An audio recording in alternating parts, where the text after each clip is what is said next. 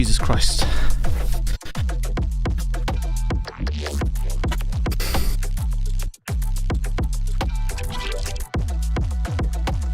Welcome.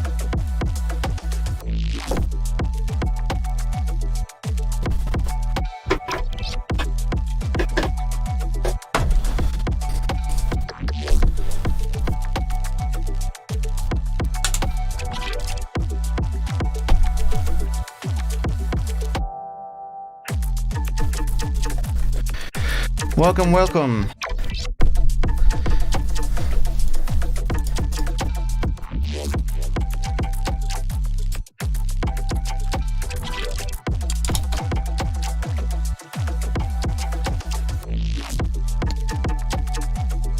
Hello there.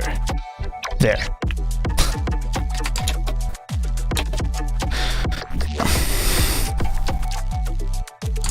A little bit too high on the camera.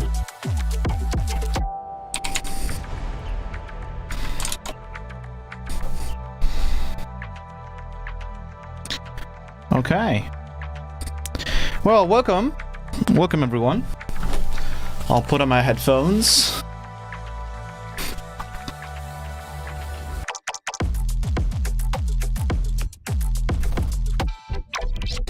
Let me grab this bad boy.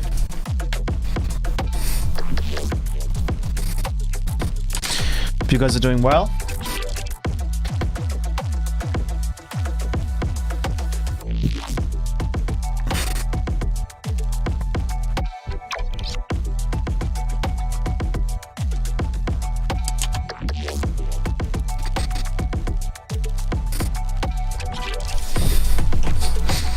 Ouch. I feel like a splinter in my sock.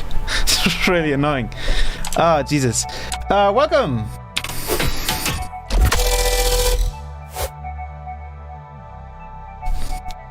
Started a new job this week, so I'd say I'm good. That's great. Great to hear that. All good. All good, all good. Right, hopefully the project has loaded. Yes, it has. That's perfect. Perfect, everything works. I wanted to show you a little bit of a cool thing that I did recently. I'm gonna just zoom out one time. Save the project. Let me check that everything is working. Alrighty. Wait, I think the audio here might not be working fully. So I'll cut it and paste it. And that should fix it. There we go. Cool. How are you guys doing today? I'm gonna play this in the background. So, today, I wanted to take a look at two plugins that have been around for quite a while. One has been around for a lot longer than the other one. And the two plugins are, it's called MMORPH 2 by Zanaptic and MMORPH by Melda Production. And what we're going to do is we're going to work on this track that you're hearing right now. That's the future-based thing that we started in FL, then moved over to Ableton. And I think we want to finish it today and want to add some cool more parts to this using these plugins. Now I have to decide which one to use and which one I like more, because both are very interesting.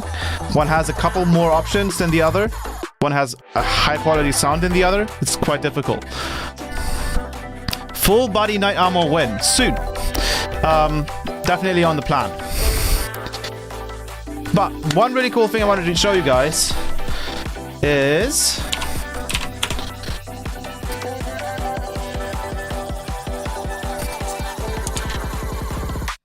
I think that should work. Let me check.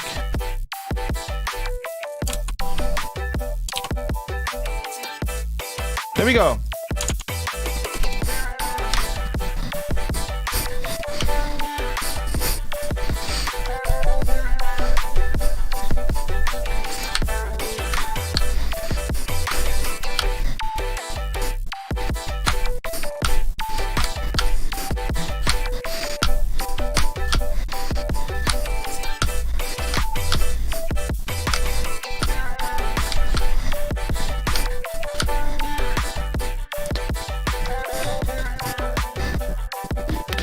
Alrighty. That was not the point, though. What I wanted to show you guys is a pretty cool new skin that we have for the helmet. MMORPH Synaptic is awesome, yes, and MMORPH is also cool. Both have their ups and downs, especially MMORPH 2 has a lot of CPU usage, and we'll take a look at that in a second. But the other cool thing that I wanted to show you guys, and I'm going to get a little bit closer to the camera for that, is for the people who are part of the Patreon. You might have already seen this design in the new banner and for all of the exclusive live streams. I managed to convert the new design onto the streaming helmet, and it looks something like this. Is it loading? It's not loading. Oh, I know why. Okay, I know why. I have the old rack on here. I need to load up the new rack. There we go. So this is what you could consider the helmet of a king, a royal helmet, you could say. Let me just help you this. Put this over here. Oops, there we go. Put that on F11 so I can see the stream. So this is a new skin that I made. Here we go.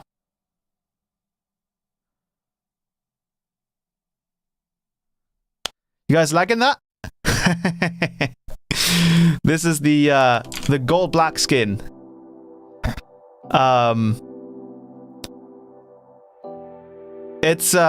It was quite difficult to make it, but I think it looks super dope.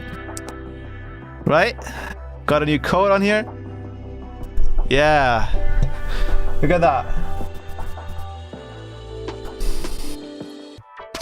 And even if I open up, I'm full gold now. Looks really cool, right? Adds a little bit more interest to the helmet. I think that looks pretty cool. And obviously still works with the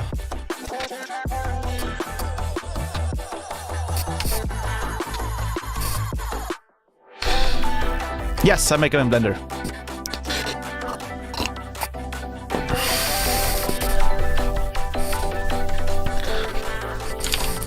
So, but what we wanted to do today is, I wanted to go into this project and I wanted to check out MMORPH and MMORPH 2 by Synaptic and Melda, and I wanted to kind of figure out which one kind of works better for this project. Because currently, MMORPH 2 is available for only $100, and MMORPH by Melda Production is 150, even though they have like constant deals on the plugins. So maybe in like a month or something like that, they'll have MMORPH be $100 again. But let's. The blacks in it looks amazing too. Thank you very much. It's very much like a weird like coded nature. And the cool part is I can make as many skins as I want to, right? The only thing that it adds to is RAM. So how much my RAM can take.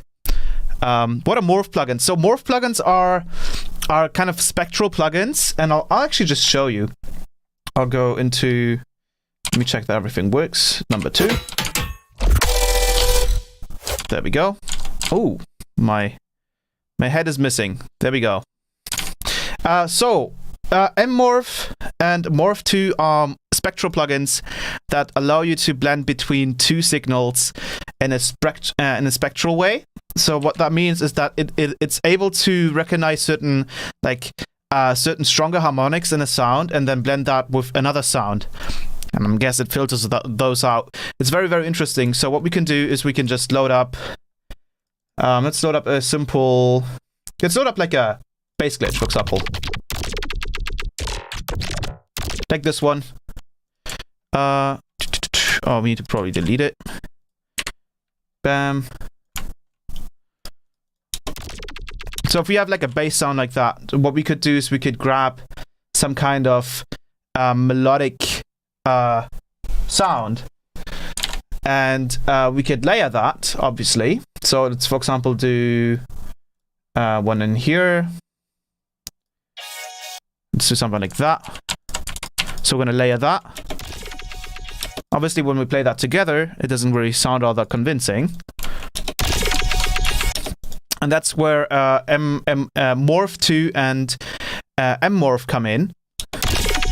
And what they do is they basically take whatever A or B sound you have, and then they filter out certain spectrally interesting parts of that sound, and then they try to basically put that into the other sound, so they blend it into it. So let's try MMORPH2 first.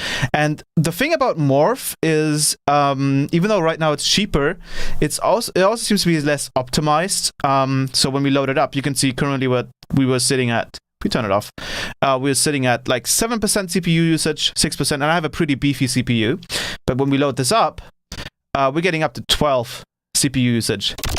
And when we're playing it, we're getting up to 17%. So it's a pretty heavy plugin. But it's also pretty neat. It has a really cool sound. It has a high quality sound to it. It does do a lot of smearing. So that's like something to be careful about. Let me also turn on the chat here so I can see what you guys are saying.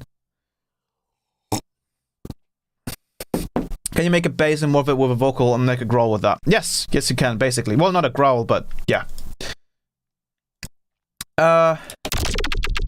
So, with that being said, what we can do is we can go to the Morph VST. I'll just add a EQ8 here. And we can go to sidechain and then use the 39 NBFX05. So we're going to go there. And then now it's using that as a sidechain to morph between our bass glitch and this back effect. So let's listen to just what A here sounds. It's basically the original signal, and then if we go over to X fade to B, we go over to the other sound. Obviously, this is a very simple, like you wouldn't want to use something like this to just morph between two sounds like this with an X fade. That's just basically a volume fade, because as you can see, we're using like up to 20% CPU just to do this. But where it gets really interesting is when we move this up from A to B, or move it from B to A, then we actually get that sort of morphing going on. And it sounds like something like this.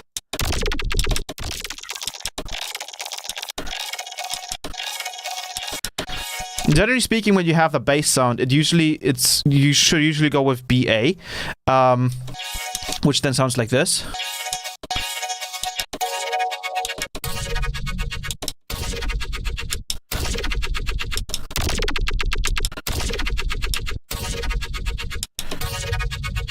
And that sounds pretty cool, right? It sounds a lot more complex than just a simple vocoder. It does sound a little bit vocody, but it sounds pretty cool. And then the other plugin that we have is Melted Productions MMORPH, and this is basically doing a very, very similar thing. One thing I did notice, though, is that for some reason, MMORPH likes to play itself in... I mean, right now I can hear stereo, but let's try putting in the sidechain here, so the same 39 channel. Oh, now it works. Okay, cool. And then we have the same situation going on here. So we have, let's close this up. We have an A and B here, so we can morph in between.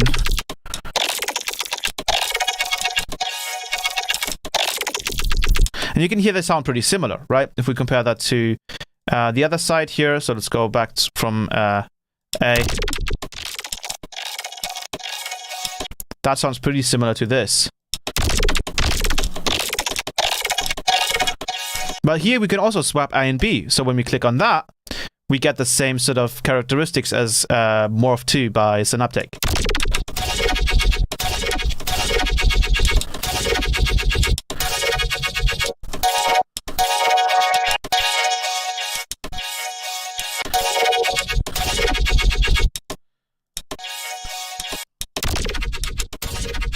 I would personally say Morph in this case sounds a little bit better, but there's a lot of reasons for that. I've noticed that all of the Melter plugins that do like pitch shifting and everything, they use this FFT-based FFT-based pitch shifting algorithm that can sound pretty okay. But the main issue with it is that at 84 samples latency, the sub can kind of not sound that great. So what I've done is I've created a little rack, just a small little handy rack, which is called subsplit, and you just load that in, and then you can drag in any plugin, and then you've basically split your sub. And then also, obviously, since this is the demo and the MMORPH is the demo at the moment,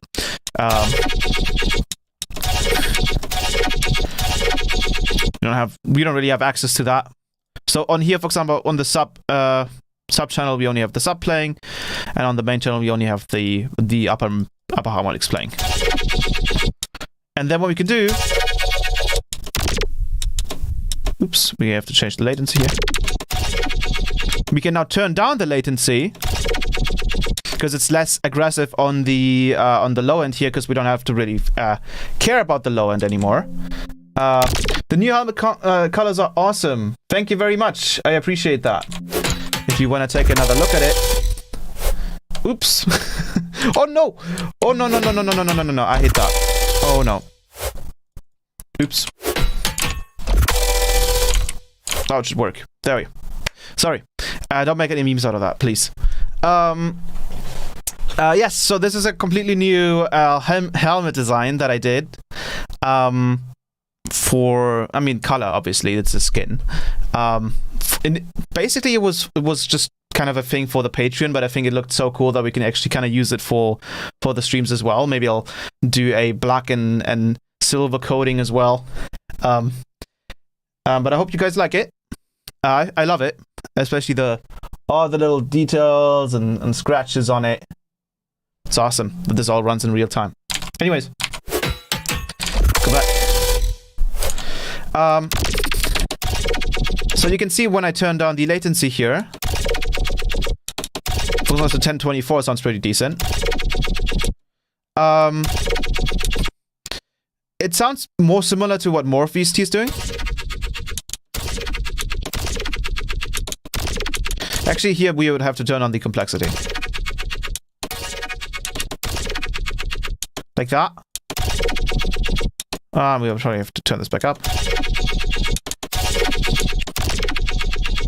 But then, obviously, so here's the thing. So MMORPH, like Morph, sounds a lot better when it's on post bases. But if we have any of these in a chain, what we will run into is an issue where Morph will sound too high quality to begin with. Like, it'll try to preserve too many of the high-frequency information, the high-quality, high-frequency information, compared to MMORPH that is more sort of based on the mids. And another cool thing about MMORPH is this tone section here. So when you play around with the tone, this tone is like a lot more complex than just, oh, here's a high-pass filter, a low-pass filter, or band-pass filter. This does a lot of things to the signal, and especially I think if you go into the bottom left one, it even does formant shifting. And one of the positions that sounds the best is when you just go all the way up. Sounds really cool. Oh, and let's also go turn on the limiter here. It's probably still too loud. Let me turn these down, -2. So this is like really filtering out all of those harmonics. And you can really like, really in a really cool way, kind of like blend this in. And then you have these other options here as well.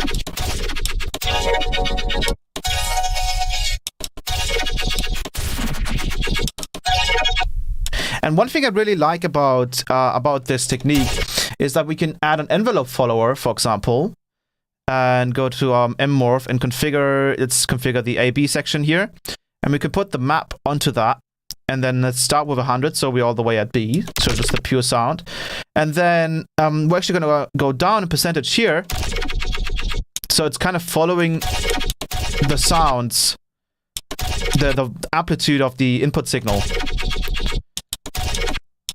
and it feels a little bit more natural.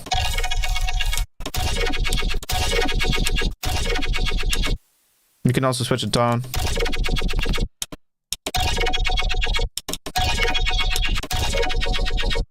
And we can do the same thing here with morph, so we could drag in morph.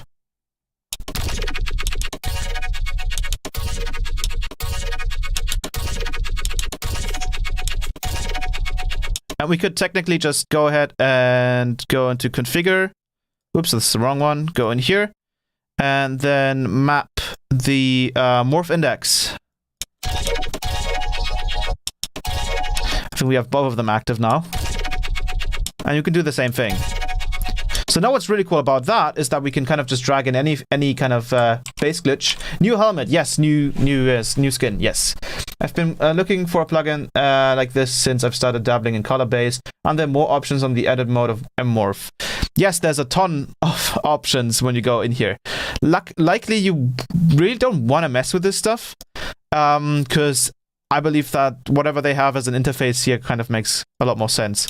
Like, I think this tone thing is changing a lot of settings. So what we can do now is we can, for example, throw in another bass glitch. So let's do maybe number 13 here. Maybe a different one. And obviously it all sounds pretty much the same right now. So what we're going to do is we're going to throw in, where are these? Some of these layer stabs in here, and let's just do a 1-4, and then we'll get something like this. And then obviously we're doing a little bit too much, so let's reduce it.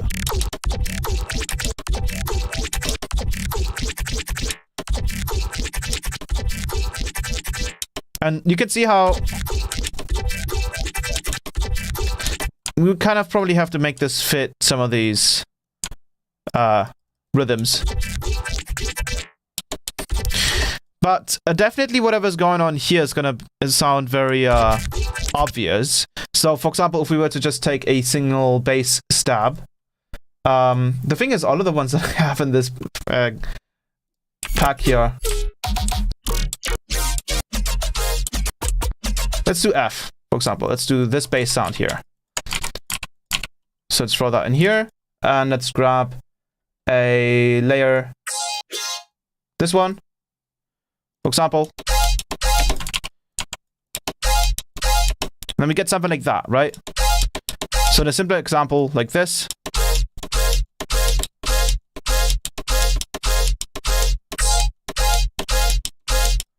We get something like that. So, but the thing is with Morph, it still sounds a lot like it's, you know, kind of cross-fading between the sounds. But with MMORPH, we get some really cool sounds out of this. And this is kind of where I mentioned that it almost sounds like MMORPH is more focusing on the mid-end, like on the mid frequencies of a sound. And then here the formant shifting happens.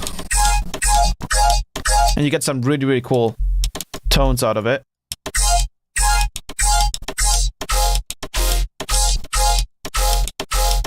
It's really cool, and then you can kind of really mess around with the amount here. And again, when you turn this tone up all the way, you kind of just turn it into some really like extremely harmonic-based sound. And if we throw on a power rack on this,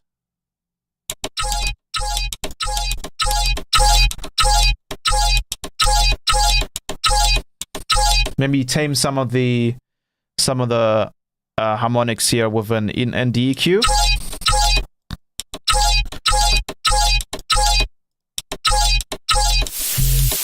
Oops. Sorry about that. That's just kind of automated so we don't get that issue. Just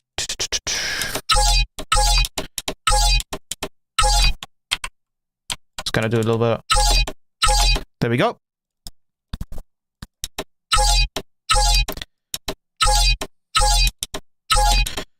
Was more of that area. Yeah, now it's playing the white noise. So because I have demo versions for both, in the Melder one, we're gonna just get white noise at times. But yeah, you can tell how, like, with MMORPH, Do you have that general kind of mix that MMORPH has as well? We might want to...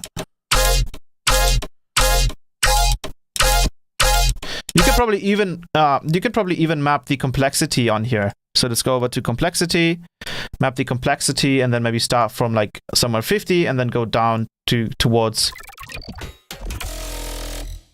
Welcome! Towards 0%.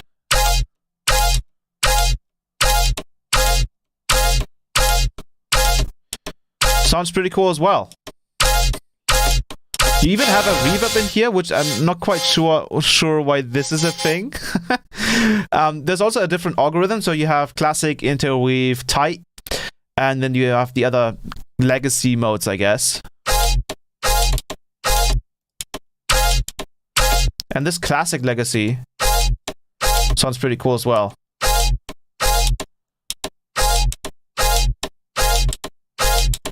That sounds pretty neat.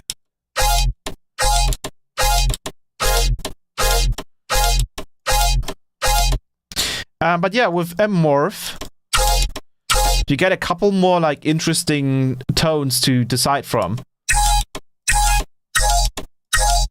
Like that, for example, isn't really something I would come up with. But this is also happening because of the formant shifting, so it does get a little bit off key here in this case, which we can obviously fix with a retune.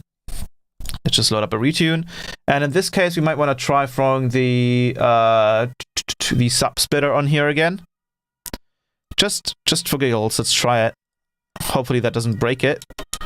Let's put it to what were we at? Like F. Chromatic, minor, and let's not use the pitch correction here, just selectivity and smoothing.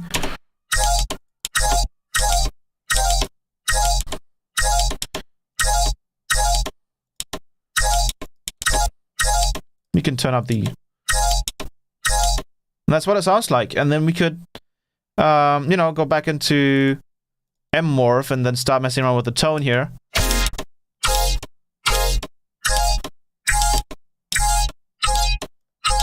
Like, that's pretty damn cool. Just using very little. Oh, we're getting the white noise again. Without it. With it. Without it. Let's try a different one. Like this one. Let's try MMORPH. Again, both are really, really cool. Which one are you guys preferring from the sound? Because I'm not sure. I'm not sure which one I'm preferring. I'm actually going to put myself... I think I'll have to go to... Check this really quickly. Zoom out one more time. There we go. Now we fixed it. There we go. We go back over to Ableton. The European healthcare system, yeah, pretty much. Yeah, I believe where I'm living at, I'm close to a hospital. I believe that's happening. So yeah, both sound really cool. It's just...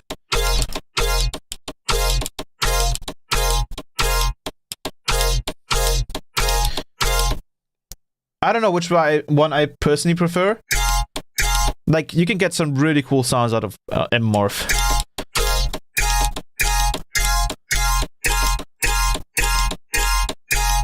And why not put the auto filter after the morphs?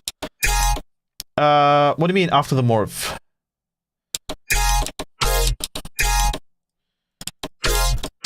And then we can do maybe a little bit less of this. Maybe more of it.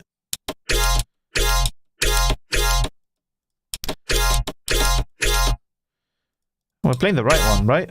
Go back to classic. I think we're too far into... But yeah, you can see how with MMORPH you get a lot more of the same sound. Well, with MMORPH...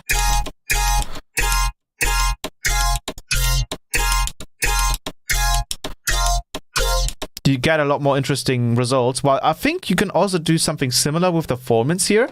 So with the processing, you can turn that up as well.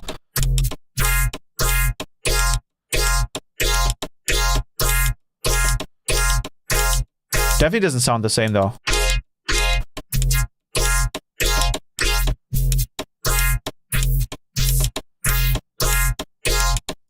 But what's really interesting to look at as well is if you take a look at MMORPH and its 2048 latency here, you can see that both these plugins, I believe, are using the same amount of latency. Let me check this again. I might have to drag them outside the project. So, for example, MMORPH here is using 46.4 milliseconds, while MorphVST is using the same amount. So that's really sus. And obviously they have a very similar sound, so it's obviously like it's kind of a similar thing happening, right? But yeah, you can tell just I kind of prefer MMORPH as well in this case, because again, one of them is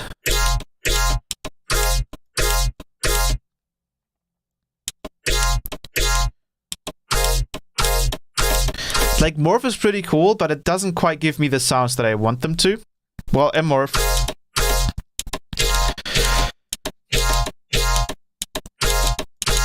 You can also try this side.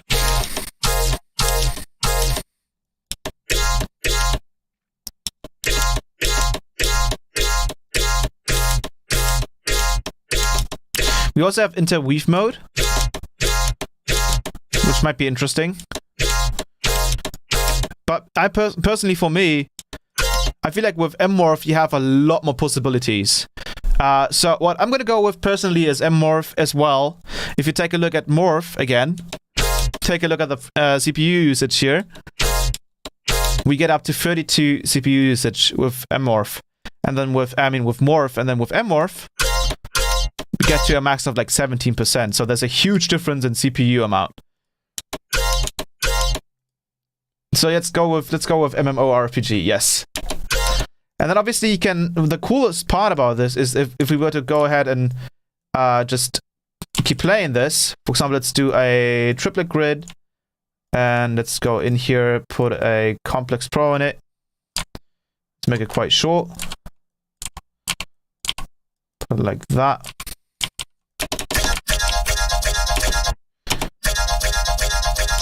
You get stuff like that, which is pretty cool. Let's go back to Empower here and make sure that we get this to 0.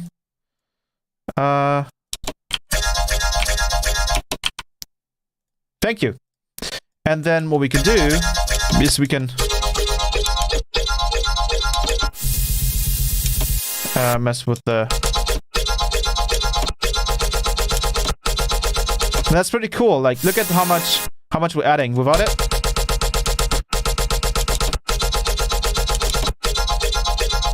We're adding a ton of information. And then what we could do, let's make these even shorter.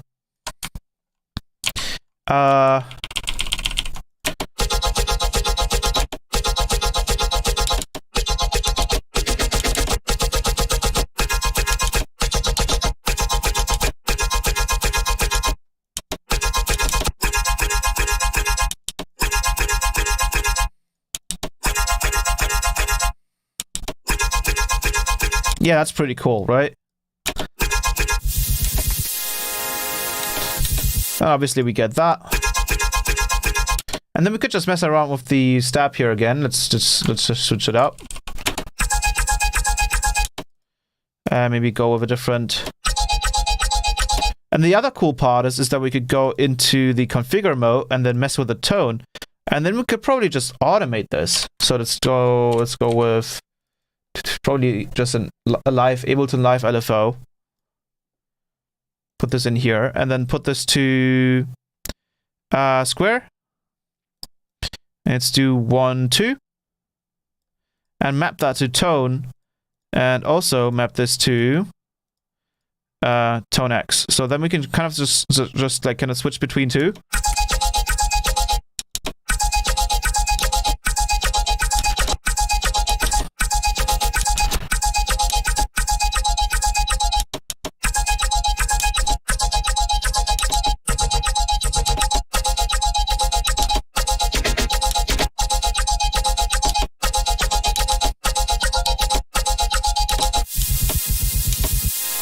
the white noise because it's a demo. I get it, I get it, I get it. It's a demo. Stop. I get it. And then we can turn on the latency here because we don't have any sub in it and make it even more sharp. Ooh, listen to that.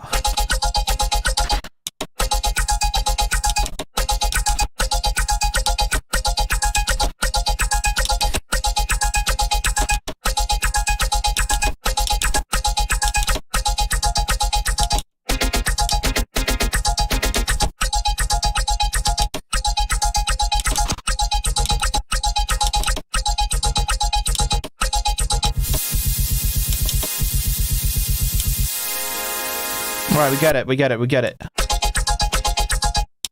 And there we go. And I mean, we could just try other layer stabs here if we wanted to.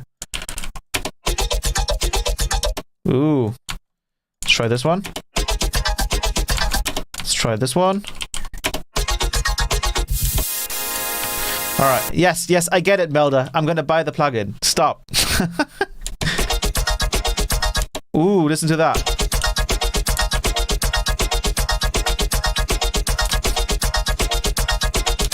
And then we can go.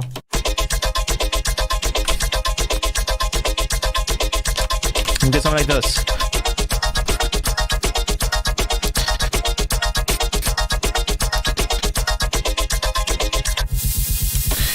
Jesus Christ, stop.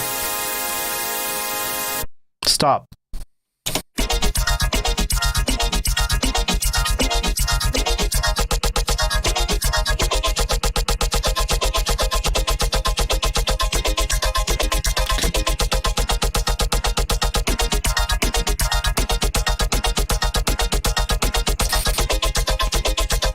And that's pretty dope.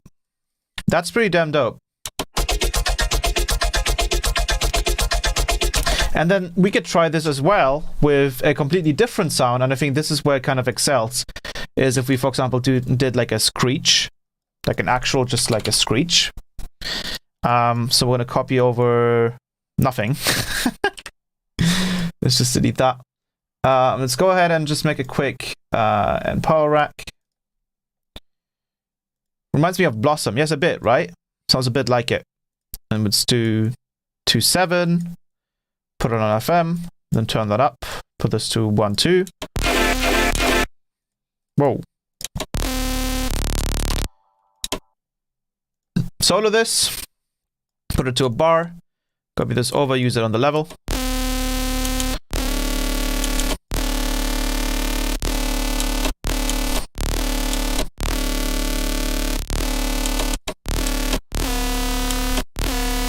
Let's use an LFO here.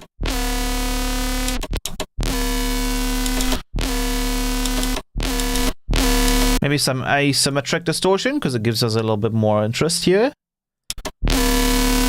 Let's try.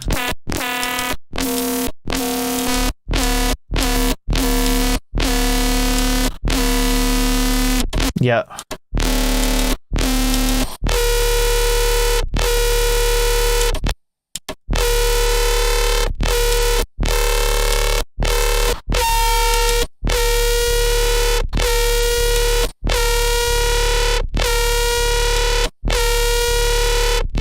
I think we're using the cutoff here on the wrong one. When there's some other note playing, I can hear it.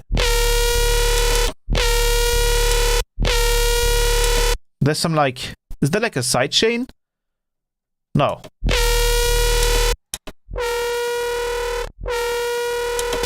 Something else is happening in this. Get rid of this. Like, I can hear like another...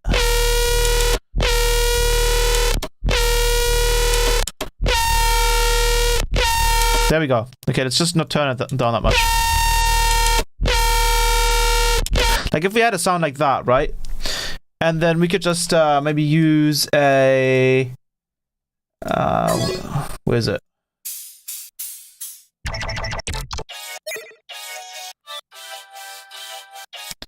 Use it a sustained sound like that. Turn that up.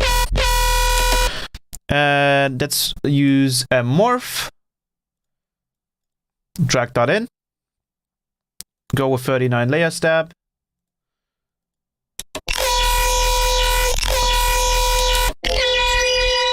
and then swap the AB.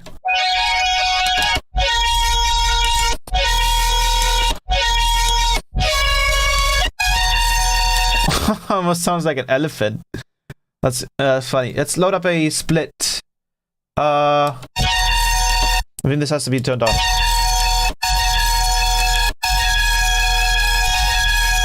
Let's grab a sub-split. Hey, am I late? No, you're not late, OTT. And this is also mono, as you can tell now, so we have to go to toolbar and switch this to mid-side. There we go. Hide. Where's my envelope follower? Here it is. Load that in. Configure the AB. And then map it. And then we should get some pretty cool stuff.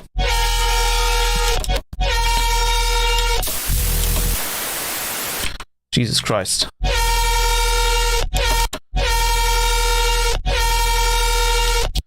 That sounds pretty cool.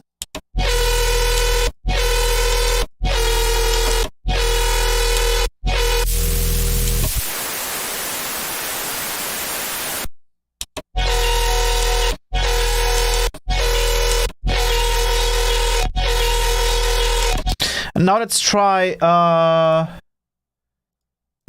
2 and see what that sounds like. So that's 39.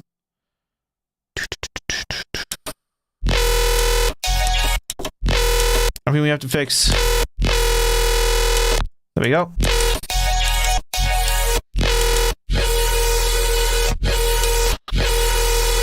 That sounds really cool. Yes, so that's the thing. MMORPH is $150, while Morph is actually available for $100 right now. But obviously with the CPU usage and stuff,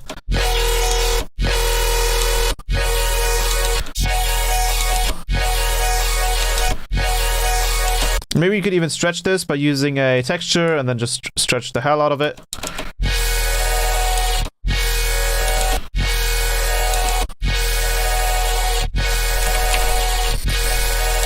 Let's try a node lower.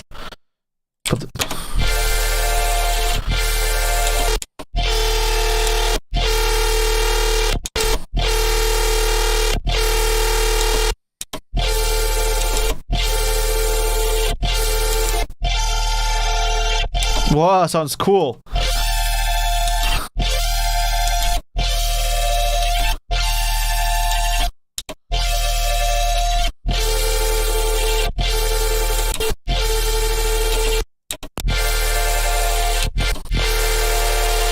I gotta say that Morph also has a nice sound to it.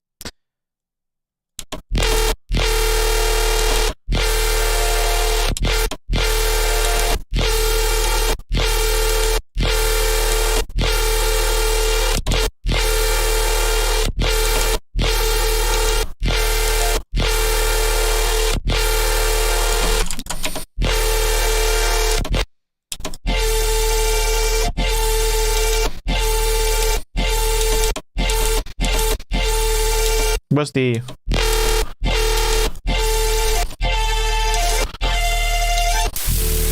Oh, Jesus. And another thing we could do is, and this is a cool little technique that I did in one of the exclusive live streams. We'll just do a simple initialize preset, load up one of these bass glitches, and we'll literally just use that. HN. Throw that on here, and then we'll do levels on that. You can see on that.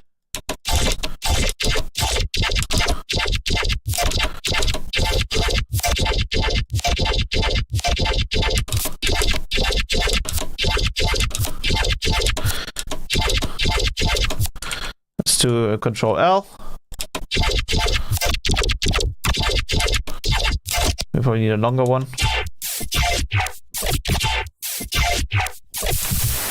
Oh, we're still in triplet. Oops. Alright, stop. Stop. You need a separate sub immediately.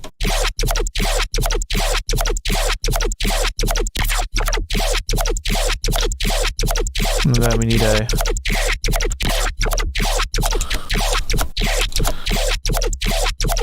A little bit too fast, but that's fine. Set up a comp filter. Kind of squarify everything.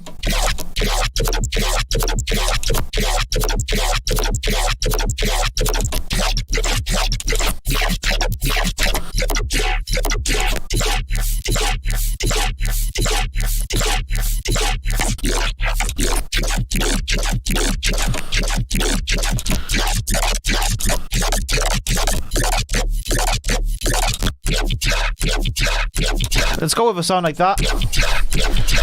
And now we can really start figuring out what to do with these morphs.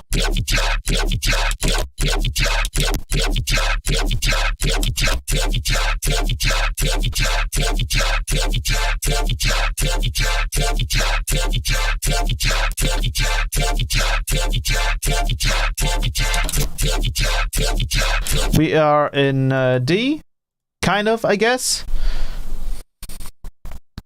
So let's load up a stab layer.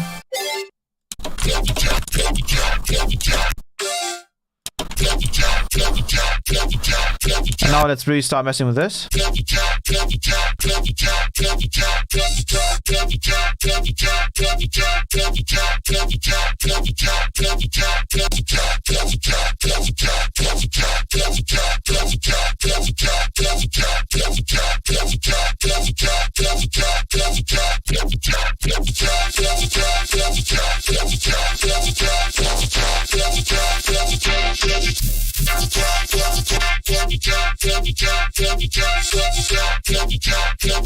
That's awesome. Listen to that.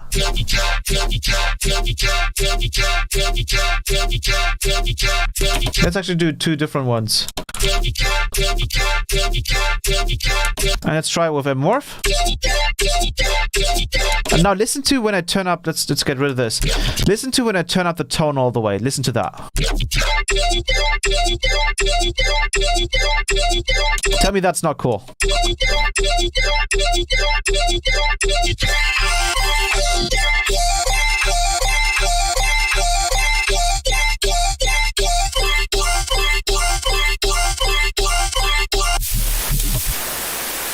Stop. It feels like it's mono again, so let's go back to toolbar.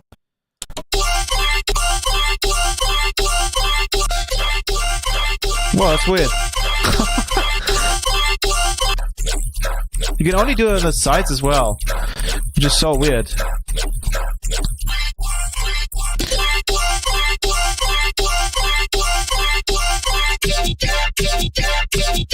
Wow.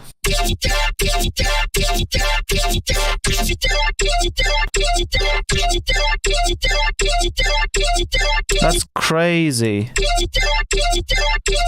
There's still high end in there. Let's grab a DEQ and kind of just time those a little bit. How can I download dubstep? That's a good question. Oh my god. I'm gonna scream with this noise.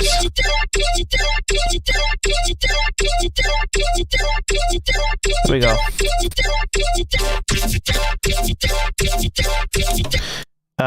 Morph 2? Welcome, Lexity! Hope you're doing well.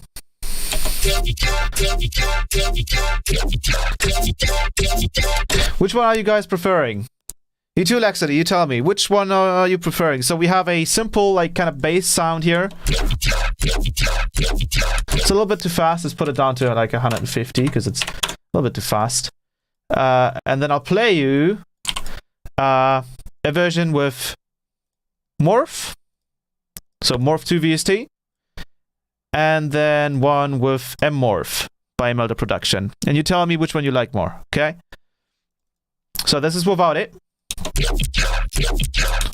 And this is with the MMORPH VST.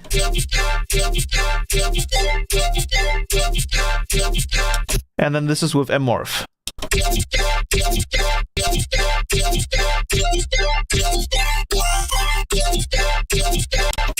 Also, this one's automated with an envelope, so I might want to go in here and automate the envelope here as well. So MMORPH, and then MMORPH VST. Now note, if I play MMORPH VST, so MMORPH 2 by Synaptic, take a look at the CPU usage. We're jumping up to 32. And then MMORPH, we're down at 19%. And then with MMORPH, we have this really cool mode where it just kind of like isolates those really like those stronger mid frequencies, and then you get this really, really cool sound. MMORPH sounds more raw. MMORPH VST, yes, that's what I'm saying. It sounds a little bit more like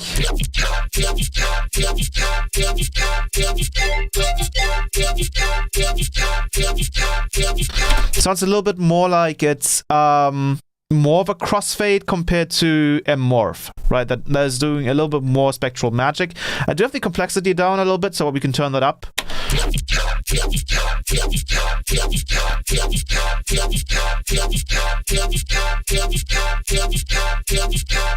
Compare that. Let's get rid of this.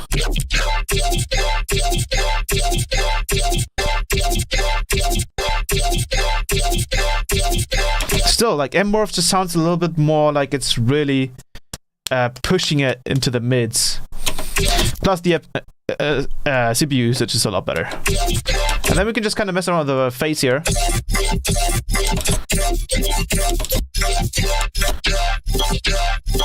Let's go up to E. And let's get rid of these. Go to my pack.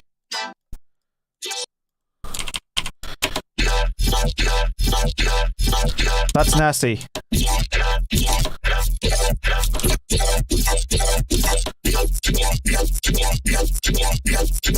And set up a different bass glitch.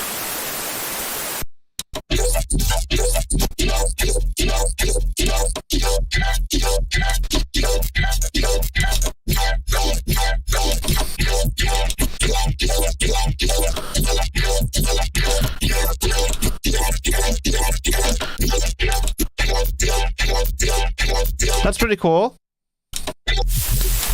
Oh my god.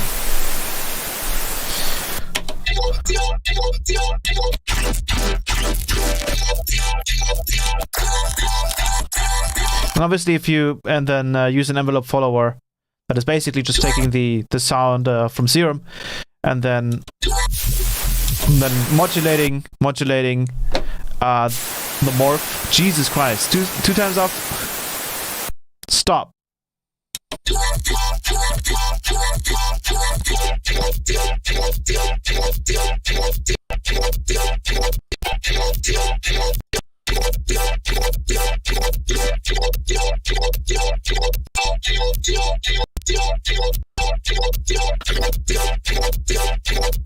Yeah, it's awesome. But yeah, that was about that, and I think we're gonna try and incorporate that into this track. So what I'll do is I'll keep working on this, and I also want to change the snare possibly in this track, and then I want to try to incorporate morph into this.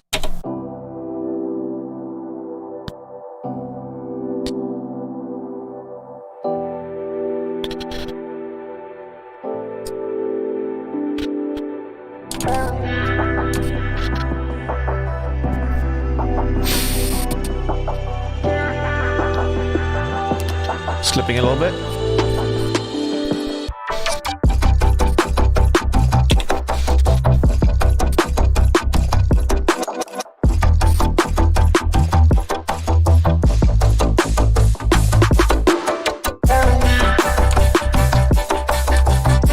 Your production so much, man. Thank you very much. I appreciate that.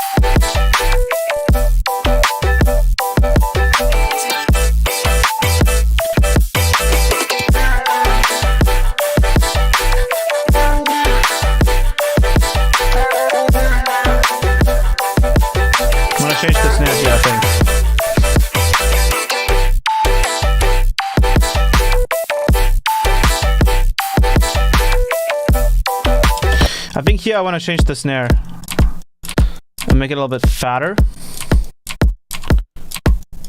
I'm just removing them one by one. I have to let me add one of the new ones from the pack. Oops, that was the wrong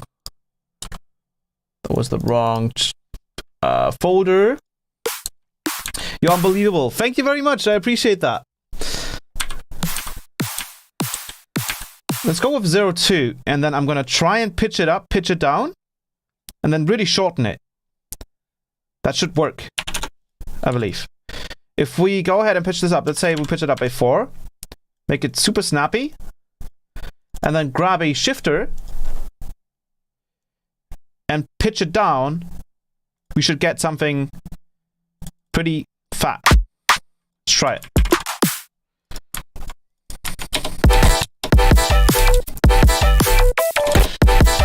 Yeah. Wait, there's still another kick here.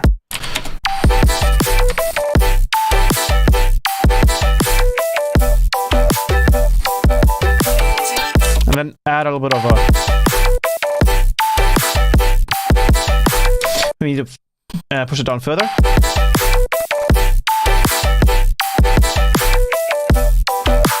Maybe let's try pitching it up even further, like 6. Ooh, yeah, there we go.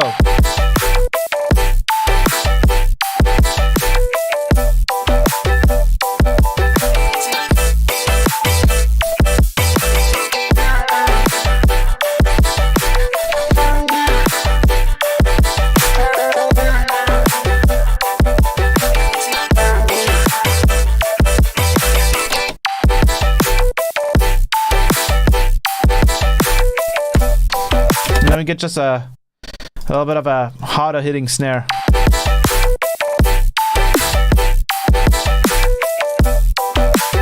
Still a lot of body in here. Maybe even 7. Yeah.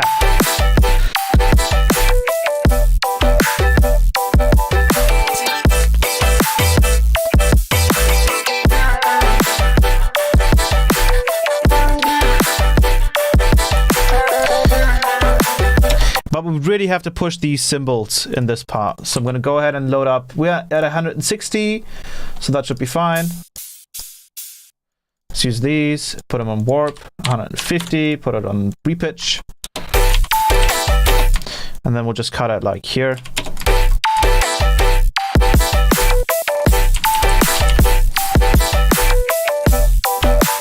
Thank you very much.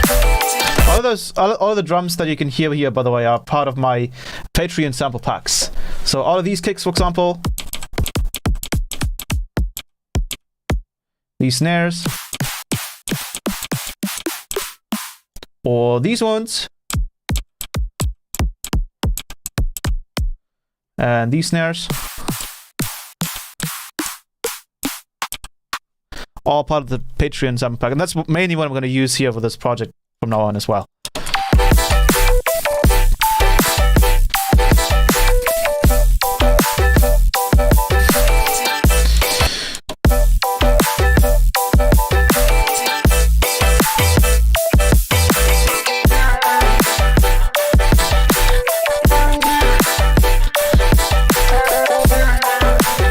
I also want to add a little bit of a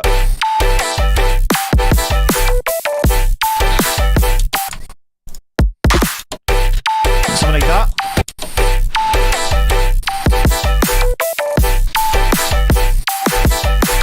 Yeah, that fits well.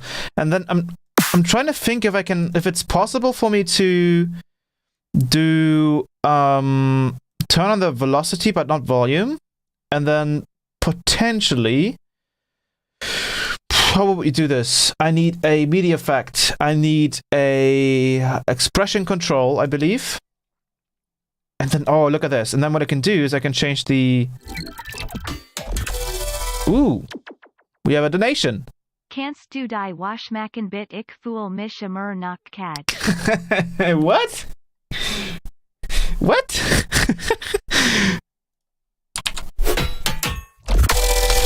What was that? Kannst du Oh my god. That was German. Okay. I'm glad no one understood that. That was the yeah, that was my girlfriend. I'll be right back. Alrighty. I'll be right back. I'll just literally like stand over here. Well.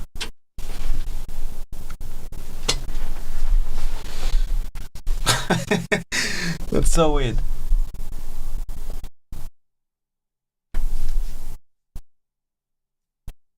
I'm trying to find a good position.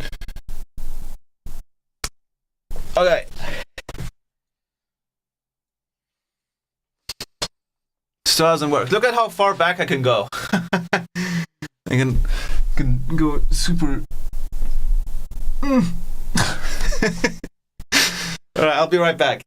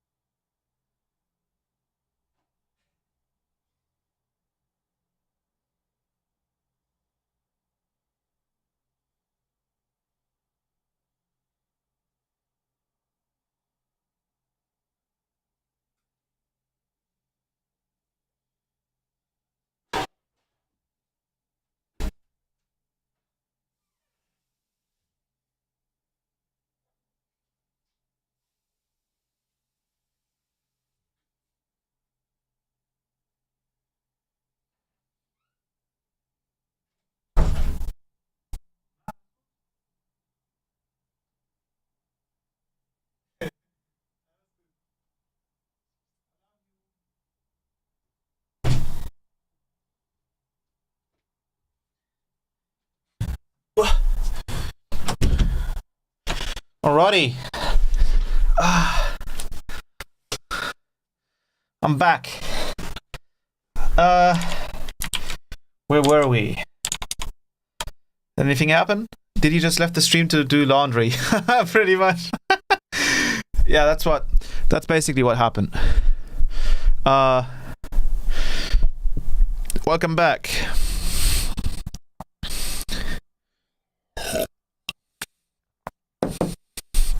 Because I thought I was gonna just be quick enough. Righty, let's go back to check this works. Yes. Cool. So with that being said, let's go back in here. I wanted to add a bit of snare in here. I think we can just resample the snare that we have in this part.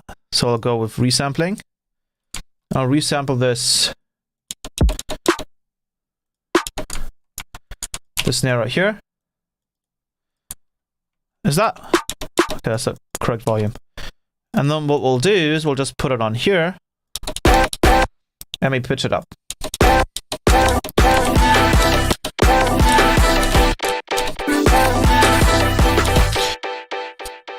Two.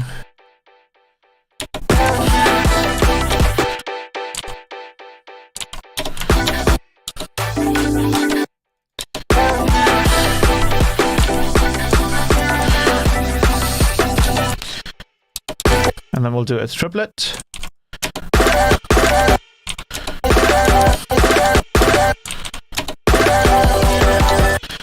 And we'll just do a simple.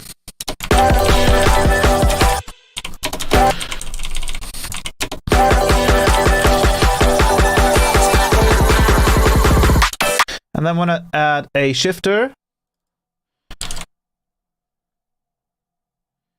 Drums are so perfectly engineered. Thank you very much. I appreciate that. And then I think here we can actually go a little bit faster, right? Turn that on.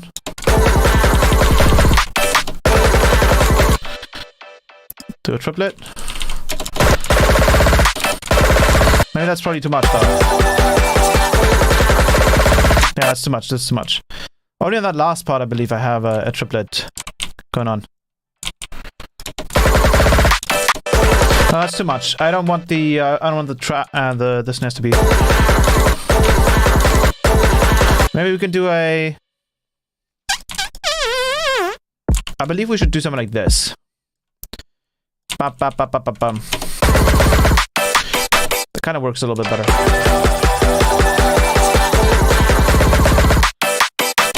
Probably?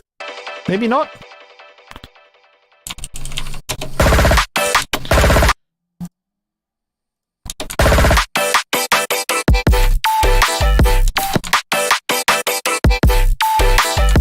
And here, I don't think we need...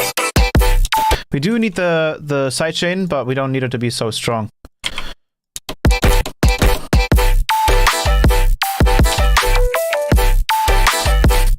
And then we have the second part. And then here I want to add something to the chord bases here. So I'll do a Control T. What key are we in? I totally forgot about this track. We are in... What key are we in?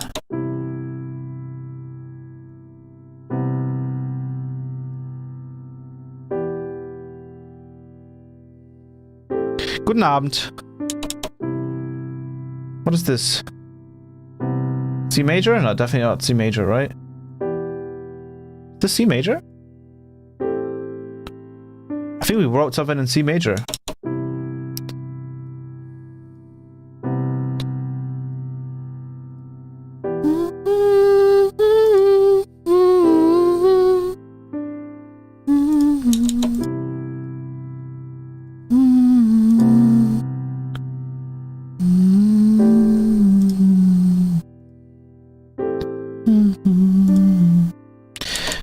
Wait, we have a retune in here. That way we'll find out. E minor. Okay. And then I want to go to the Patreon ones. I'm gonna go with some of these.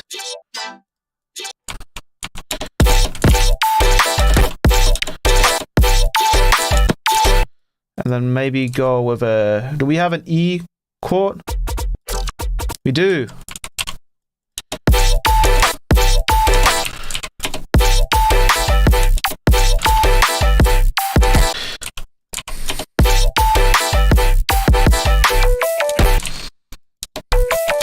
And I kind of want to get rid of the sub on these.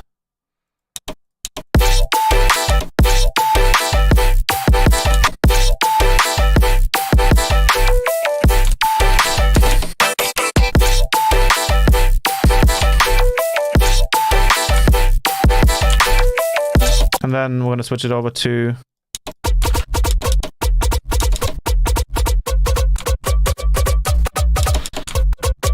I think one of these. That should probably be the next chord.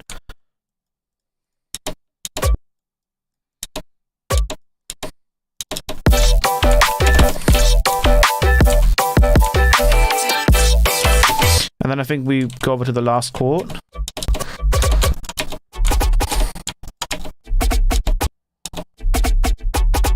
If FL crashes, yes.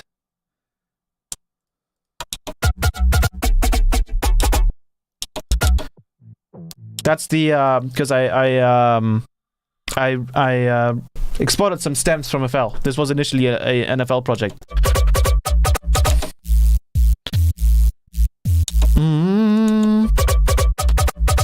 It's this one. You can hear it from the...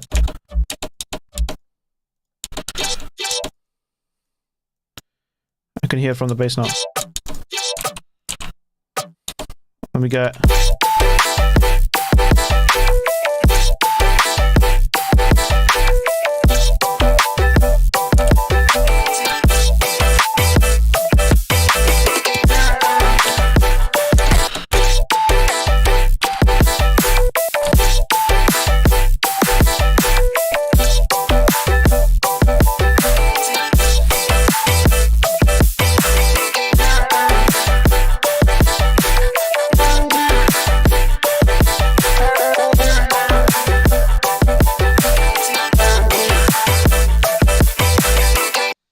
That's good. Let's push this a little bit harder. 2.4.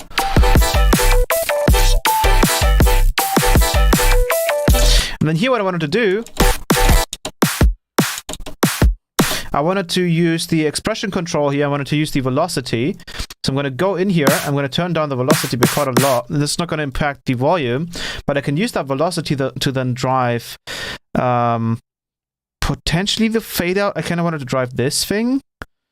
How will we do that then?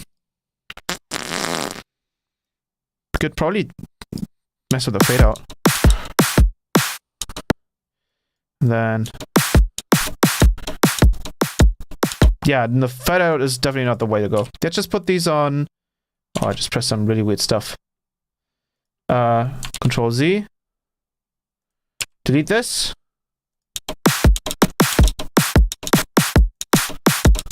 And I'm gonna go we're just gonna turn on the gate here. And then we're gonna just drag this out.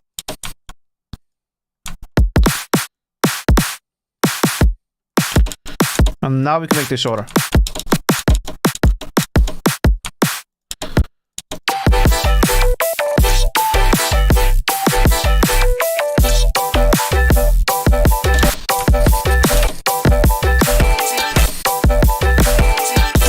And then we do bump, bump, bump.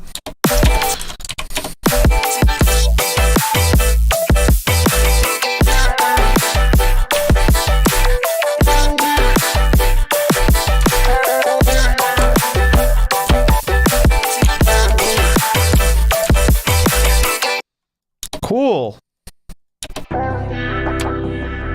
I dislike the little thing we have here. Where is it? Let's try and see if we can make that a little bit more interesting.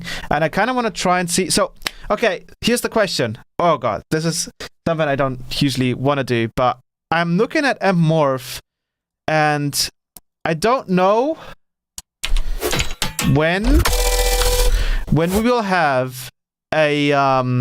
when Melder Production will have a discount deal thing. But I'm willing to get it now, the full version. Get the full version now because I think my demo expired. I'm willing to get it now, and then we can directly start using it in the project. Do you guys want me to get it? Because again, with MMORPH 2, the CPU usage is so high that I doubt I will really use that one. But with MMORPH, I think we can do some really cool sounds. So with that being said, I'm gonna bite the bullet. I'm gonna go ahead and get this.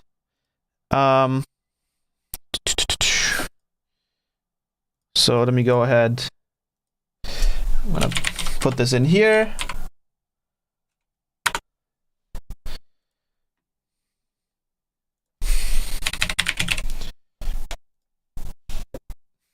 How much is it? Is it with and without the discount? There's no discount. That's the thing. I'm pretty sure there's no discount. So I'm just getting it for the full price right now, which is you know, kind of hurts, but you gotta do what you gotta do, right? So let me drag this over here. Guys should not be able to see anything other than my main screen. I'm gonna just type in my password. That's the wrong one. Damn it. All right. Should I get it? Will CPU usage really be that bad? Yes, so with the MMORPH 2, I think that plugin is super old as well. So probably what's happening is that they can't really update it. I don't know if they can, but the way the like also pitch map, right? It's by the same company. The super CPU intense, which I think the reason they did that is so that it wouldn't have a crazy amount of latency. Or maybe at the time VST coding wasn't as advanced. It doesn't have it didn't have as much support as it has now. I don't know how coding works really, programming, but with MMORPH, I'm pretty sure I'm gonna get it right. It'll pay itself. So yeah, exactly. I mean, and I can make some really cool sounds for you guys as well with it. So for the Patreon sample packs, etc., I think it's gonna come in super handy. So, actually, can I try it again for free? I don't think so, right? I don't have. I have it, but let me check. If I throw it on here, I could also use rust-free to filter out the white noise from it, but I think that's a little bit scummy. Yeah,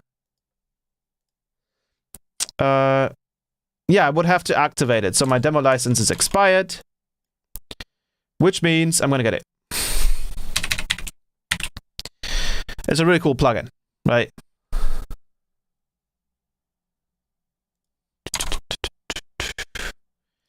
Jesus Christ, that's a lot of money though. But definitely worth it, probably. Right? Probably worth it. Let me check if I do have a discount code for it. I doubt it. Like, I would probably have to check my emails.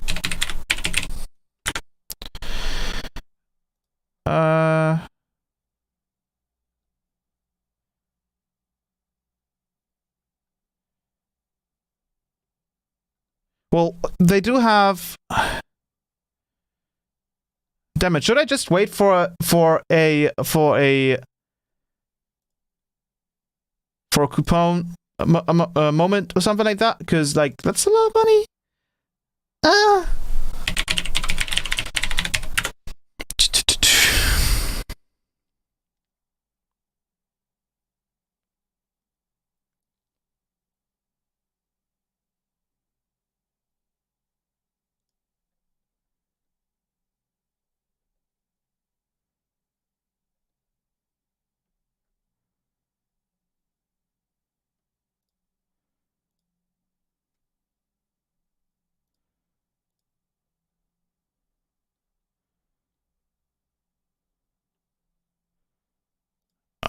I don't know how long it's gonna take until MMORPH is gonna be free again.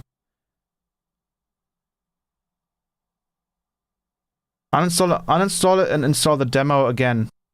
Now I think it figures out what the demo is, I believe.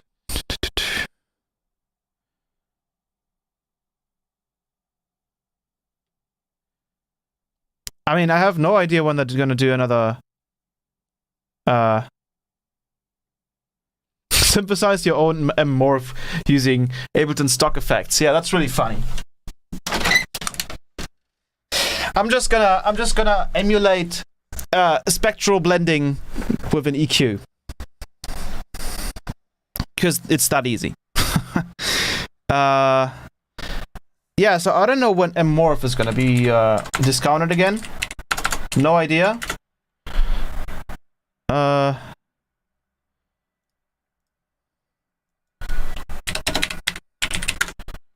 So with that being said,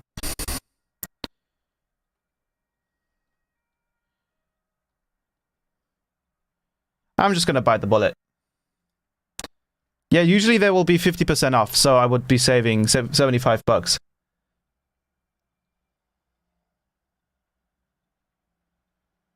To me, putting that amount of money on plugins that alter your sounds in such way is kind of too expensive. Fred and Mel to discount plugins. No, I don't think that's gonna work.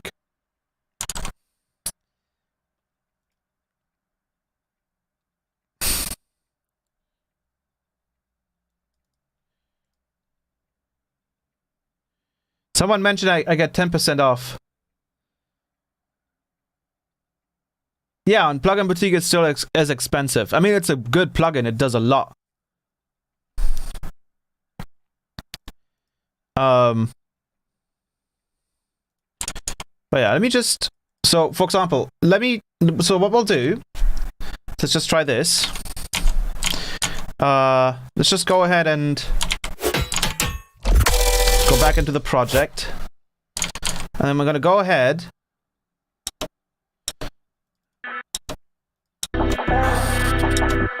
What's the main sound that we had? Not that one. Not that one. Where's it?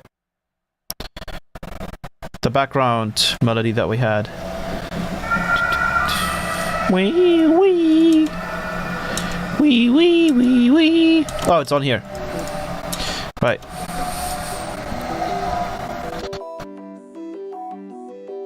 So what I'm gonna do is I'm gonna use some kind of like back effects. So we are in E minor. So let me try this at 150. And let's see if that works. If this works and it's actually like usable, I'm gonna get it. Oh, it's really loud. So let's go ahead and go to toolbar, limiter. I think we have to... And here as well, we could just kind of like, you know, compare it to MMORPH as well. So 255 and BFX.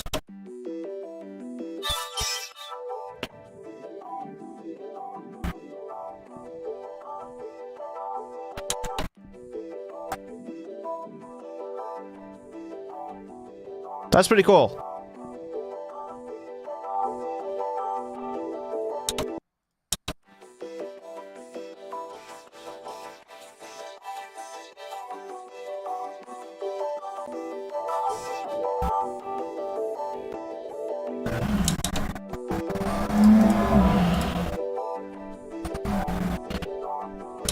Can you check the CPU impact from each? So yeah, so for example with MMORPH, you're getting 20%, and then with MMORPH, we're only getting up to 12.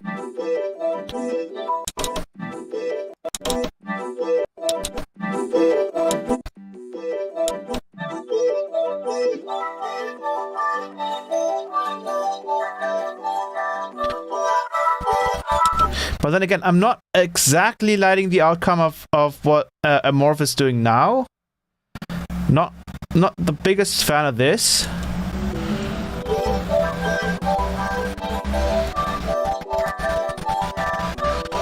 I wish I could change the output here. I can do that, right? Whoa, what the hell did I just do? Computing optimal output gain using AGC. What the hell? What was that? What was that? Put on utility. No, that was tuner. Oops. Yeah, how does the CPU usage get even worse the more you add, or is it just stays where it is? So if I do 2 MMORPHs, we are at still 12% CPU usage. 3 of them is 15% maybe. So with MMORPH, it's fine. With Morph 2, I'm gonna guess it's gonna go 32, and then we add another one. Oh yeah, then we get up to 40. So you can't really have these playing. You can't have 2 of them playing at the same time.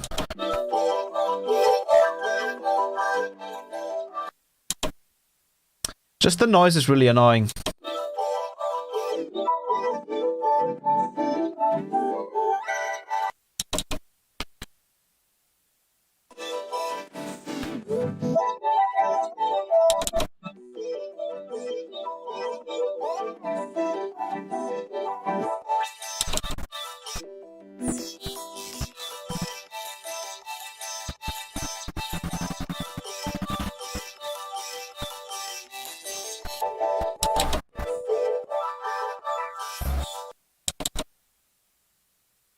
10k morphs.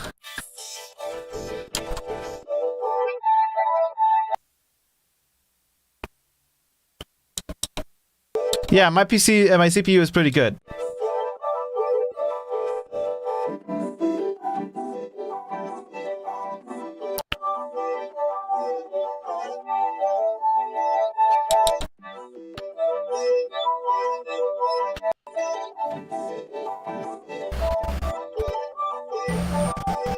Oh, have Virtual Riot make a video about it and it will go on sale like pitch map.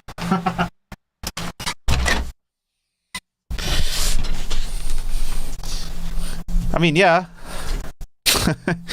that you should technically do that probably, yes.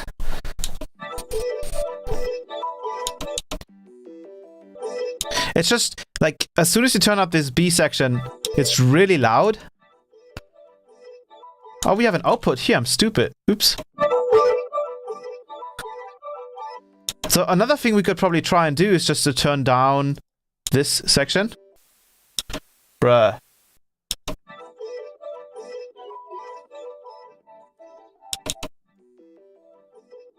Because this section is also quiet. That makes sense.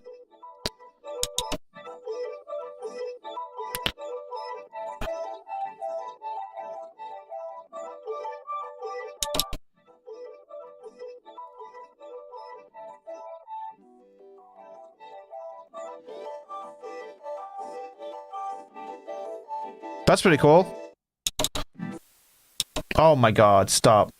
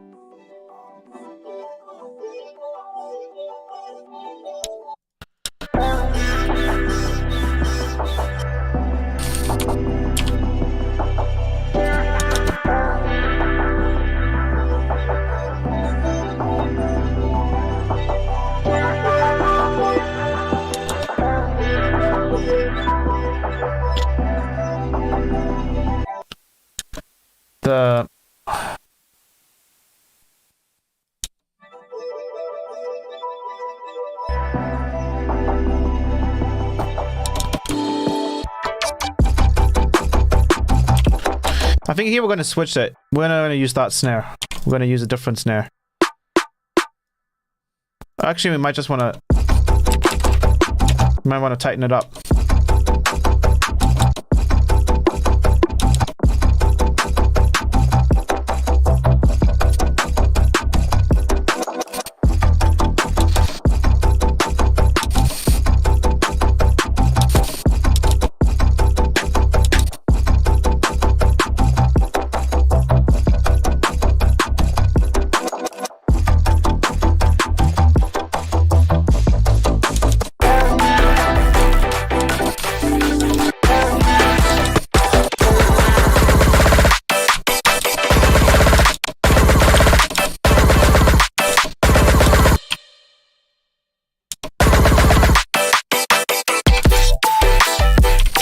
How would it sound if we just went directly with... oops. If we directly went with the snare.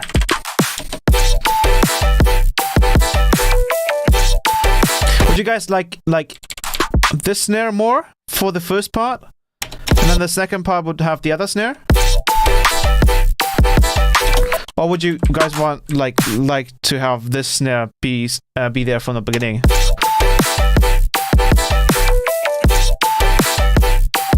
Because we could also like go like this, right?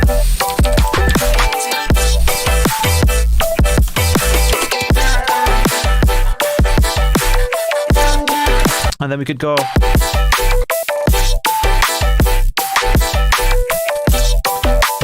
having this chill snare be the second one.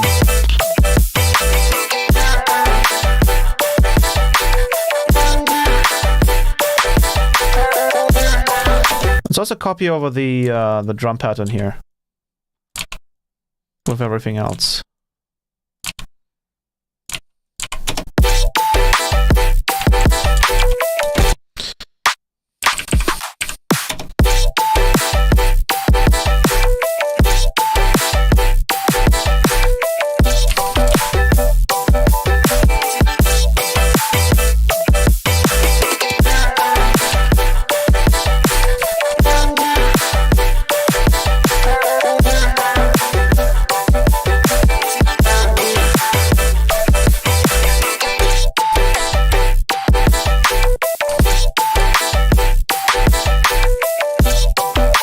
It's a little bit more natural.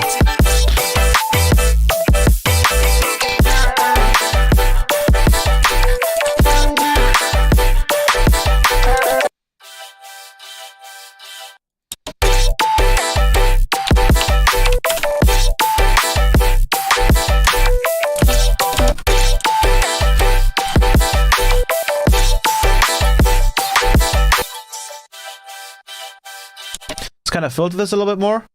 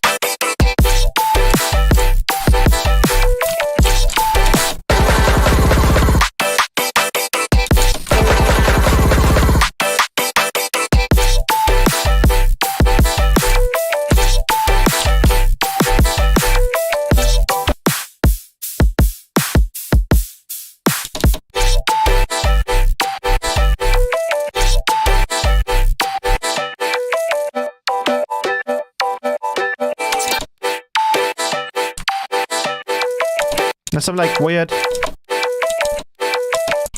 Let's try maybe throwing on a vocoder on that.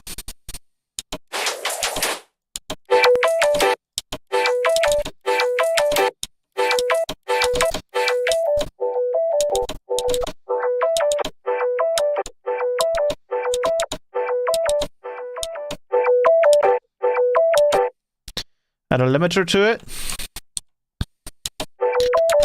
And then we just turn it on for that part.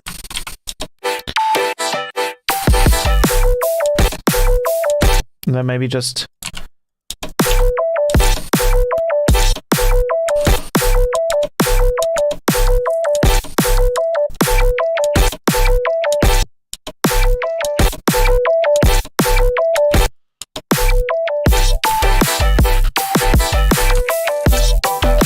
so we get a little bit of an interesting change.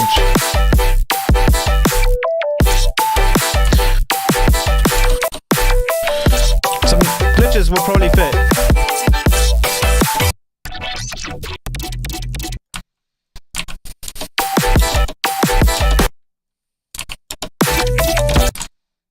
Just to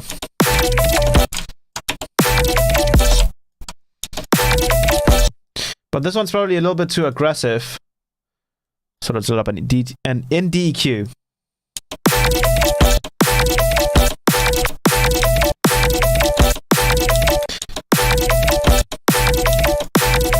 I think we'll definitely have to suppress some of that.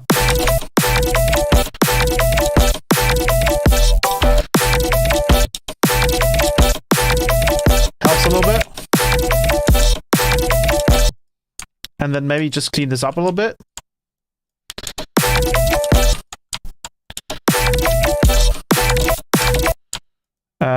Let's cut this out. I want the cleaner bass sounds in here. Like that.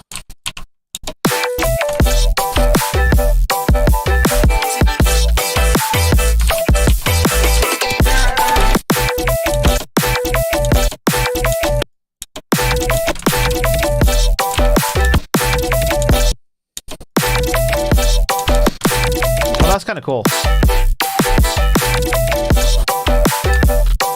Maybe we can have that filter in.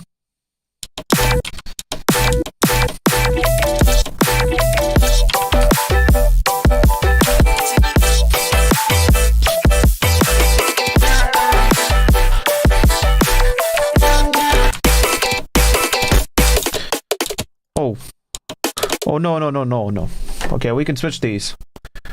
Let's switch these with my toms. Bam, bam, bam, bam, bam, bam, bam, bam, bam, bam.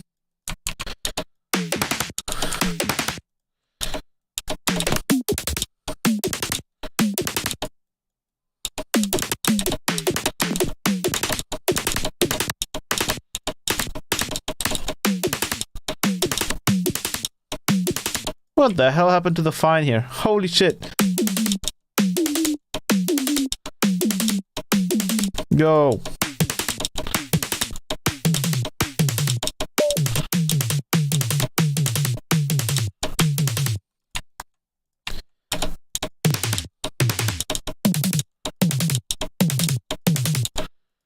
Let's do something like that.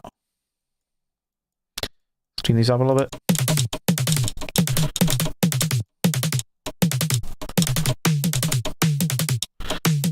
Probably, it sounds like there's too much. We need to EQ these a little bit.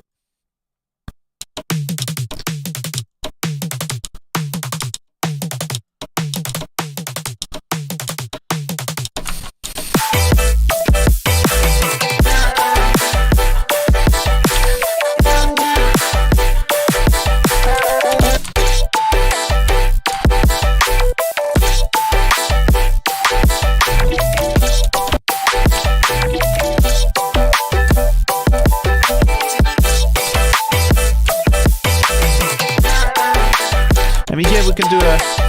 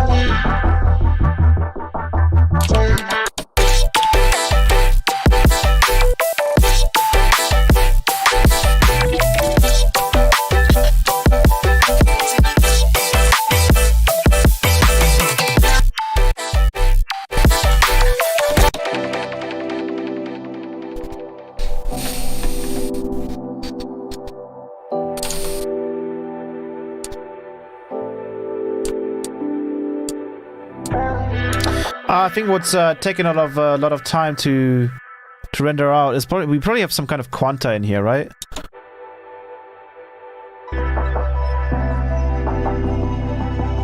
Ooh, that sounded really cool.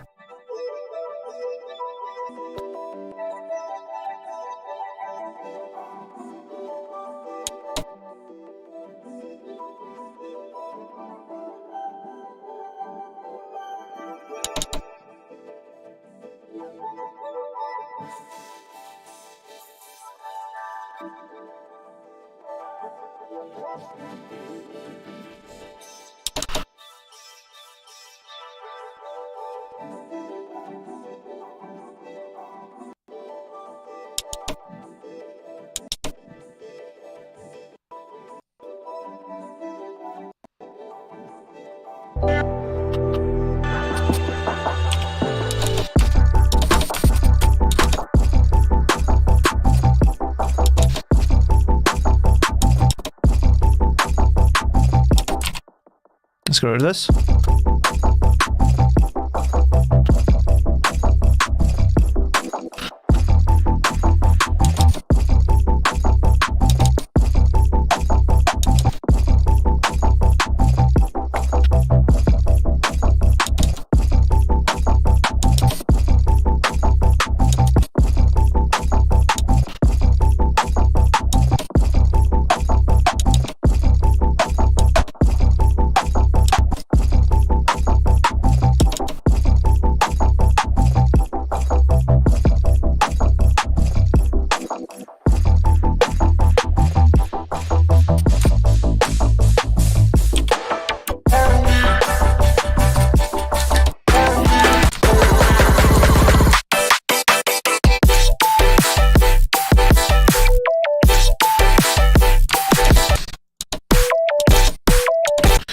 Let's also grab a KHS stereo.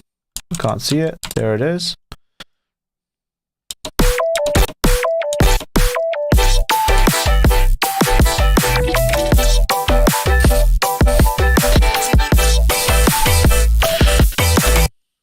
And then here we're going to throw in another bass.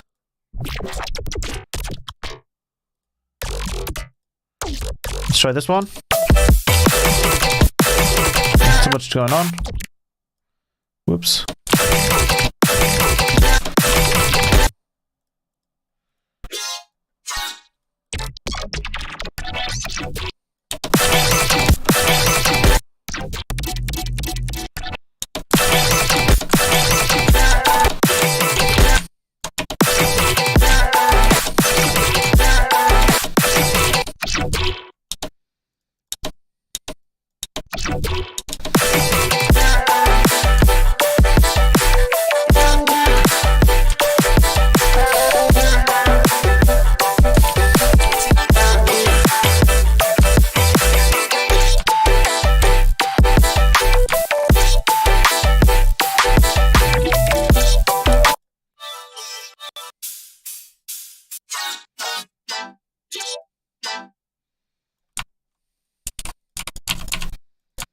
Grab this.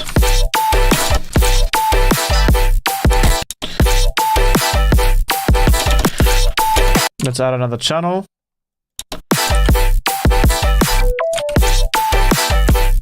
Maybe let's add a cool, let's load up a retune. Where is it? Okay, I'm gonna go to the snare and I'm gonna use End Tritolite to add some nice harmonics to our snare here.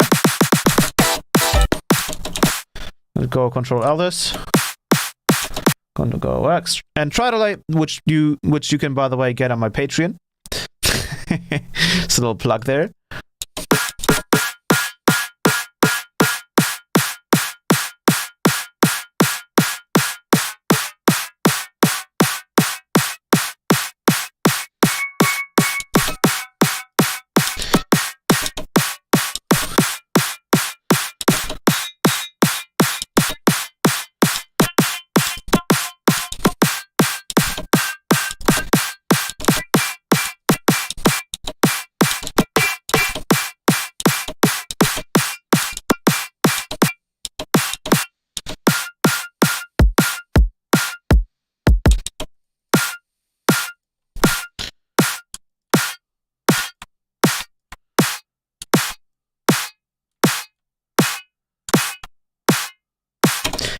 Is Tritolite your own rack, or where can I get that? Yes, that is my own rack, including NDQ XT, NDQ and Power Rack, and Tritolite and Vocal Rack. All of those you can get on the Patreon, plus those 2 sample packs over here.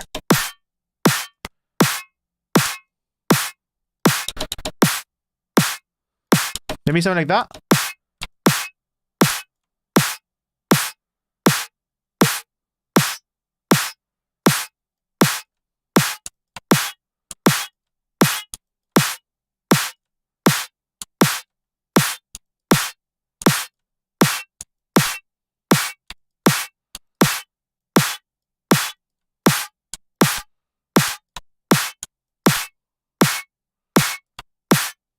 Thank you.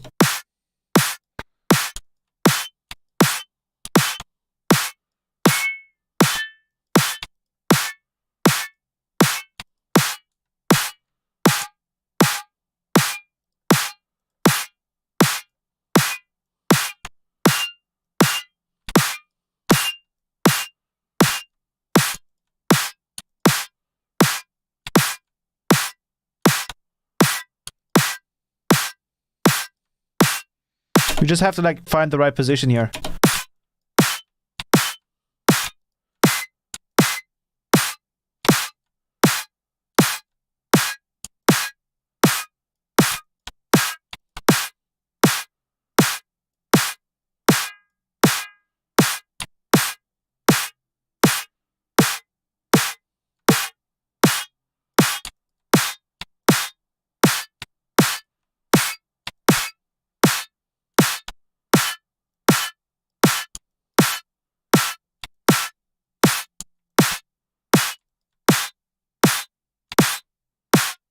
Come on, give me a good one.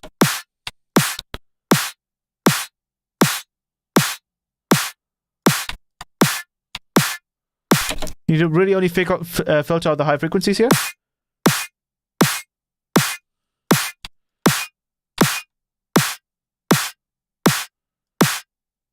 Maybe something like that.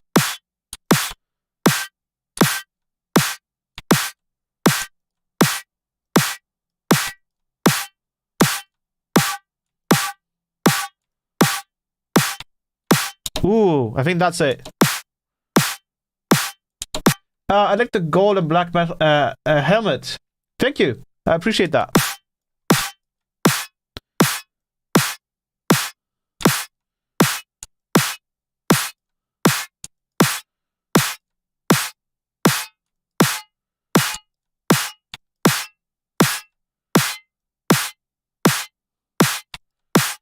You just have to find that right position.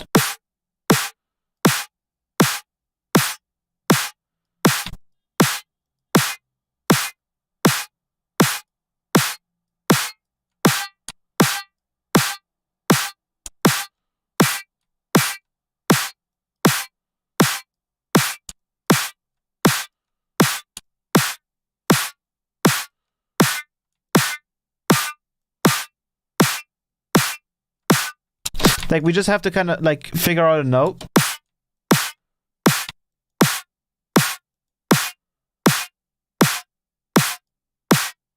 We're getting some pan snares in here as well. But I'm trying to get... Yeah, something like that. I think something like that probably sounds pretty cool. And then let's try without the ping pong.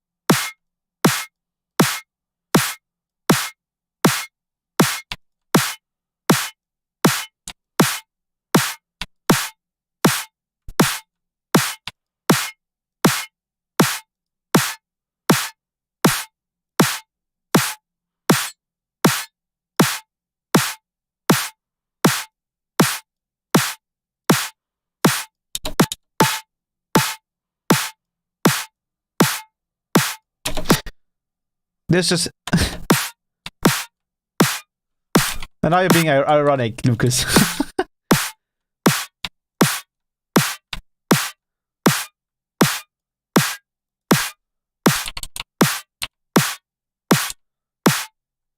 Yeah, I think that's a good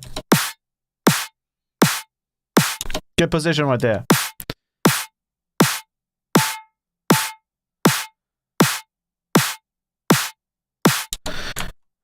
That just adds a nice little, like, metallic layer to everything.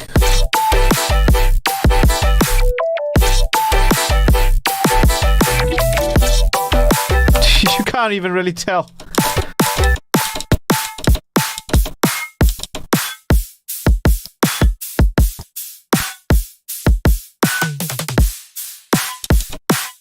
I shall say something in German. Abendbrot.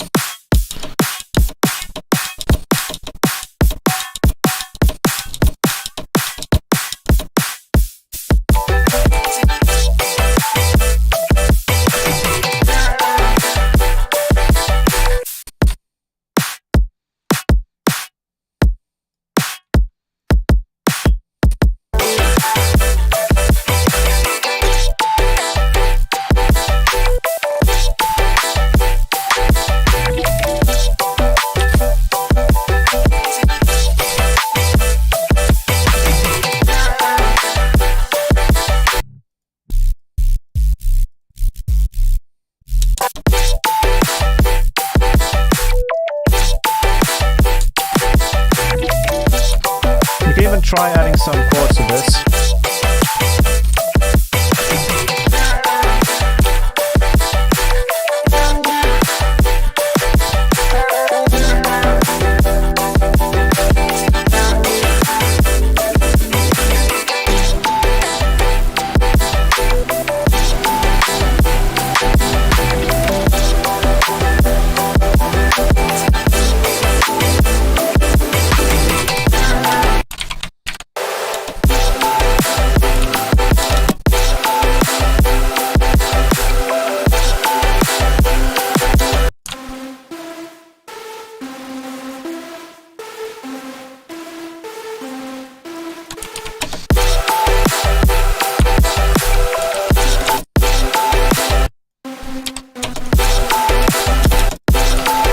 And then maybe what we can do, we can kind of just use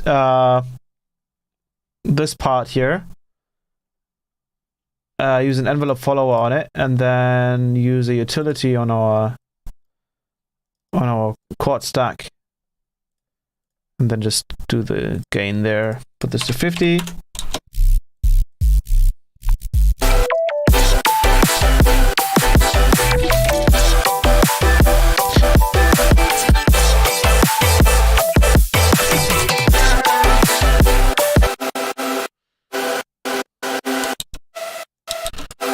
The only issue I have with this is that it can only do 8. How many notes? 1, 2, 3, 4, 5, 6.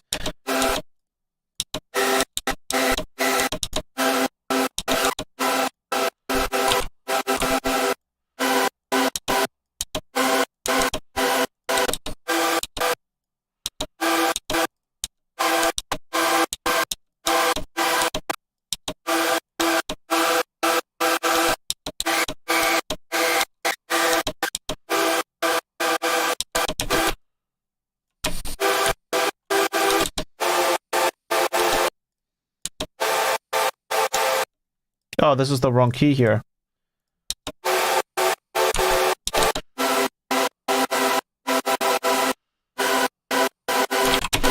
Let's also pick all of these notes, turn up all of their velocities, and then...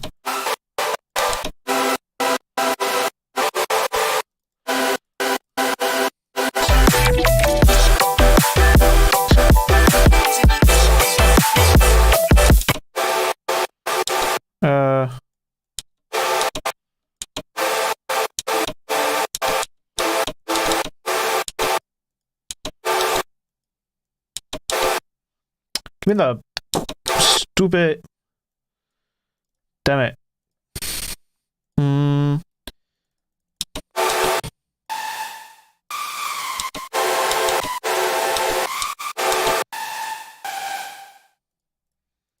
Whoops.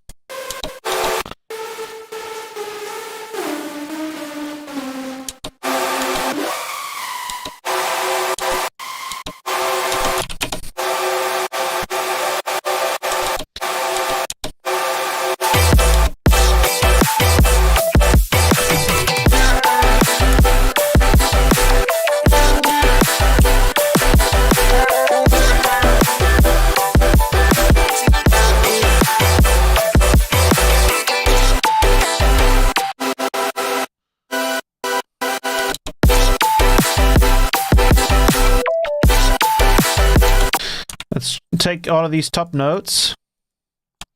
And let's just do it for the first one. And let's just invert it. Put it down.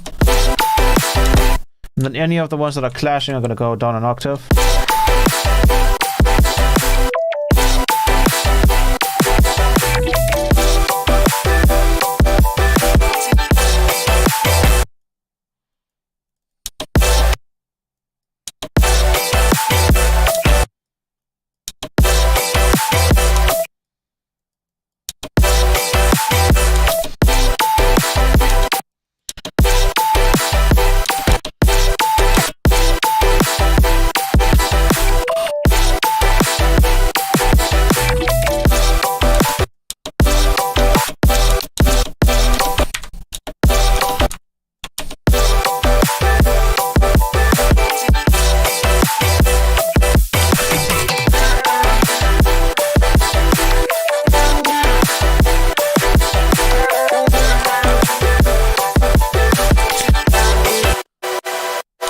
And now we can try.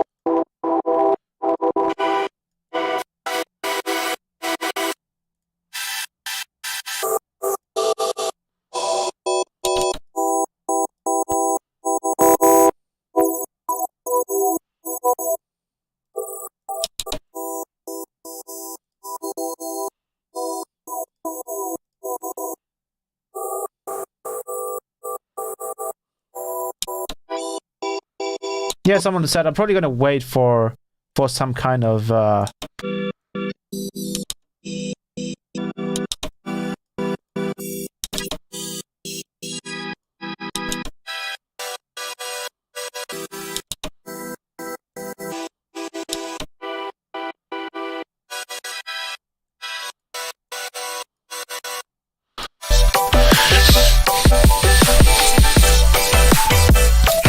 so the chords are really all over the place. let's take the standard ones here. Let's get rid of these.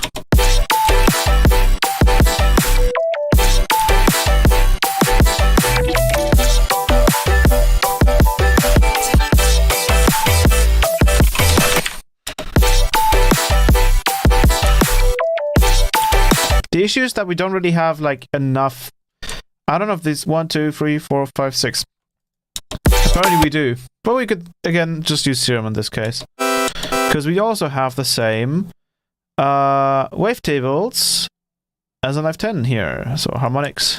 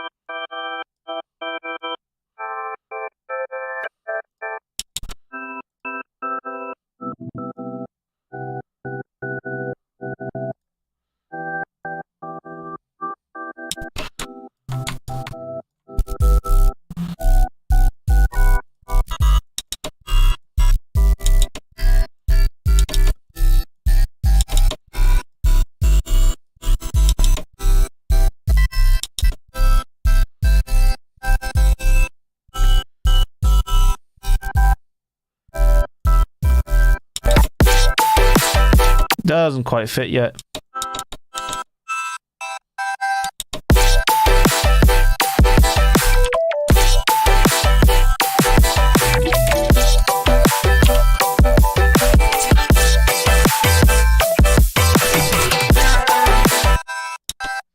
think we have to switch it to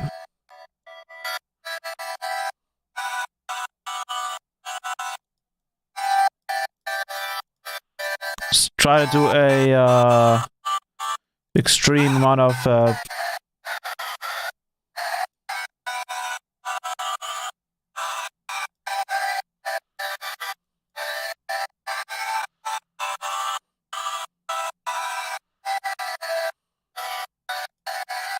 let's also try doing a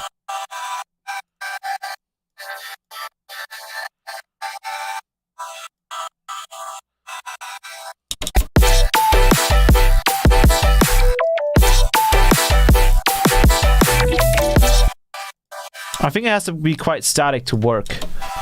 And now let's try turning that into a bunch of bands.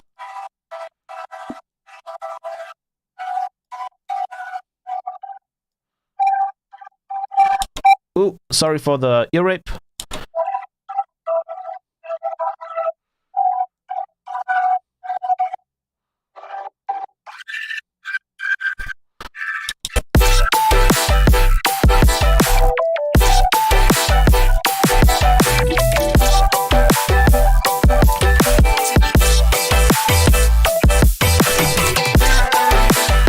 I think just as a like a nice like white noise layer slash actually being like a chord, it can fit quite nicely. Let's try a second one with another chaos on here. Whoops, that was the wrong button.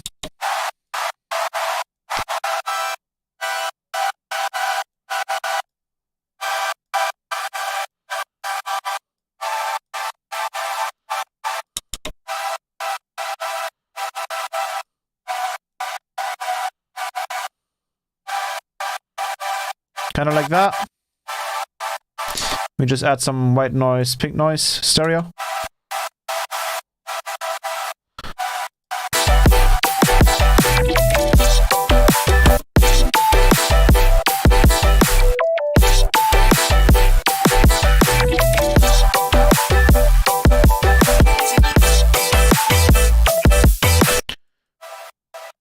And I think what we can do is a really cool technique where we can take the KHS ring mod. We just have to wait because of Quanta. Quanta is going to take a while to save on this project. Let's go down to KHS ring mod. So yeah, by the way, with MMORPH, I think I'm going to wait. Maybe they'll do some kind of deal at some point. If you guys are watching. But yeah, let's go ahead and use 41 audio and put that into the input. Then it's basically using the sine wave here as a audio rate modulation.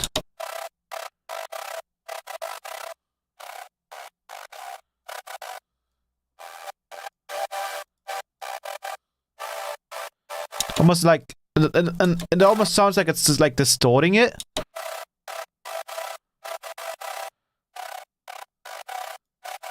But what's nice about it is that you can get kind of a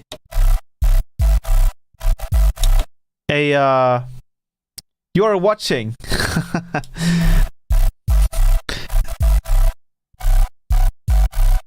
A distorted sound out of it.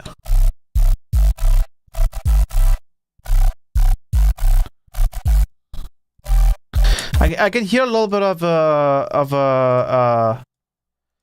a tail, so it's like not really cutting it perfectly. In that case, we're just going to put this into a group, map the gain here, put this to 0, and then just turn that down. And we'll literally just use this as a layer for the sub bass. We'll copy and paste this wherever we need it. Oops, wrong button. Bam, bam, bam. This kind of happens again, except for over here, it cuts out. The same thing again, kind of does the same rhythm. And then we can kind of just duplicate that, I believe, for the whole parts here. And then we'll kind of stretch this out a little bit. I think it's happening somewhere here again. Yeah. We have everything covered? I think so.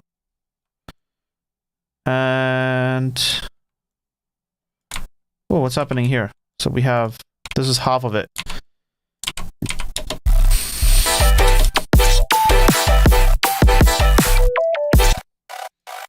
And let me get a nice little sound out of it.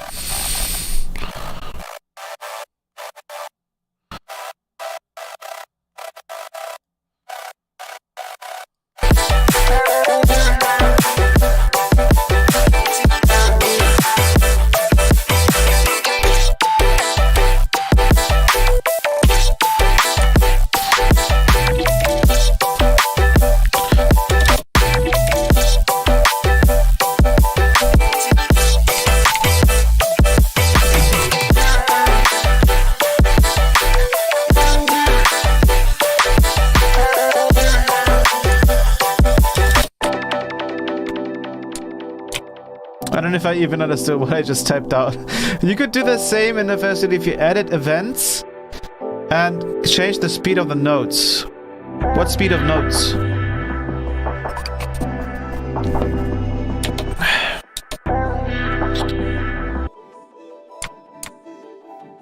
I mean, in this case, you could probably emulate it using a vocoder on like modulator, I mean external. And then the highest bands possible. You could probably even take a vocodec and do this. Even though that's obviously not available as a VST anymore. Oh, but this is going to be mono. Never mind. Let's do vocoder. MBFX 60. External.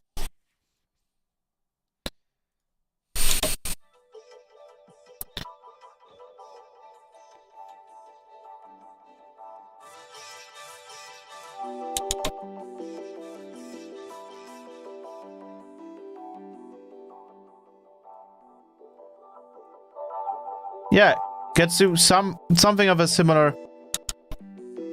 So I think what needs to happen here is that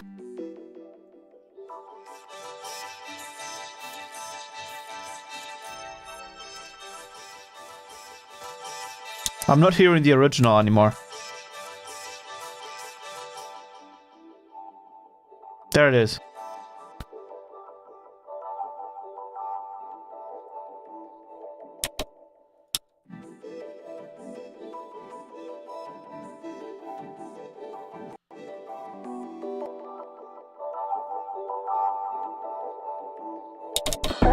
It's a lot more filtered, of course. Are you still using your black magic on the drums? No, I'm not. Not anymore.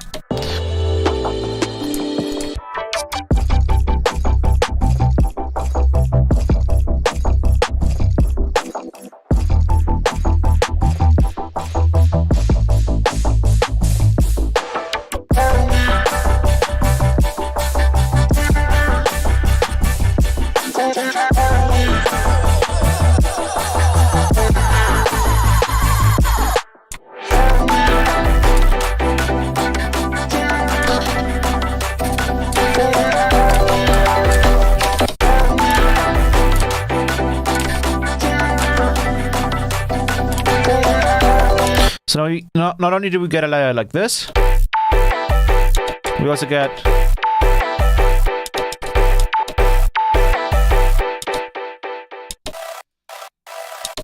let's turn up the stereo here a little bit. It's also filtered like we filtered the other things, which is I think this right here. No, what is it? We filtered this. Yes, copy the auto filter on here.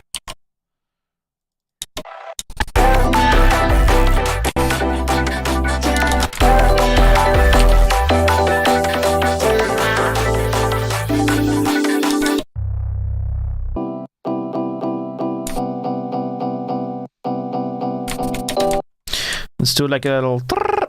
Let's go in here. Let's see if we can use the loop mode. Warp. Loop. How fast can we loop this to create a glitch? Is that possible? Is it possible to create a glitch? It's not letting me go slower than that. Oh, it is. It is.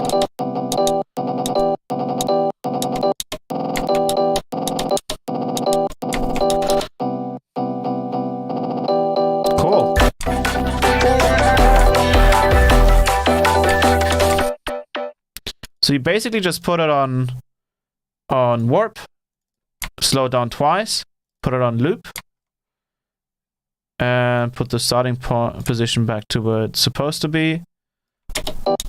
And then we can just drag it.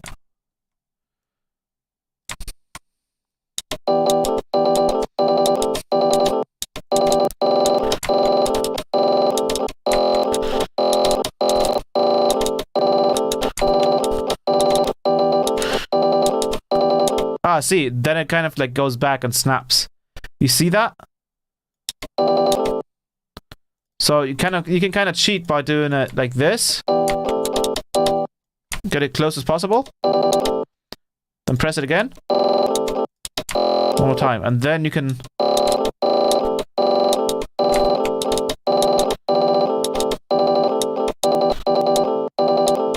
Ah, but then you can't undo it. There you go.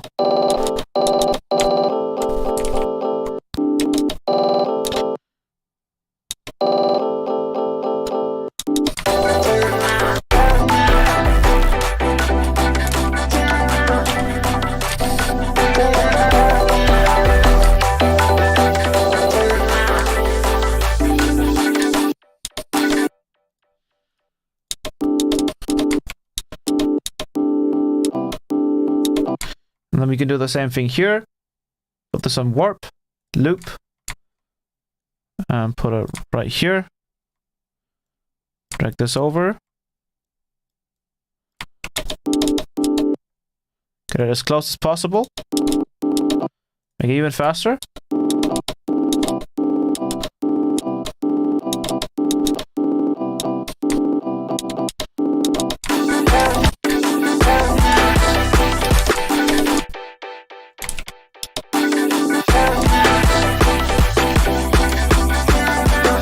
Could you paint on the helmet? Los Santos Customs. Yes, I did.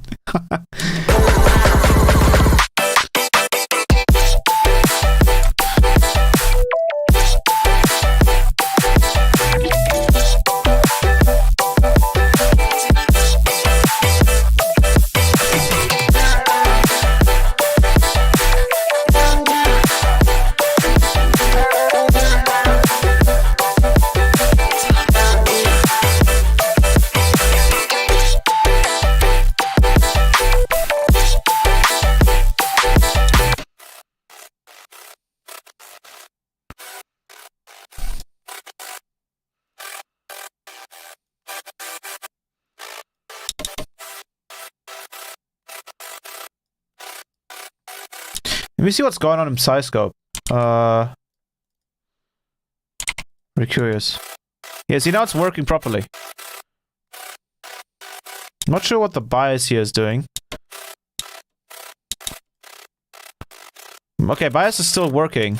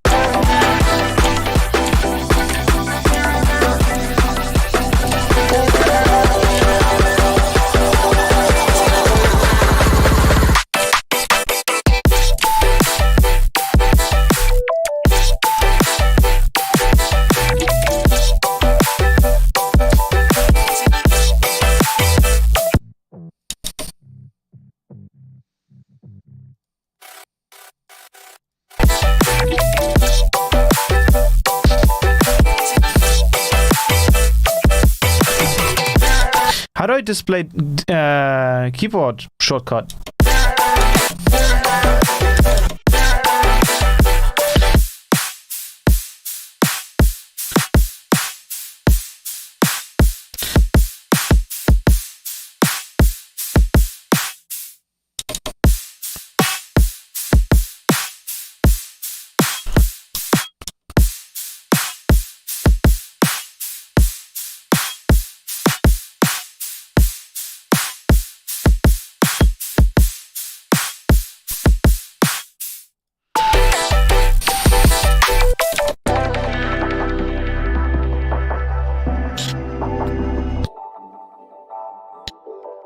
This is pretty cool.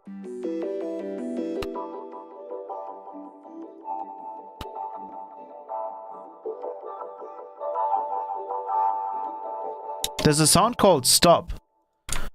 What? There is? Oh, this, yeah.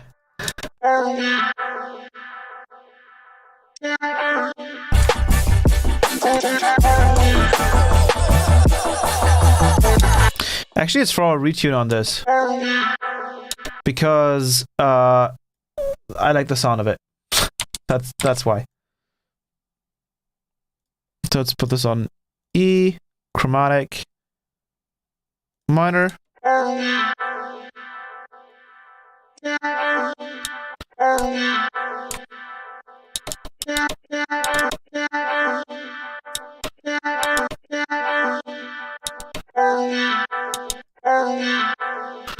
I think what we can do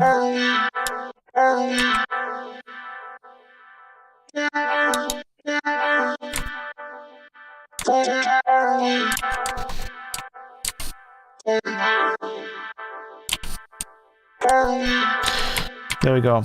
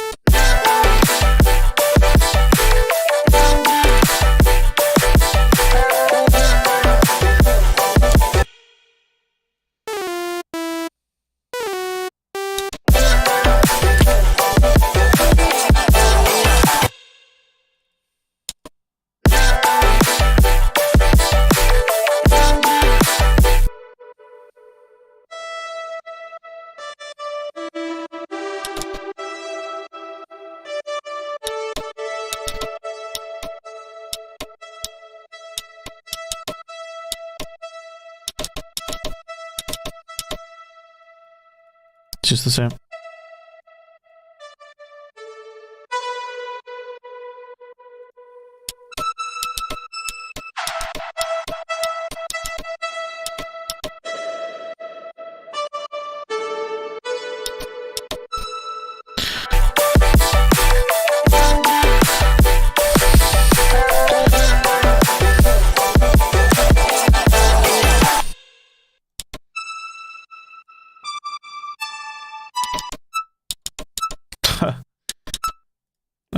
Valhalla room.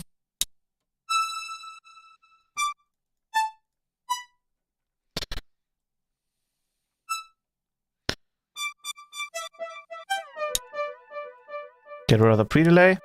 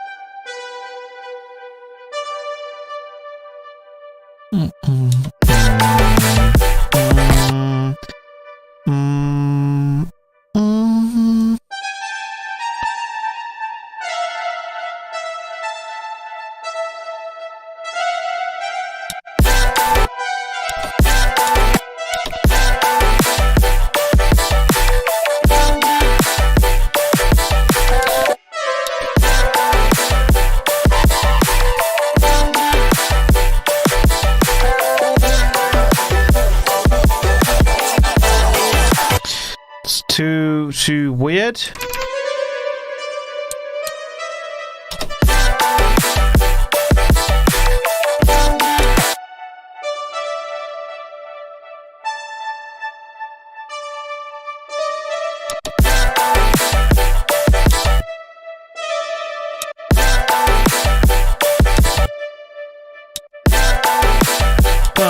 Boom.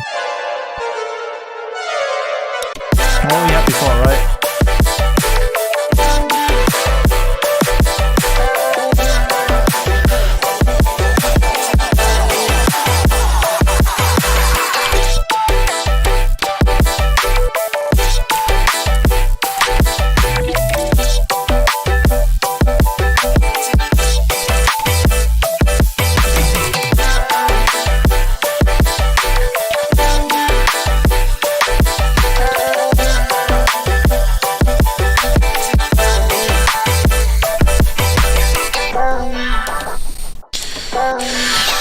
Then we go over to this part again.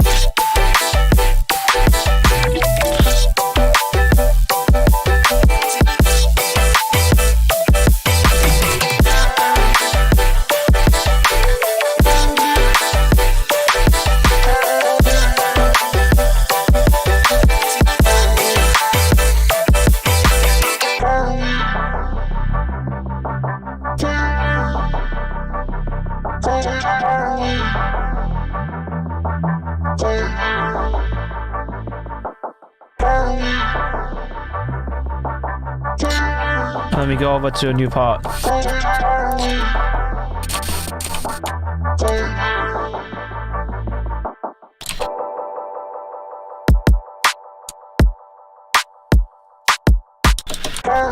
It's like a little bit of a break.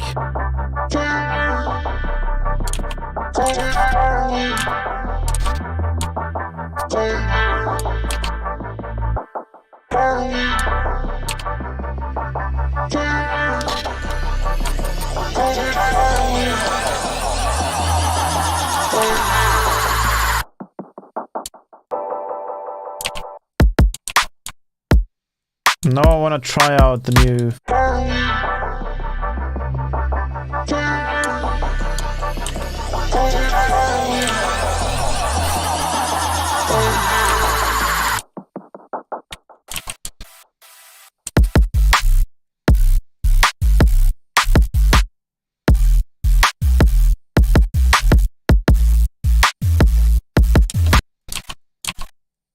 It's probably all of this.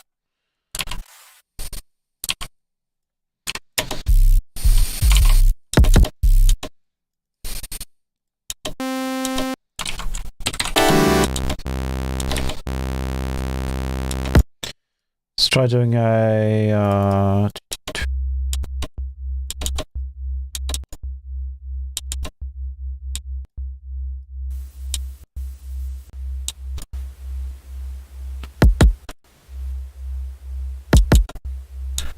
the distortion.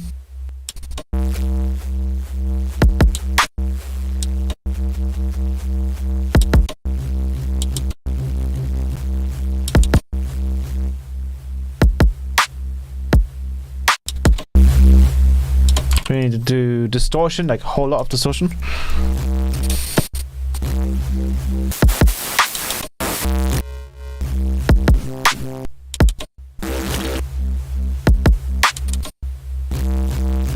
And then we need a high notch.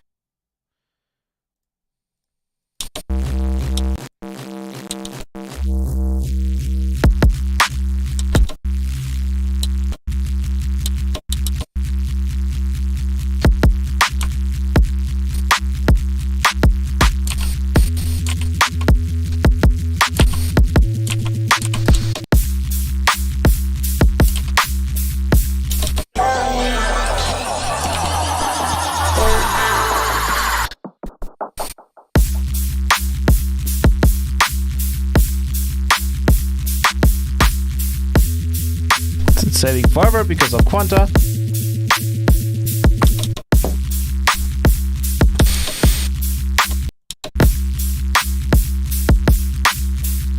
Now we have to find the right position here.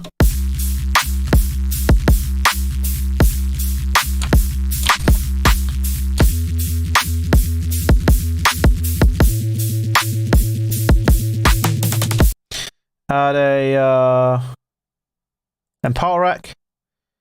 And let's try and see if we can. I think that's an octave too high. We are at C. Yeah, I think we're still one octave too high.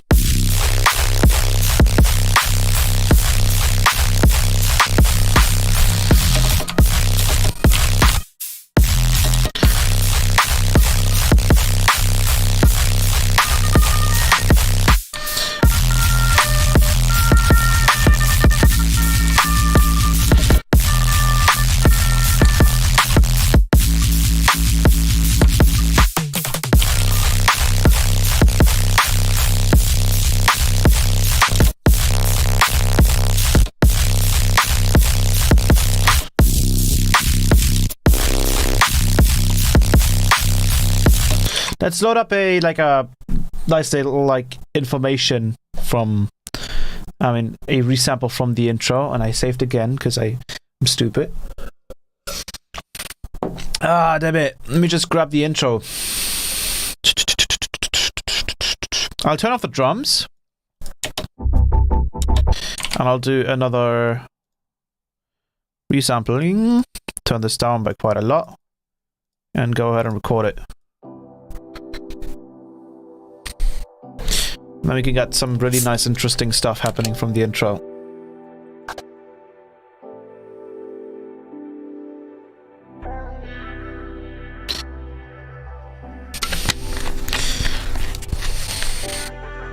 There's actually another thing I would want to try.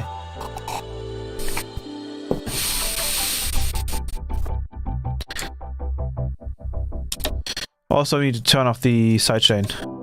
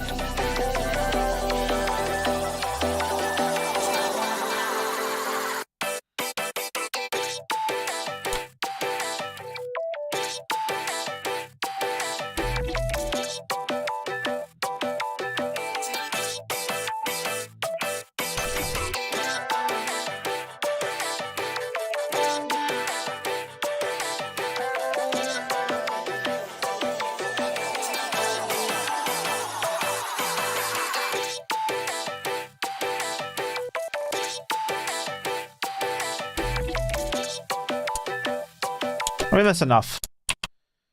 And then we can use that. And it's see if Morph is actually going to be helpful here.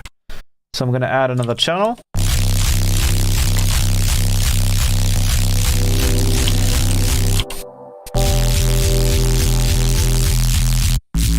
Let's try using the subsplit. Plugins. MMORPH. So that's 44 audio. Let's see what happens.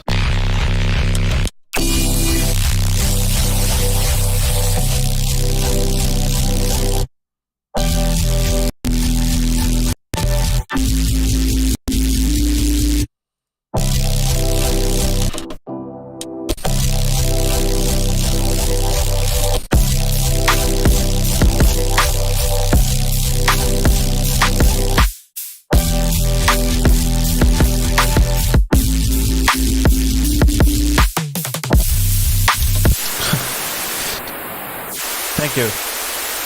Thank you, Melda.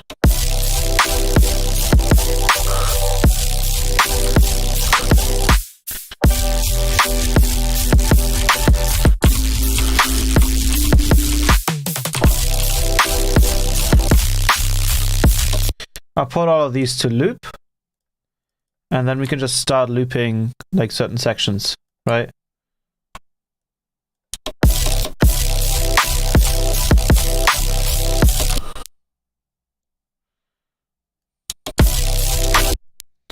Demo noise, yes.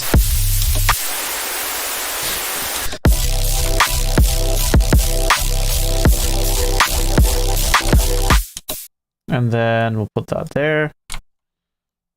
Grab this over here and do the same thing over here.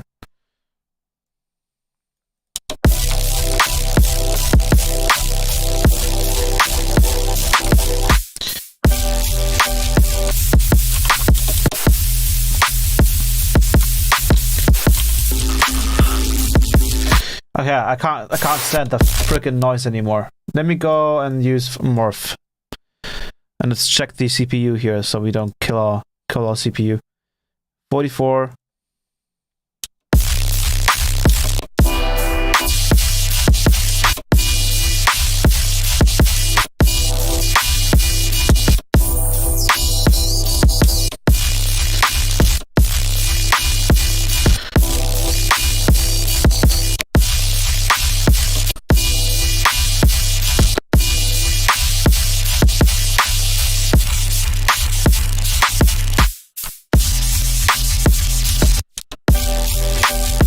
Gotta say, Morph sounds a lot better in this case.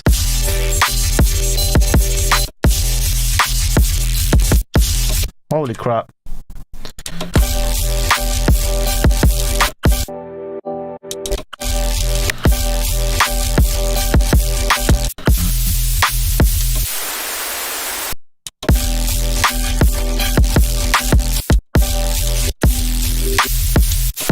Oh, okay. Stop, I swear to God.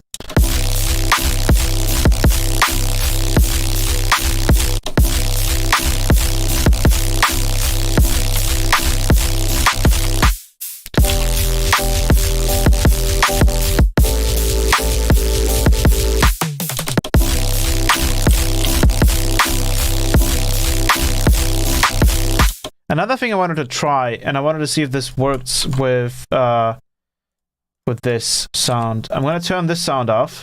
I'm going to switch this out for another thing here. And then what I'm going to do is I'm going to go ahead and bam. So it's going to be like a bam, bam.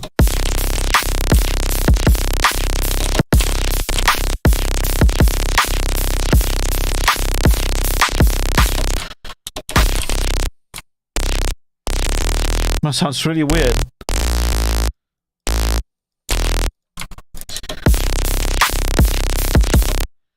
And I'm going to go with a sub.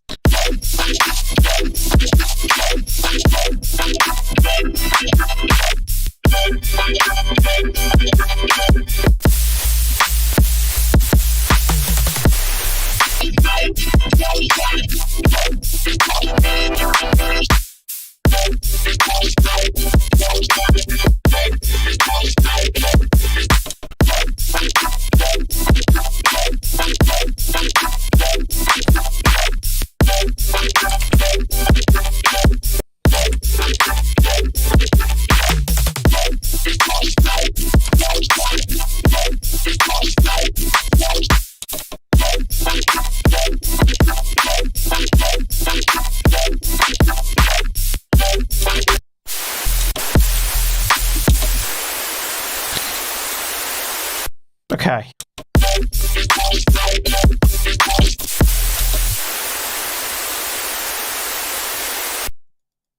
Can you stop?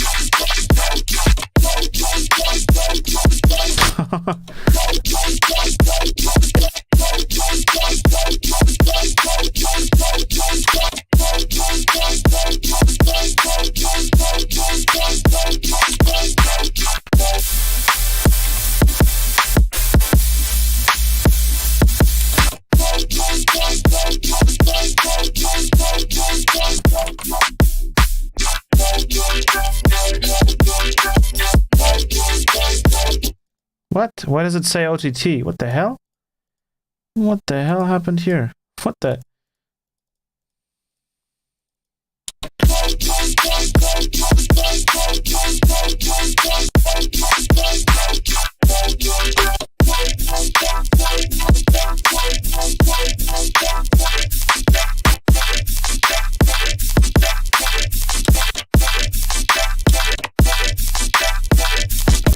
See how MMORPH is just giving it.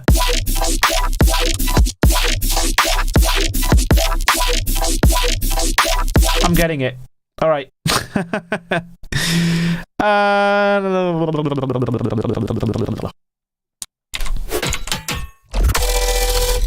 All right, that's it.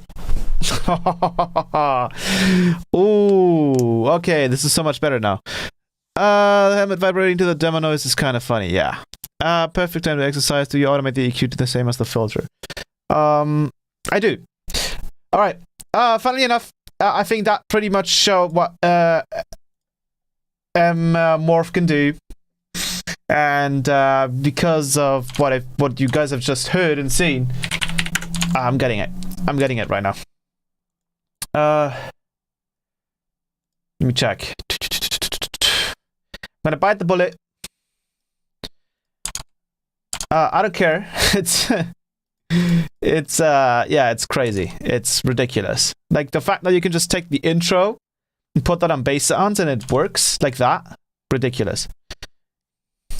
Good. Yeah. No way.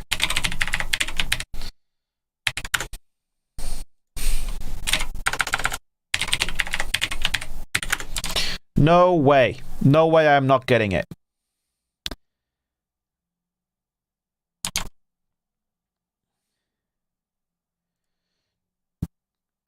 That was ridiculous.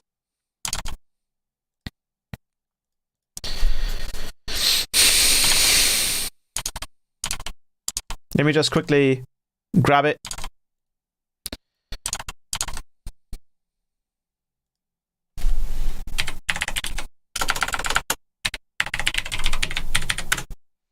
Because this thing is ridiculous, okay? Like the sounds you can make with this is I'm not even going to say anything. That was crazy. And I think, personally, even though there's no deal going on, I would say this is more of a thank you very much to Mulder Production for making a plugin like this. I appreciate that. And I think it's more of a, you know, if they're gonna price it at $150, you know, maybe it's also okay to pay $150, because it's like, you know, what they've done here is pretty incredible. I think they deserve it. So I'm gonna finally activate it. Oh, I can just put in my email. Sweet.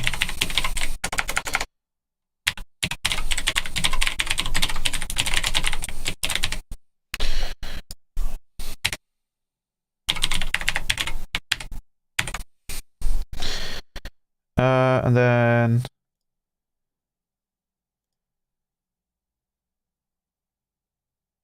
Oh, there's another ad there. Okay. Sweet. Cool. They have like an online activator. I think I'll probably have to reload MMORPH. Man, what a good plugin. What a good plugin. It's really good. It's still saying my license is not... I might have to restart... Ableton really quickly. But yes, I have just gotten MMORPH. Did you mess with it for bases yet? Yes, I have. I have, and it's ridiculous. Actually, before I restart, I'll show you. I'll go for to L2. Hopefully I can change it. Yes. So currently it's still in the demo mode, but I think I'll have to just restart Ableton. And I'll swap the AB, so I already have the... No, I don't have the sidechain set up here. I'm going to go with 44 audio. So I have this the space sound that I made with one of my bass glitches. Sounds like this.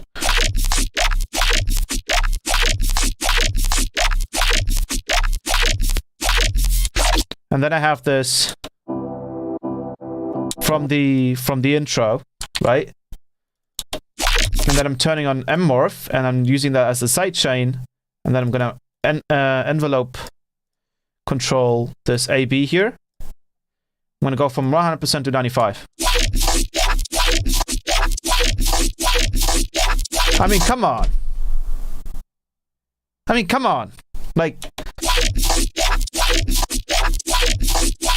obviously we kind of do need the envelope follower, because without it, it would sound a little bit too, like, what's it called? Too stretched, like smeared. But with an envelope follower, it's ridiculous. But yeah, that's the noise you can hear right there.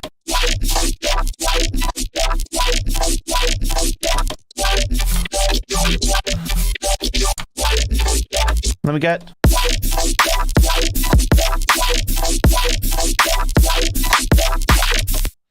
but what I'm going to do is I'm going to restart.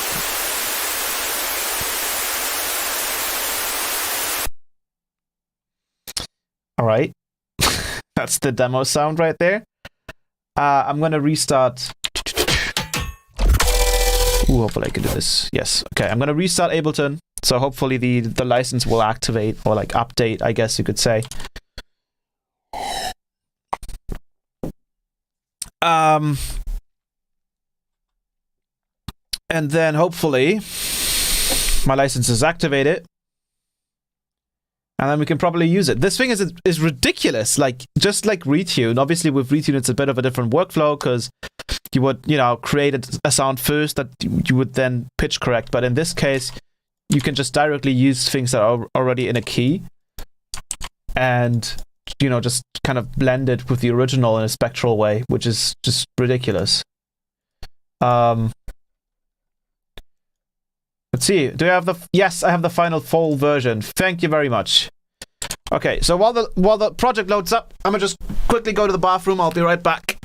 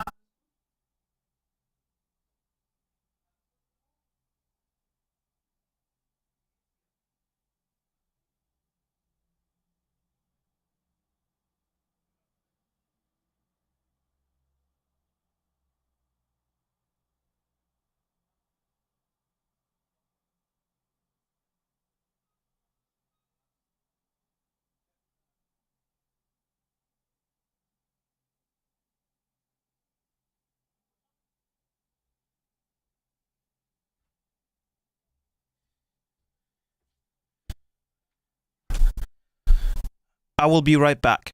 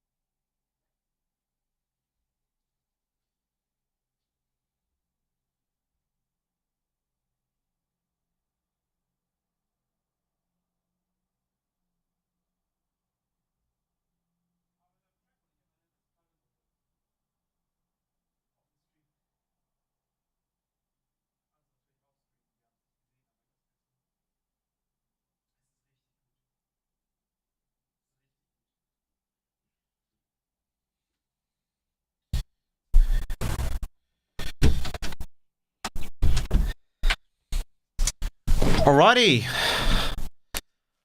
I'm back. Let me fix the... There you go. I'm back. He gone. He gone. He gone. Let me fix the... Is it fixed? No, not fixed yet. Let me cut it out. Paste it. He back. He gone. He back. Yes. Let me paste it again. You have pitch map? No, I do not have pitch map. I have retune. We have pitch map app. Pitch map at home. We have pitch map at home. Well, that's really difficult to say for some reason. There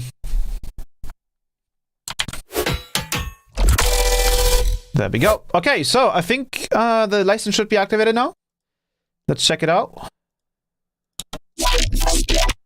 MMORPH. Yes, we have the final version. Look at this. It's working. And it's fully activated. Whoa.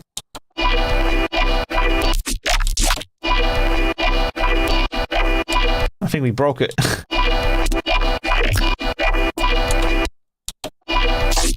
There we go.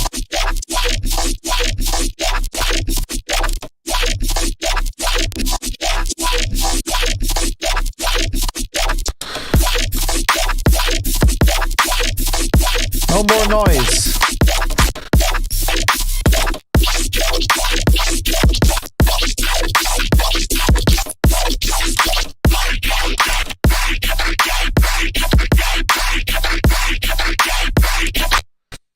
Let's load up Invoker Rack.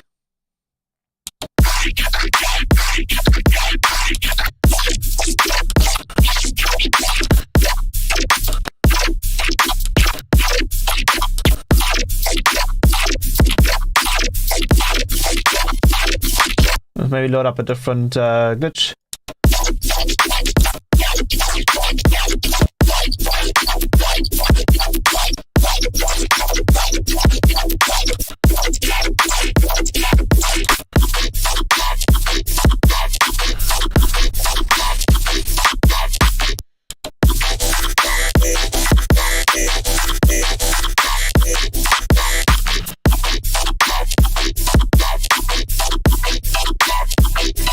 Oof. What the hell, man?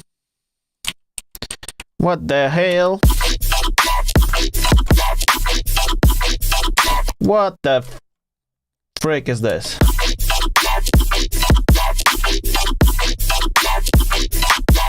That's ridiculous.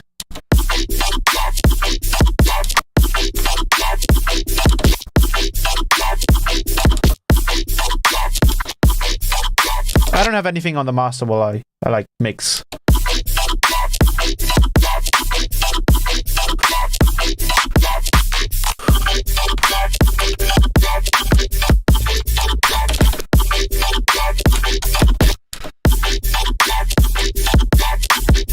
You can also try turning on the note.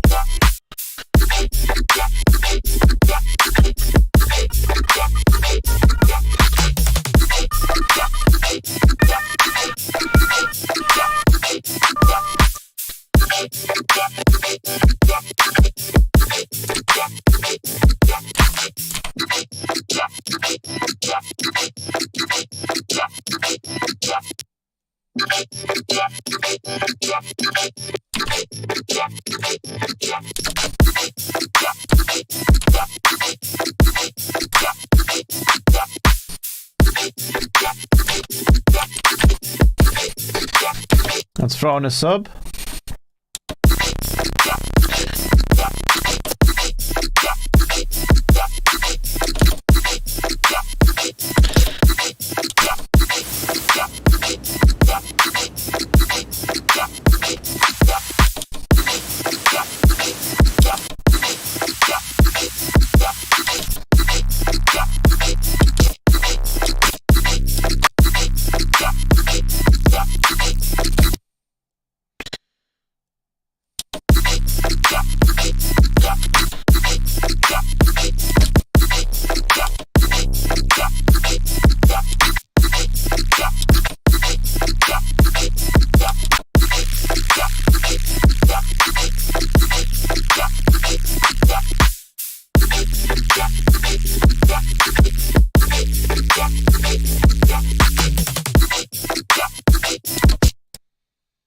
Again to 50 and then turn up the gain.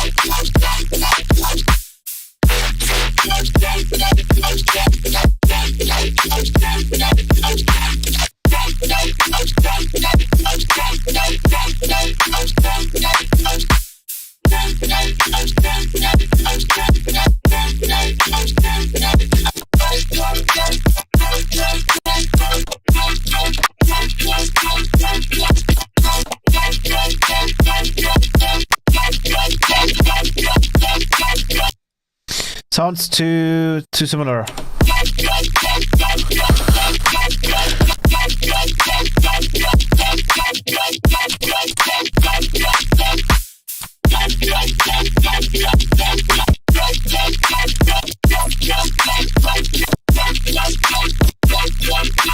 Why does it sound the same all the time?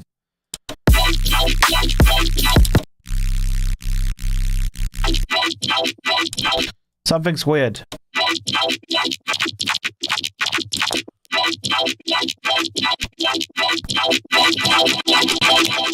Something's odd.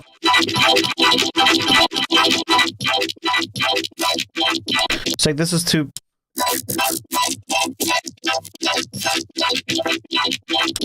Let me play a single note.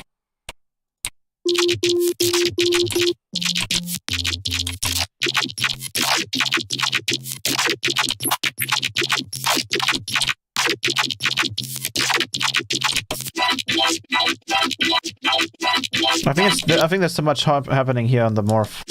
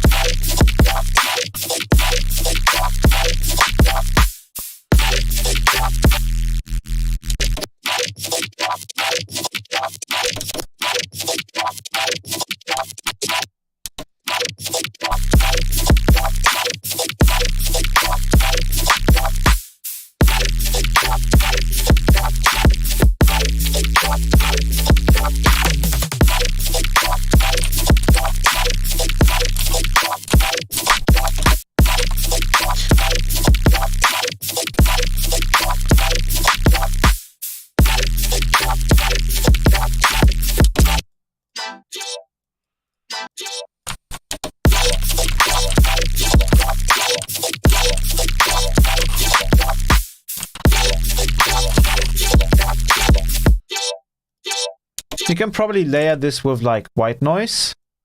Pink noise, I mean, potentially. I don't know if that works. Let's try it out.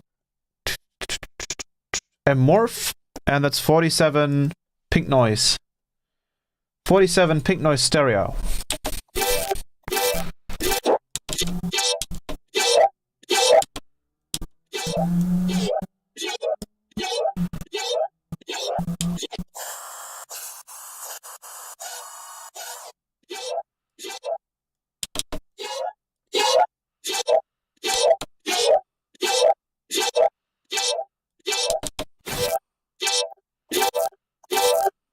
Yeah, that doesn't sound great.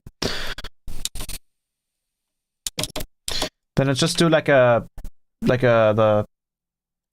reverb, this normal reverb.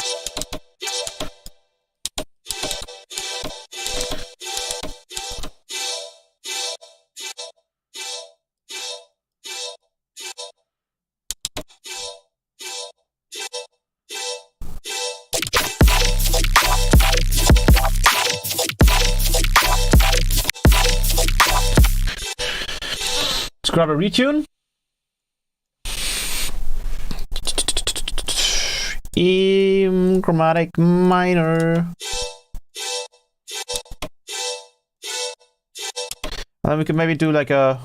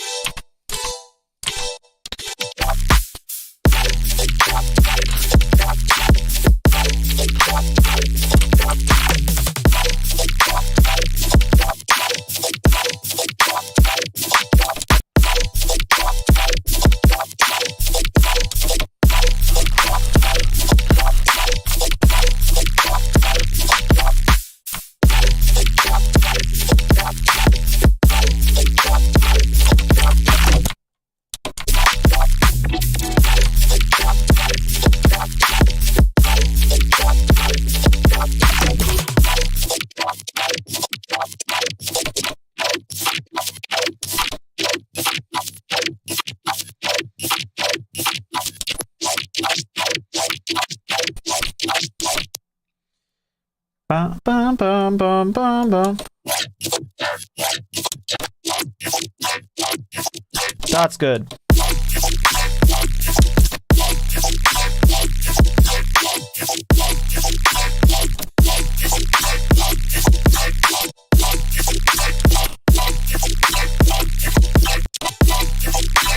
It's really cool to see how like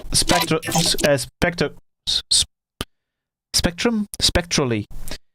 It's really taking in the original like texture of the bass sound here and then really combining it with the harmonics of the pad.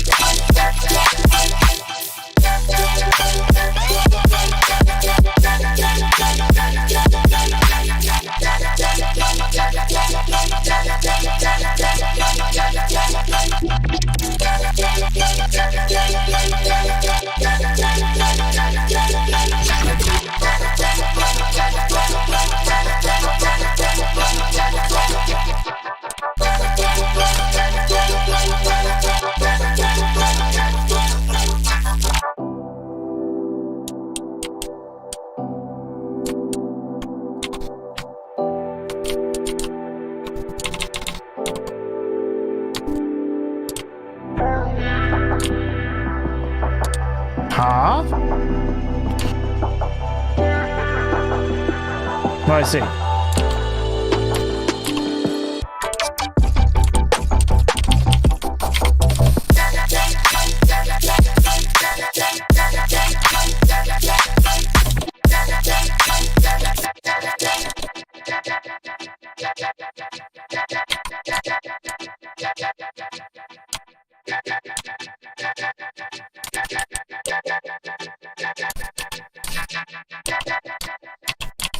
We'll do a quick little...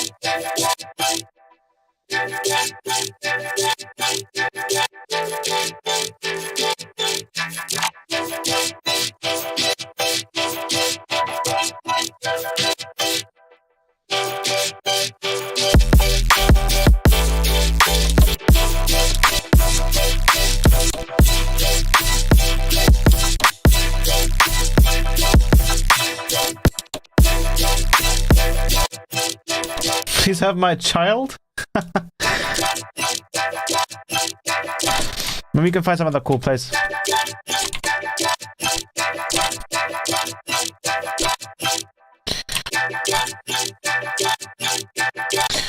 We could even try going here.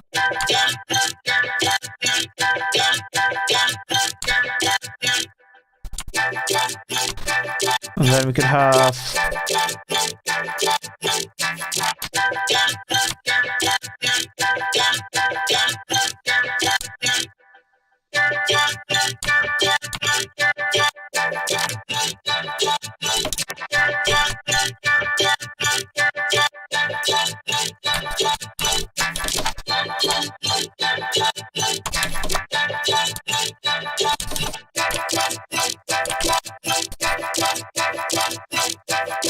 Maybe we could just add like a single note, like no no no no no no no no.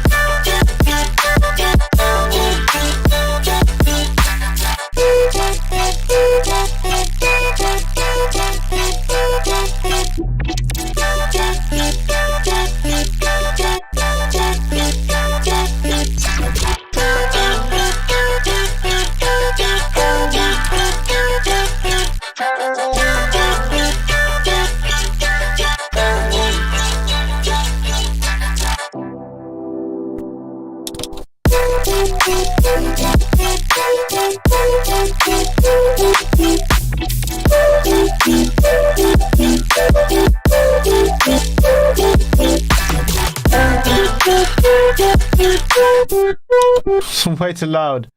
Let me grab an power rack here.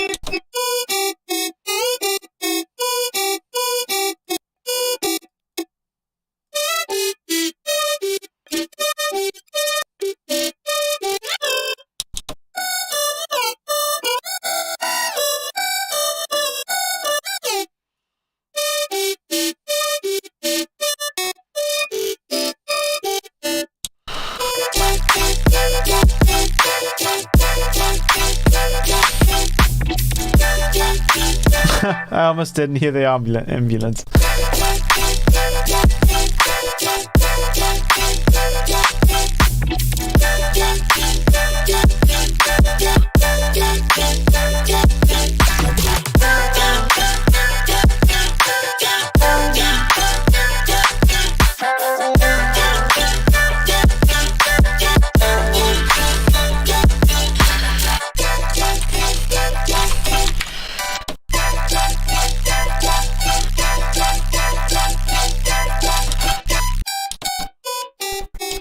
Well, that's not all of it. We're going to throw a retune on it as well. And that'll fix everything.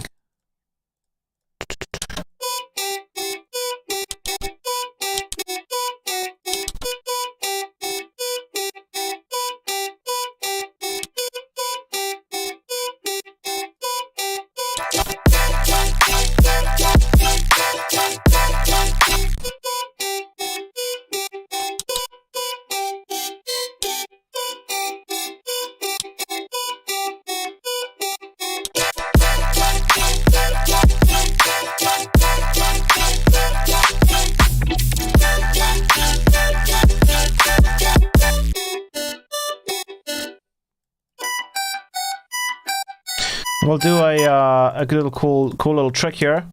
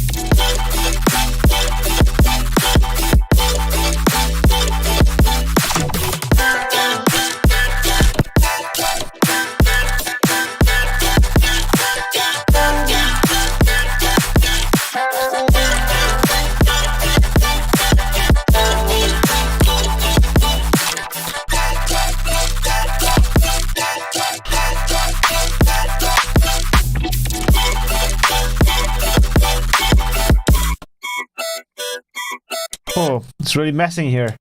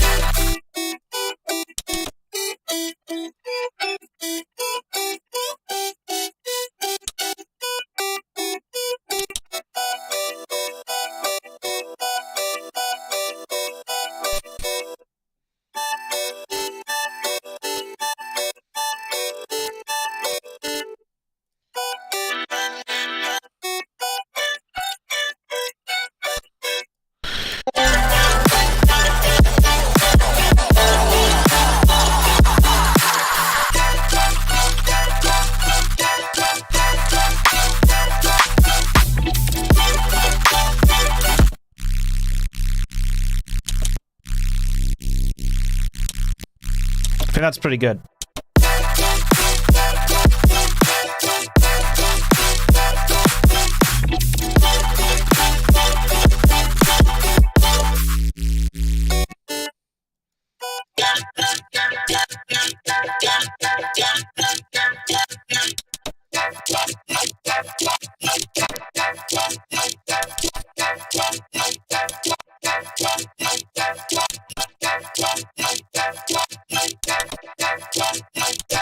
I'm editing the wrong base here.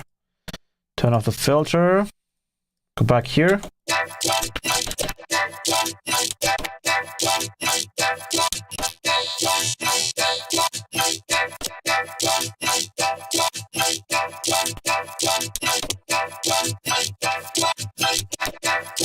Maybe you can add some Envoco to this after the MMORPH.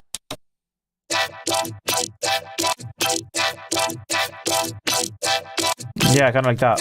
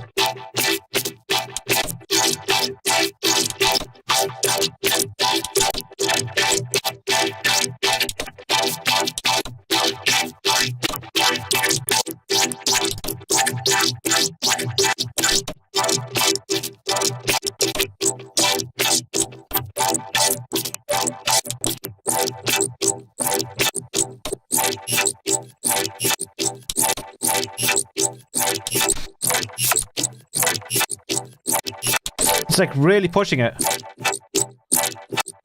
The where is it?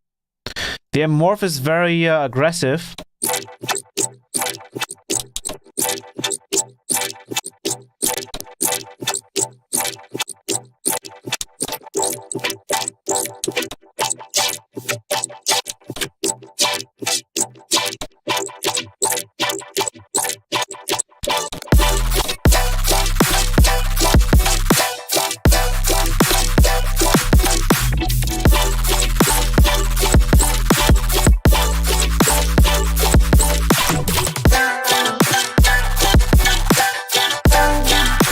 Whoa. That sounds crazy.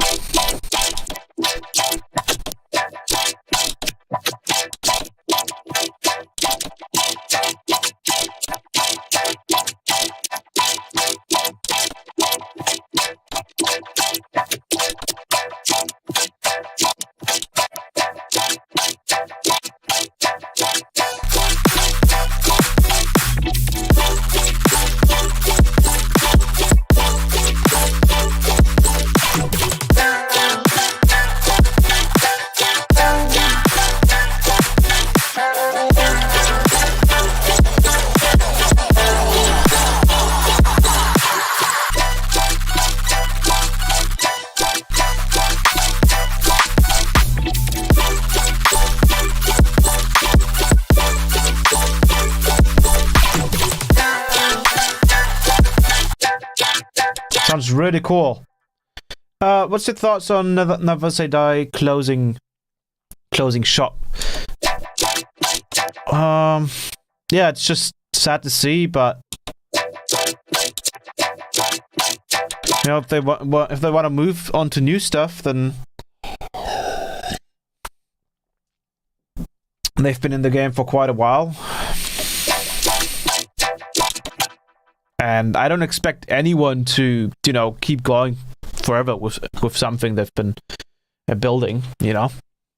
At some point, you want to maybe start something new, start a new project, maybe work somewhere else, and it's totally fine.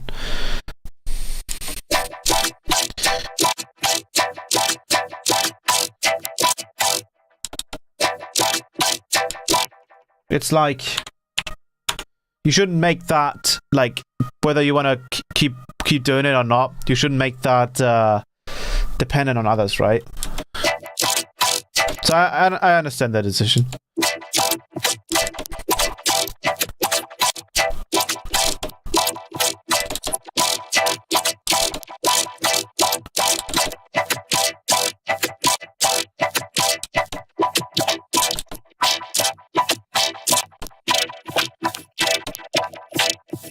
Come on.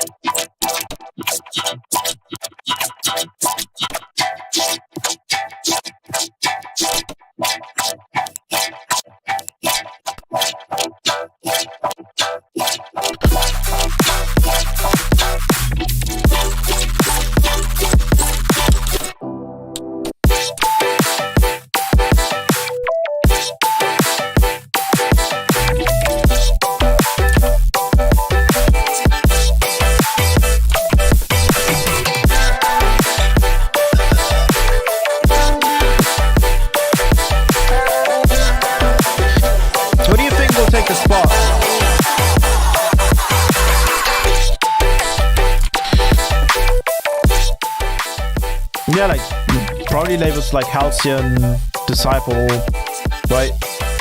Disciple Roundtable, for example, as well. Those kind of labels, probably.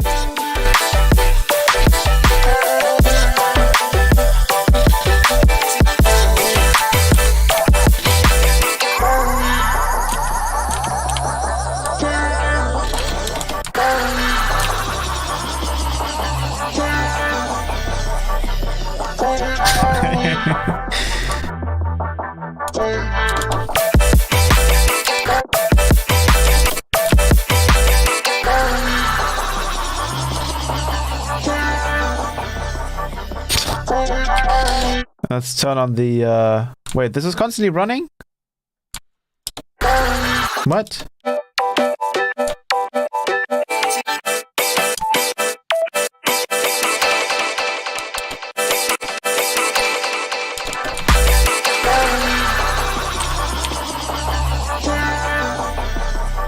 Thank you.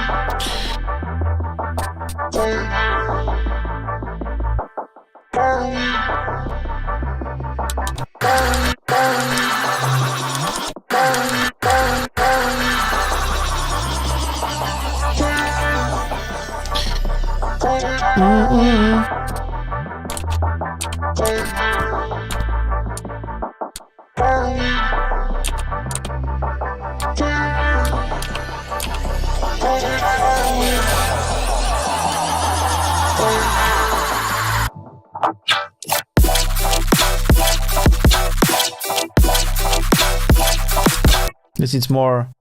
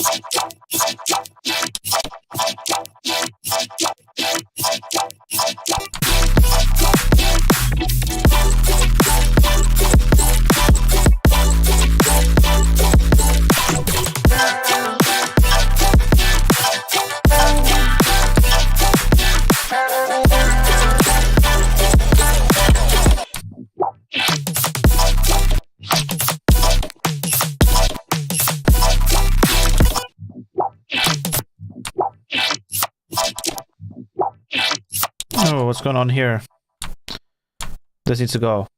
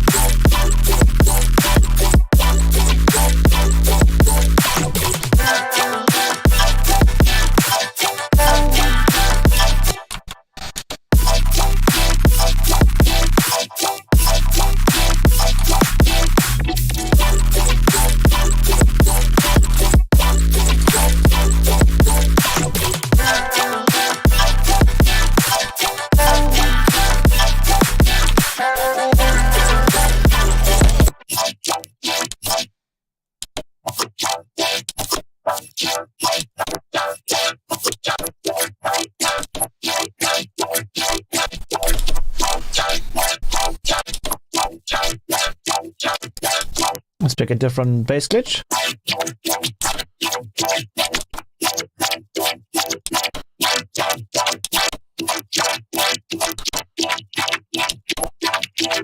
I think that's retune doing too much. Yeah. I don't think we need. I don't think. Oops, sorry. I don't think we need retune in this regard.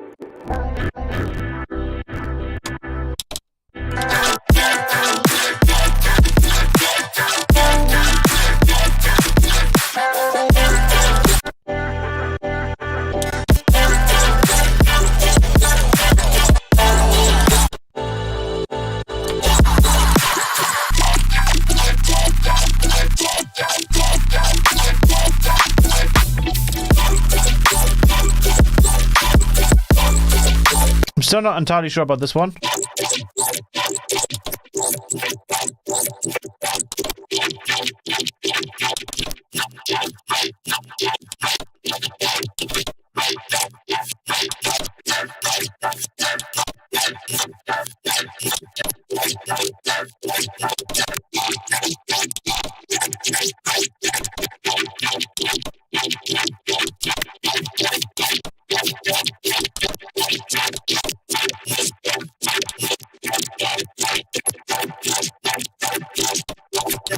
Maybe 14?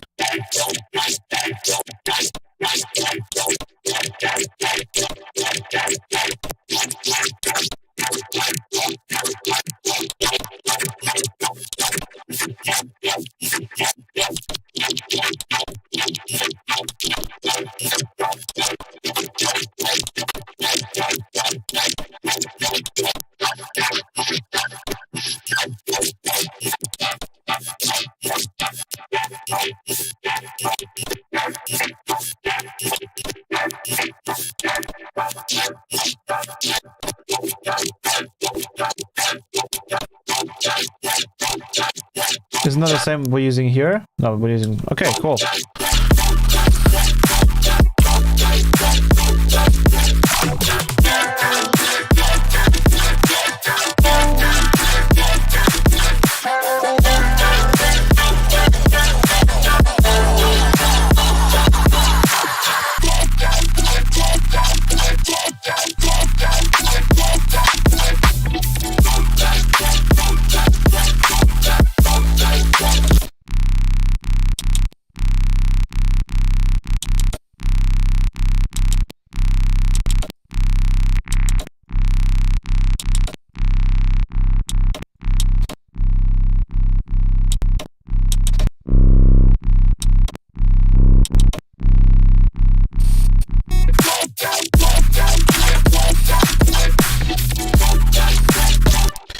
Alrighty, so that was a whole lot of fiddling around. I think when we use something like morph, we should definitely try to not use something like retune.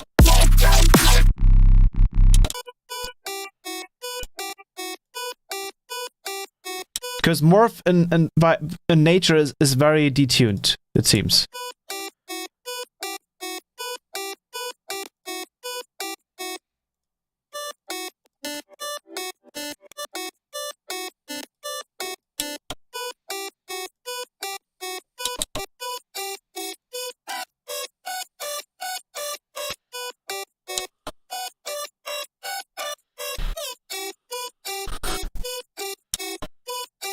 I don't even think this sound needs a morph.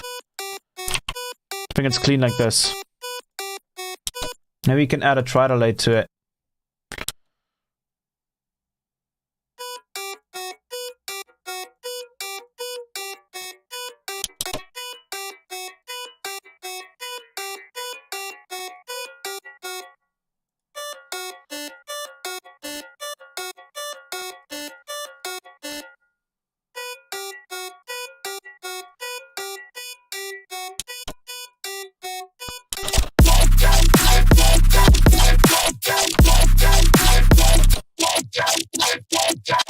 That's pretty cool.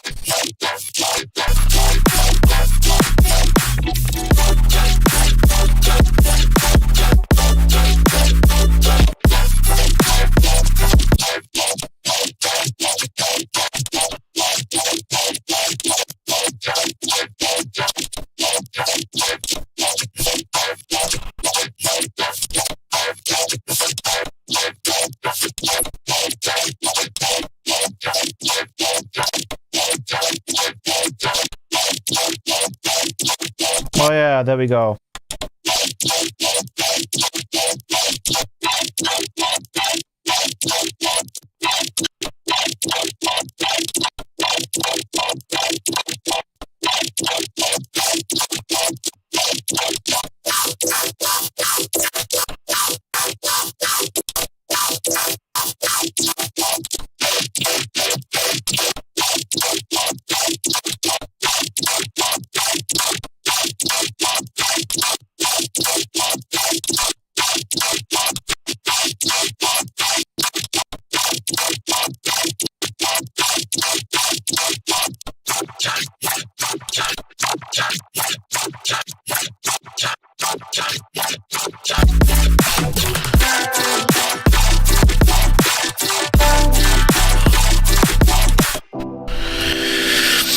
Alrighty.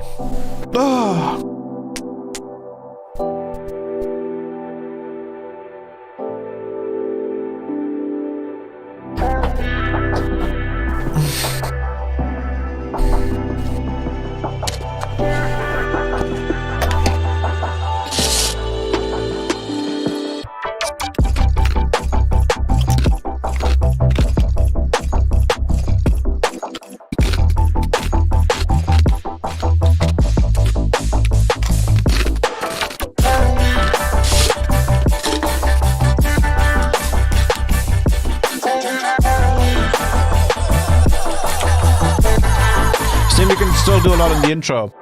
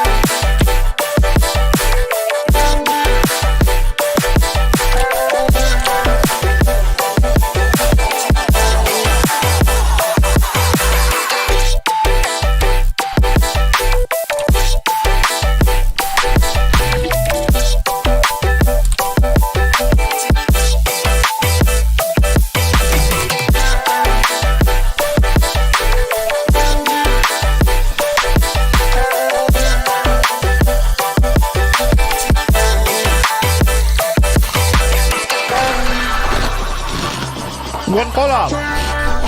Oh shit, sorry. When you have time.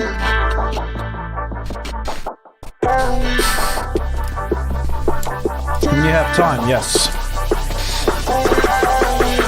I mean, I don't have much time right now either, but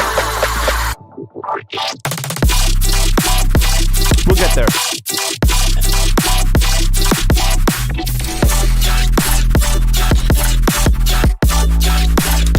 These sounds need a little bit more rounding.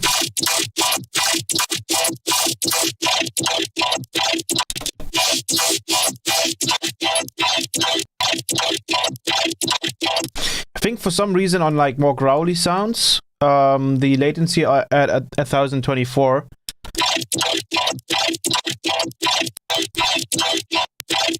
fits more with the transients. For some reason.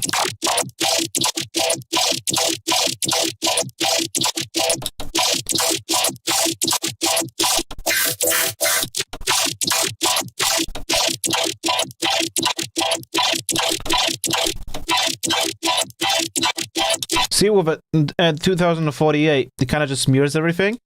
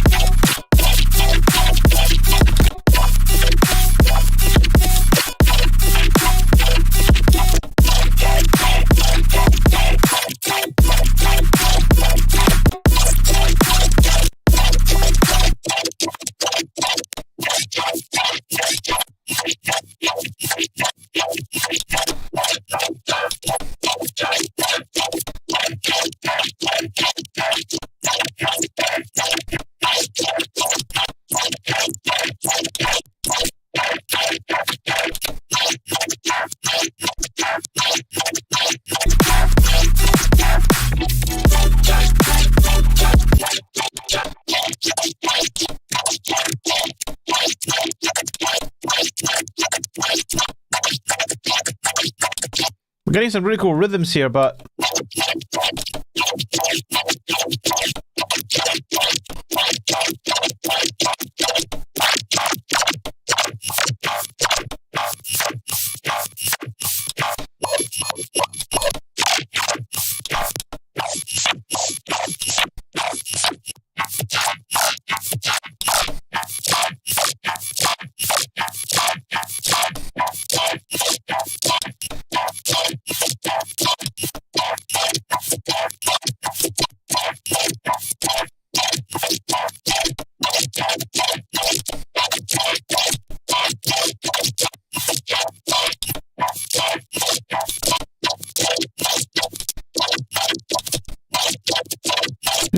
give me something good.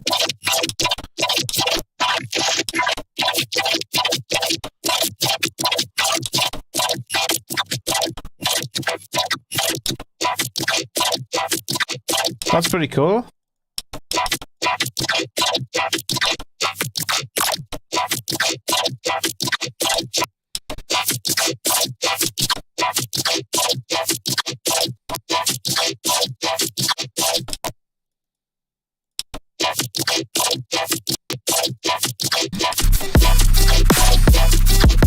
But it's still too much of a rhythm here.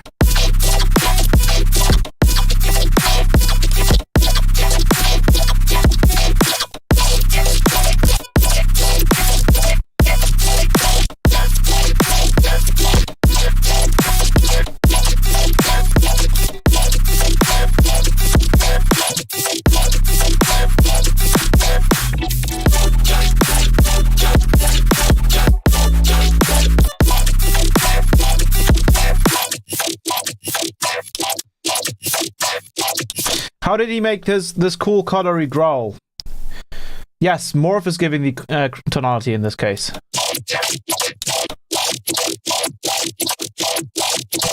Exactly.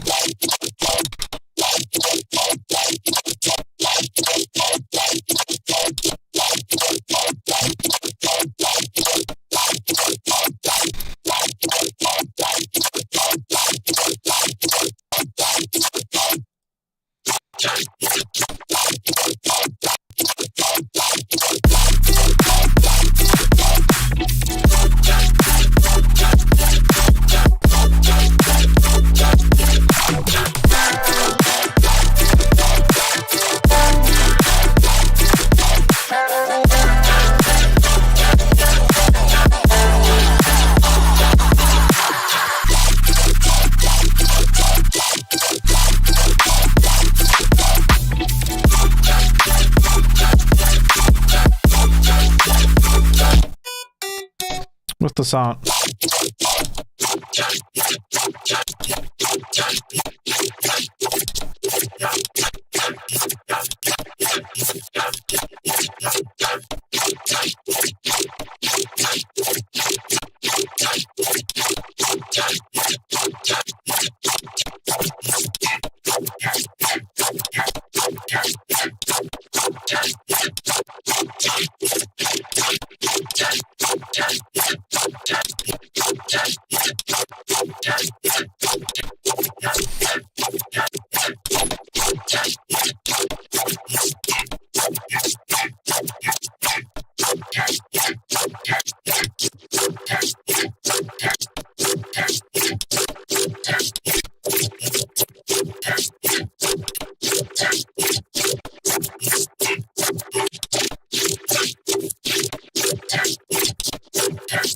I have to be extremely careful with how I use the phase knob here.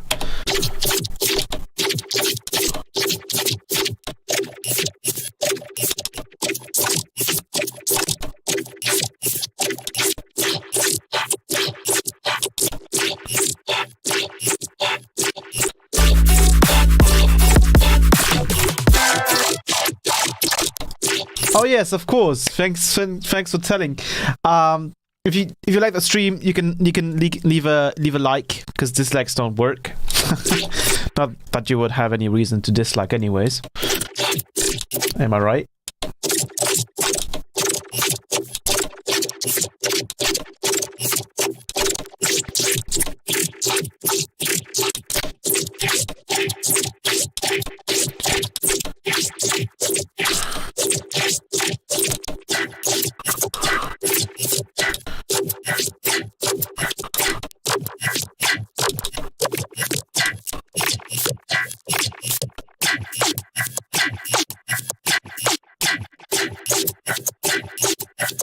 think there's too much delay going on in this part.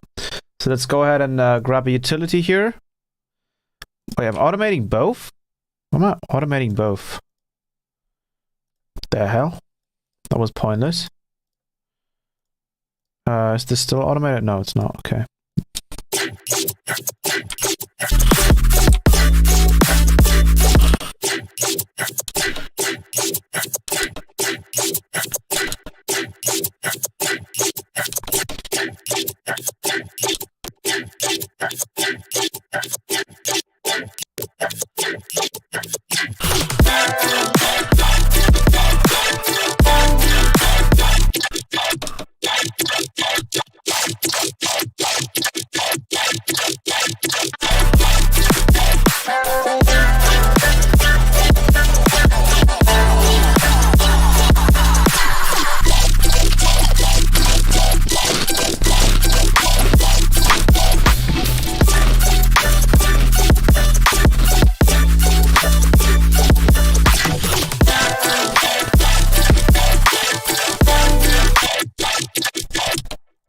Now let's get this a little bit cleaned up.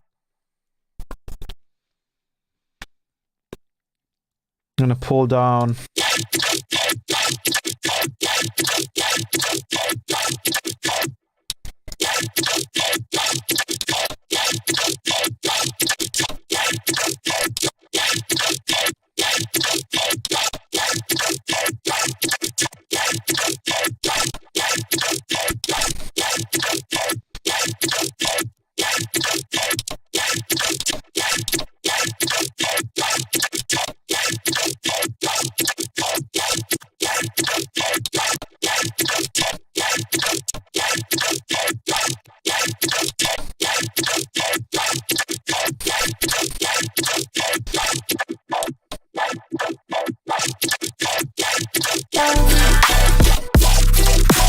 You can also try putting on a flanger and kind of like squarifying it.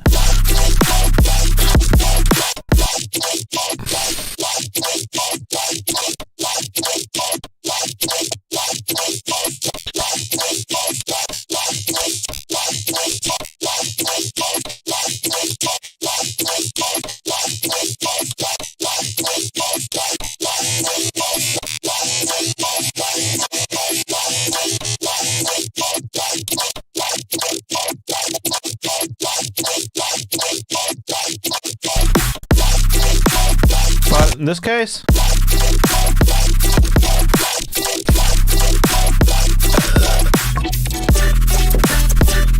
it sounds a little bit too rhythmy still. I probably have to stretch out these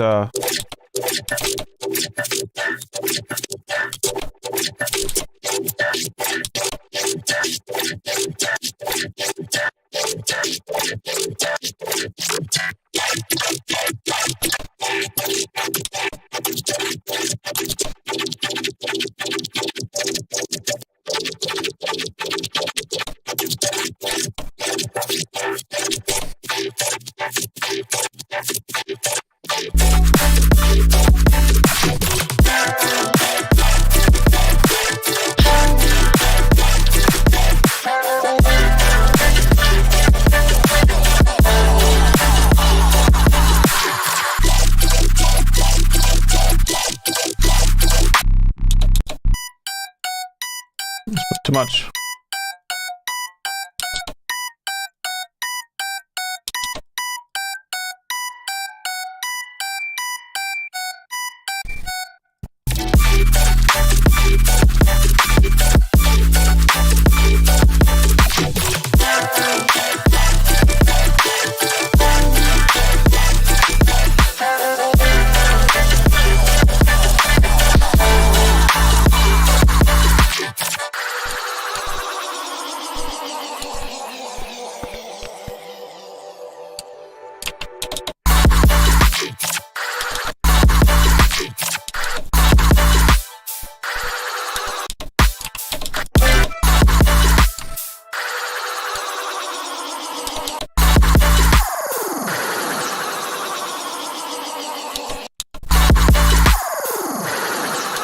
think I also need some impacts. I think next sample pack, Patreon sample pack, should definitely be about impacts, effects, and everything, and drums, because that's highly needed.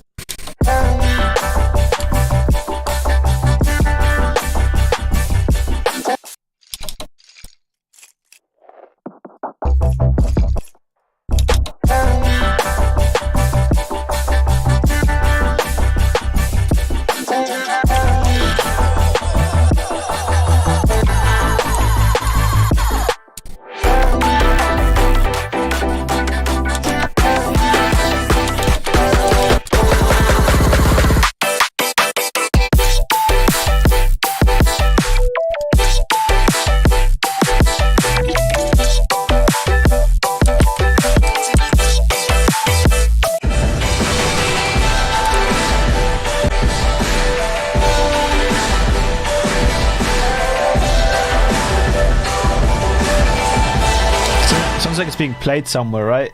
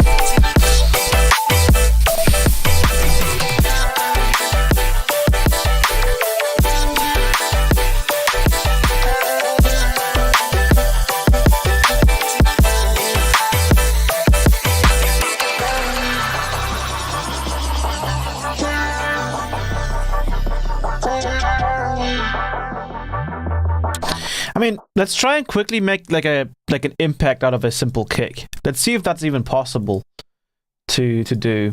I would probably suggest it's a kick would usually be a layer of 2. So maybe we do something like that. So we'll grab another layer, and that'll be resampling 7 group, and then we'll just grab some kind of kick.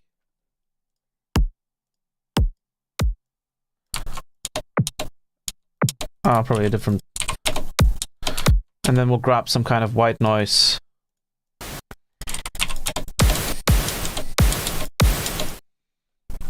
And then we'll likely just kind of high pass this.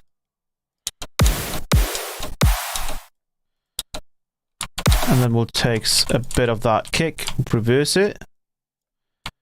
Take a little bit of that white noise and reverse it as well.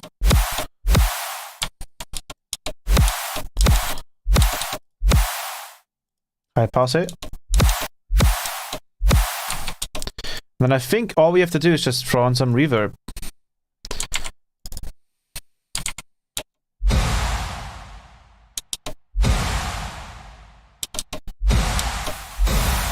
Maybe without any and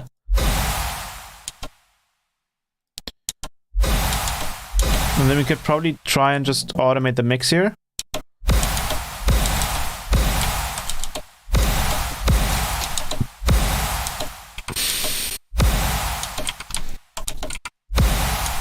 really curious as to why the reverb sounds so weird.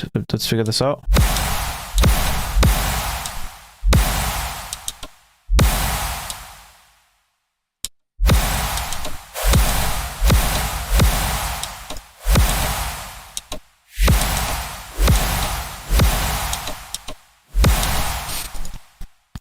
There's like a big boomy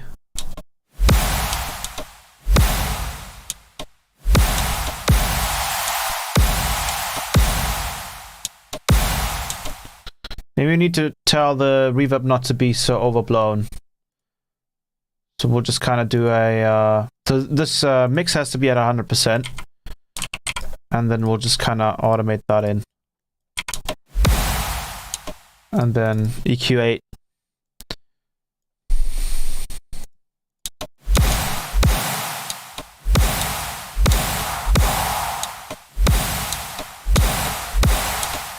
And probably also EQ the kick.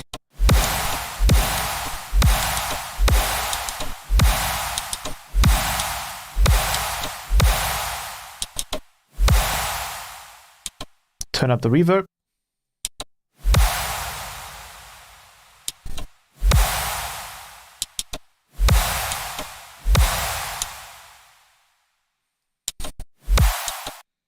Add a little bit of reverb to that as well.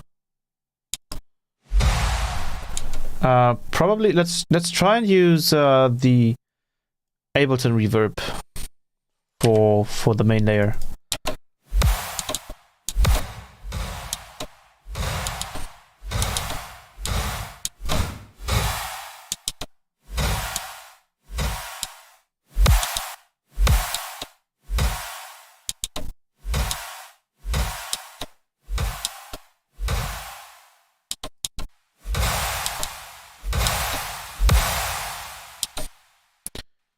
Kind of like that, maybe less.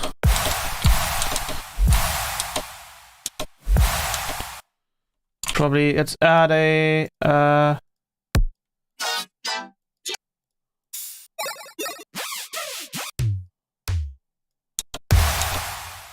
something like that, probably.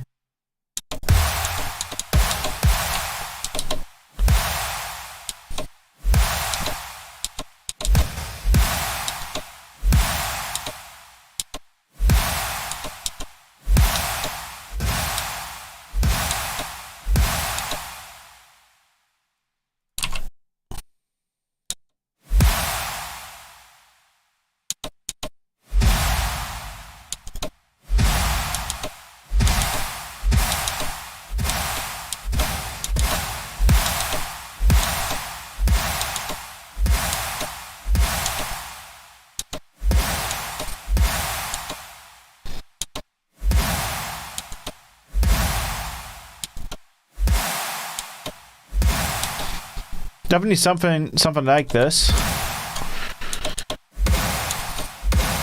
It's definitely the transient here that's determining the sound.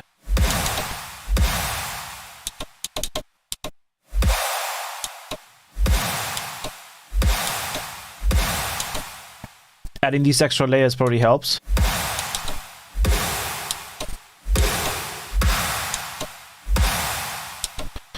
And then if we record that,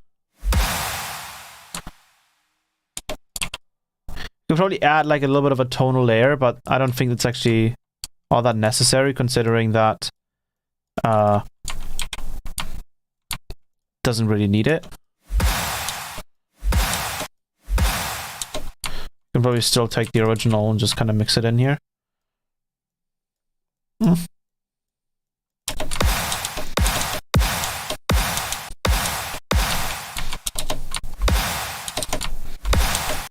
Like that. Sounds pretty good. Whoa. What's that? What's going on? There we go. Grab that. Effects. And then we can probably throw that in here.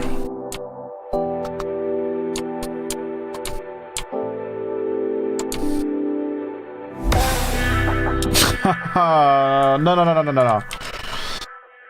It sounded fine in isolation, but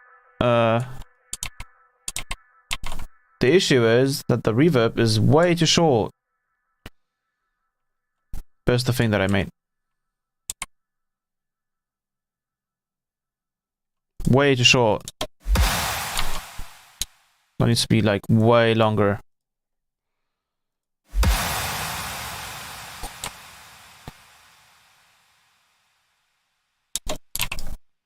Kind of like that. It's probably also the type of kick that I'm using here. What is it? Could try a different one.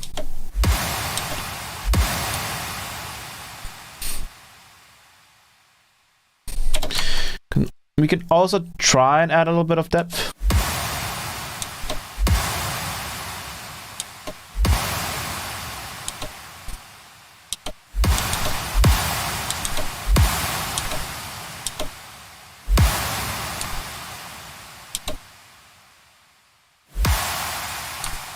I think that sounds pretty good.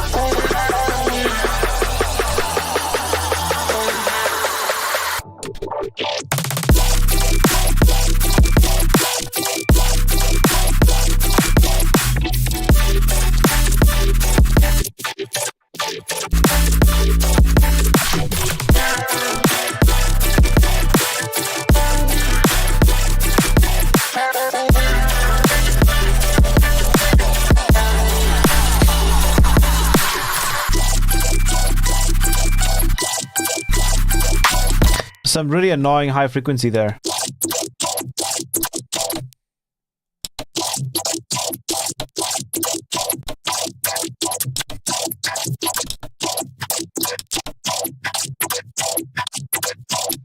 Like some really weird annoying high frequencies.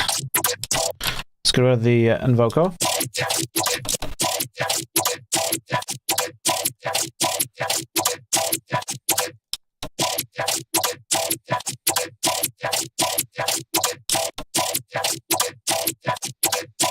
Let's try having this outside of the end power rack.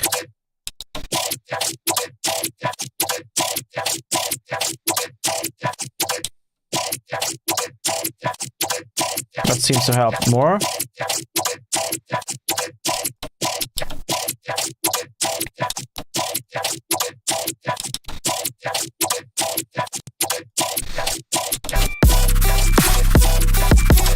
There's something off here. I think it's this.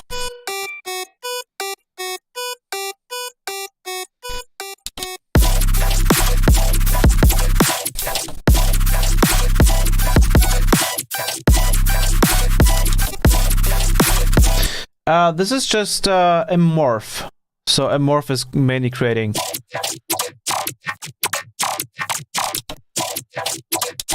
this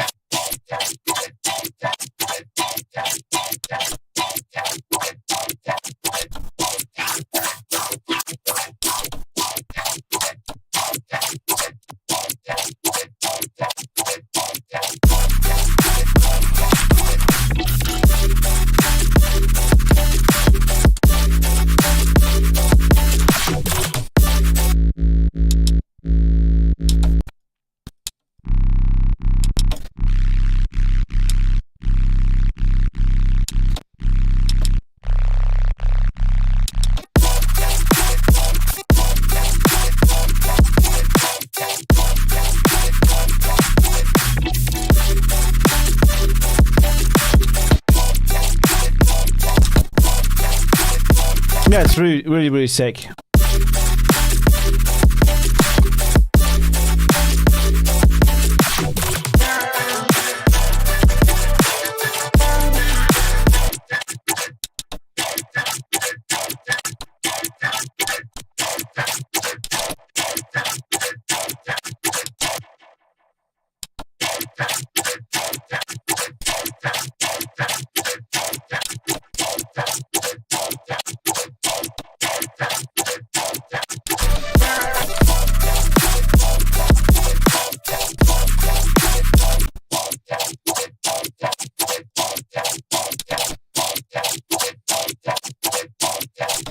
I think it's mainly just the OTT that's causing like all of the weird.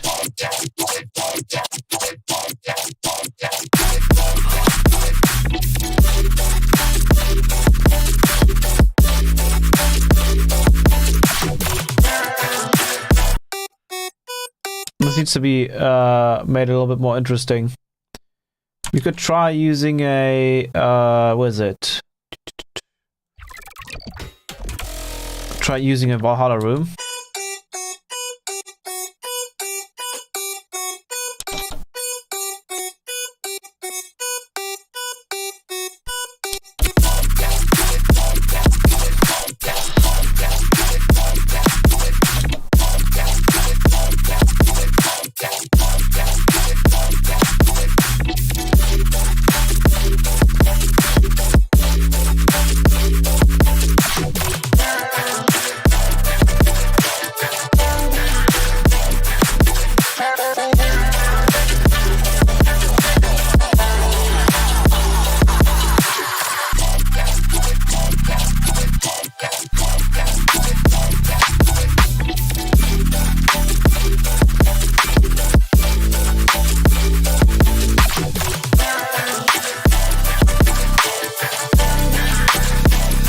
You can also do like a nice little.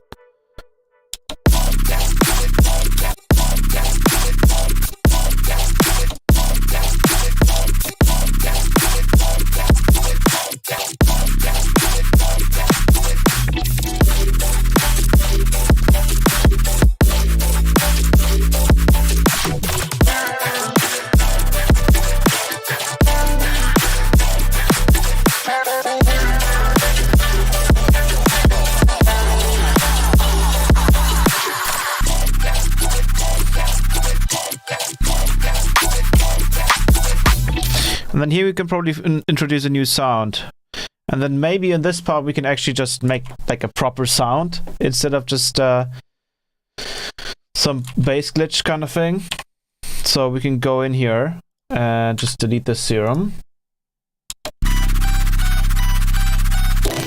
And then do bam, bam, bam, bam, bam, bam.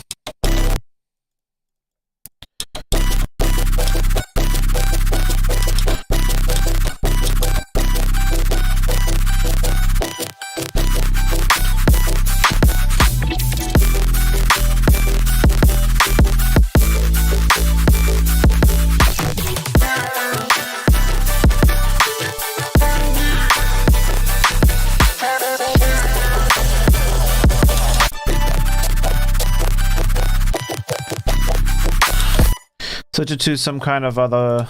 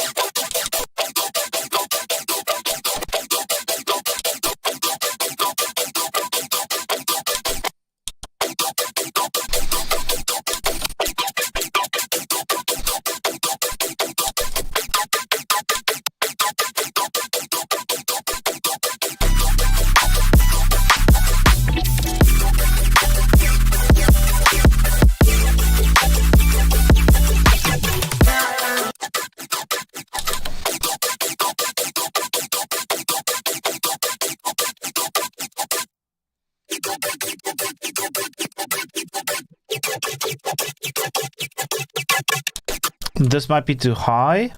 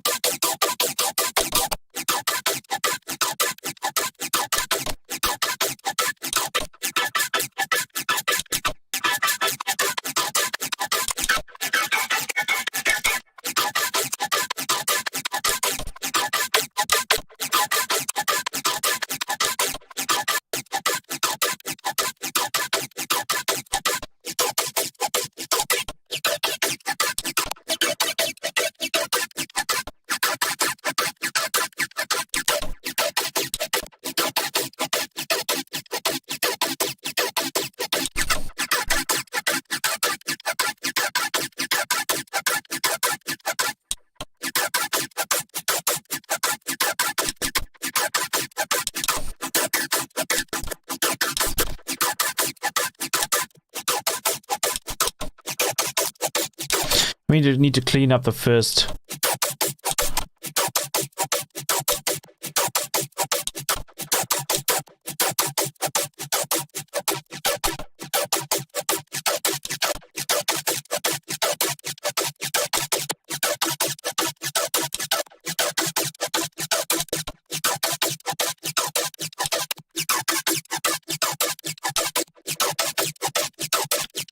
I don't really like using basic shapes that much anymore because there's very little detail in them.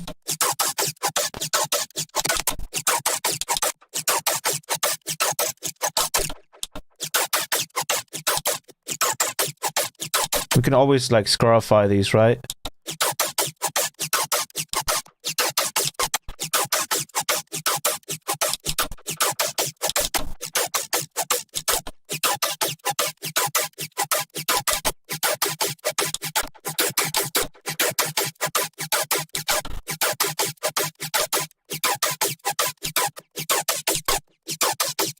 We're getting there.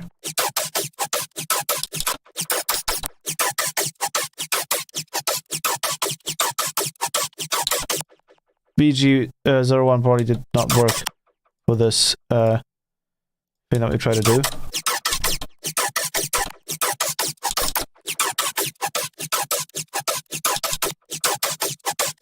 Let's listen to it without the MMORPH.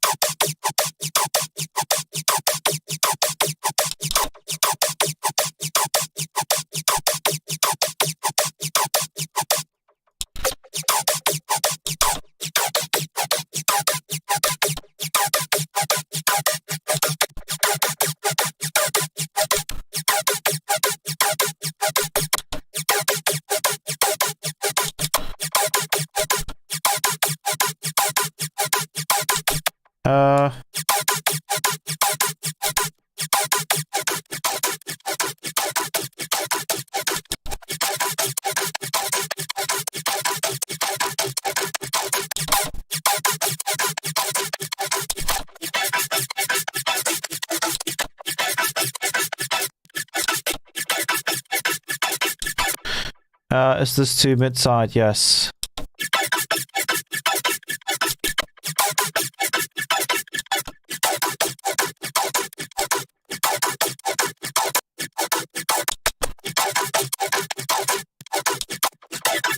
So they will probably want us to like just have.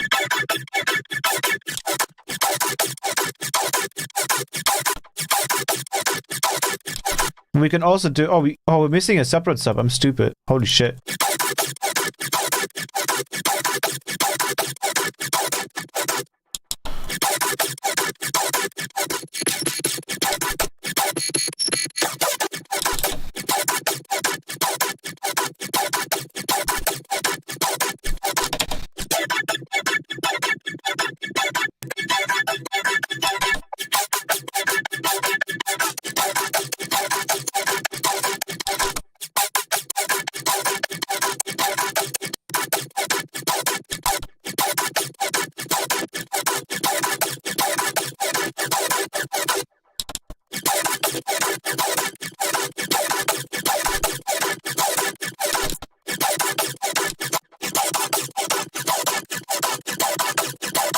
I would probably want to retune it before going into MMORPH, but I don't know if that's going to work. I'm going to try that. So I'll go with E, chromatic, minor.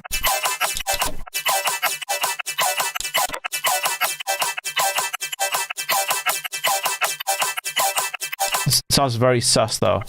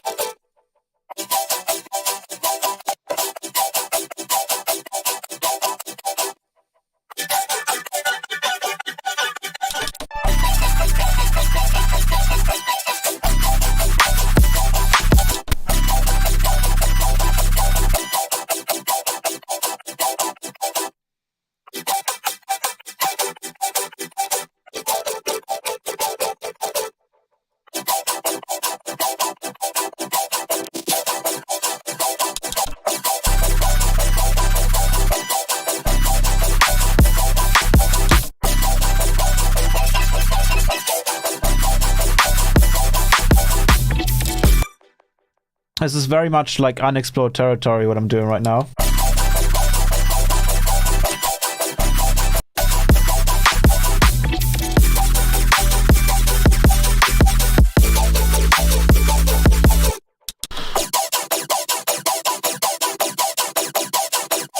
Let's get rid of this one and make this into a low pass.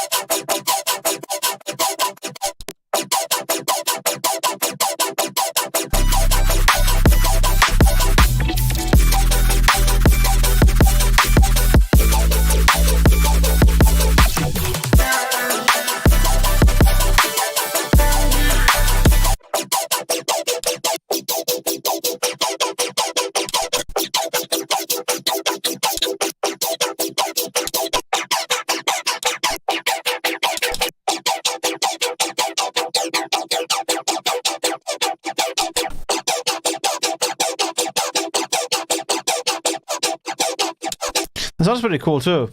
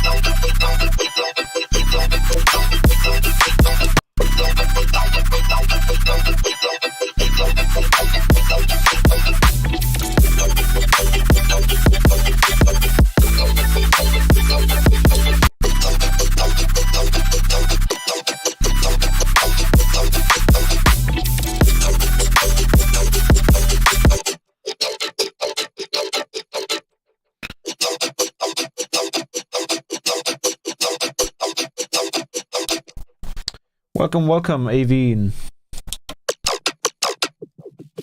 Oh no, I didn't wanna...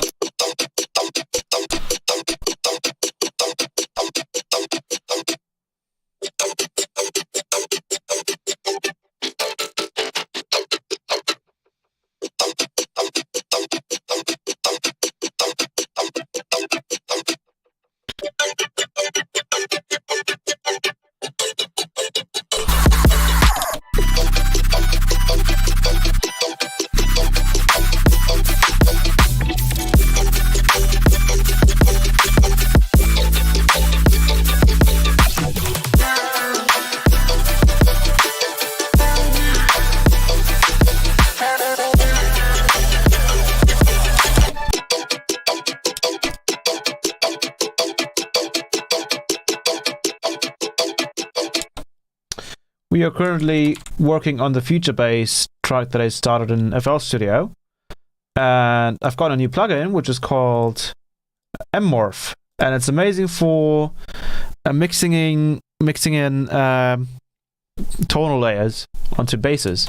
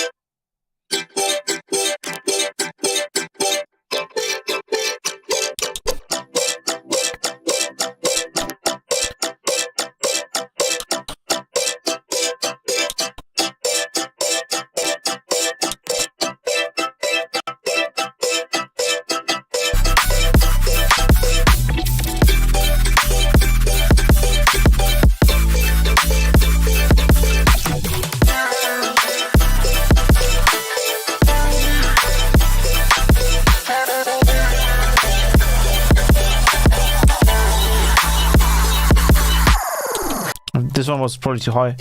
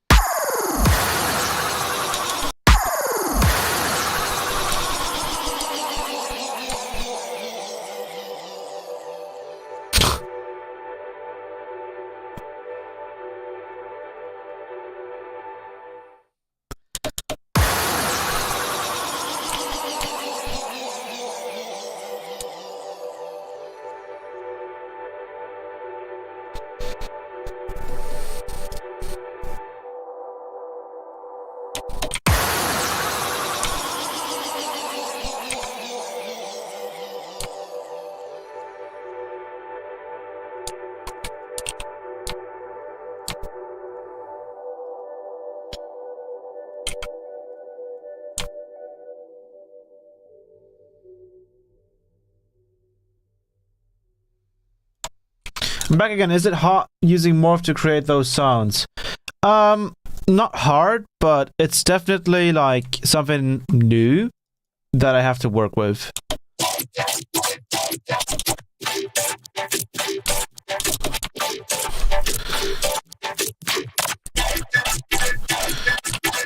It's also because, like, depending on whatever we use in here, it'll drastically change the resulting sound.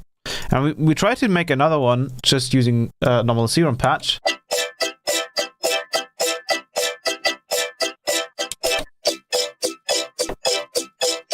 But it's not that easy.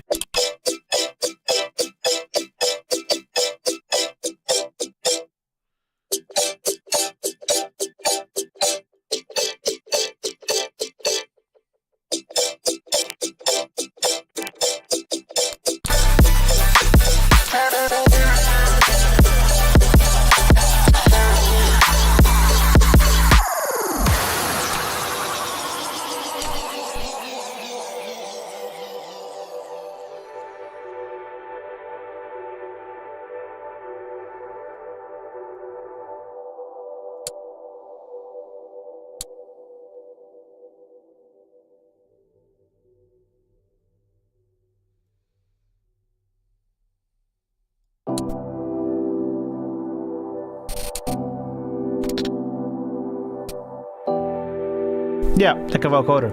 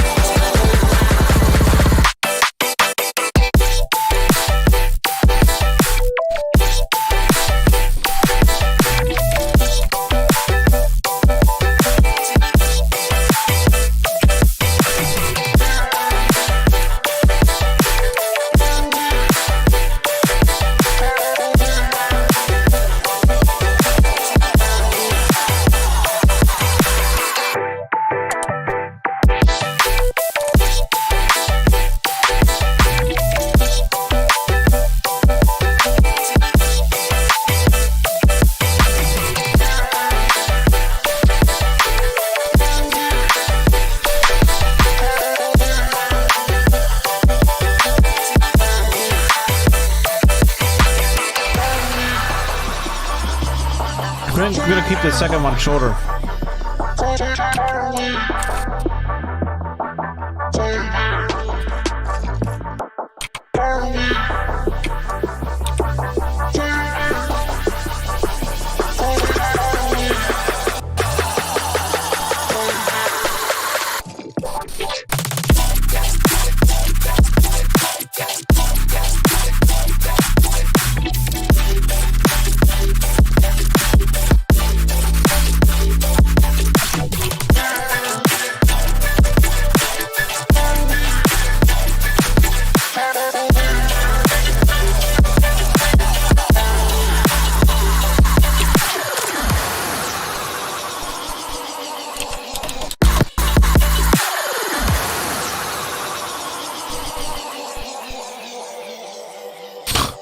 The freaking signature riser is awesome, thanks. We'll look into it. These companies should think about paying you. Probably sometime, yeah. Maybe some sponsorships and stuff. Maybe they want me to check out some certain plugin. I'll do an exclusive stream on that, etc.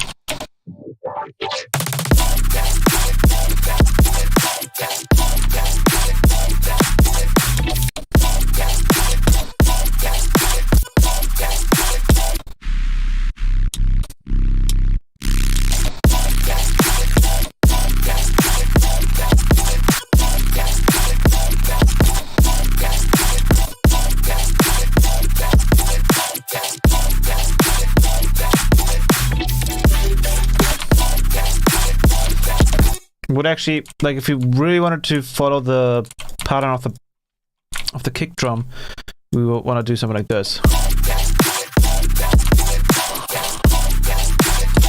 I kind of want to keep it like that.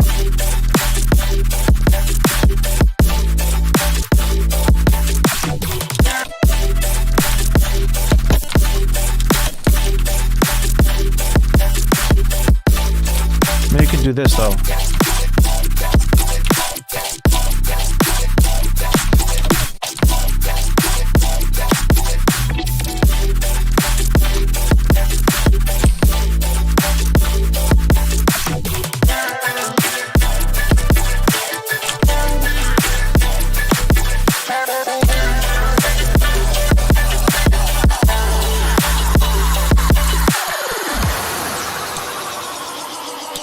Use Blender for visuals. Yes, I do.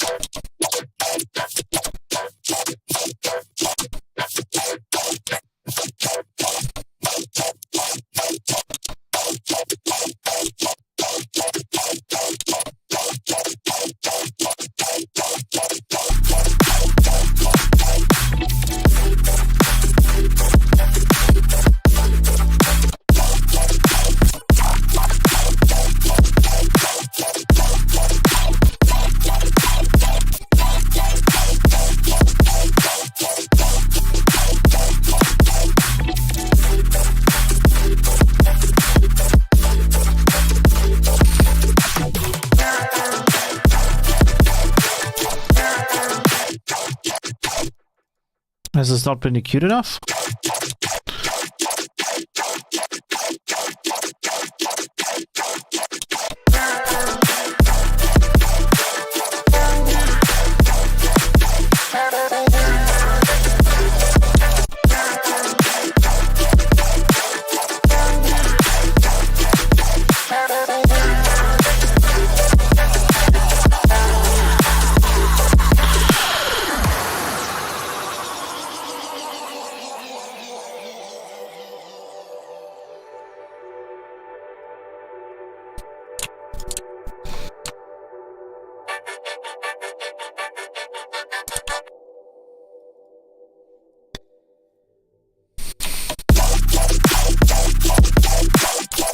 Still not 100% happy with this sound.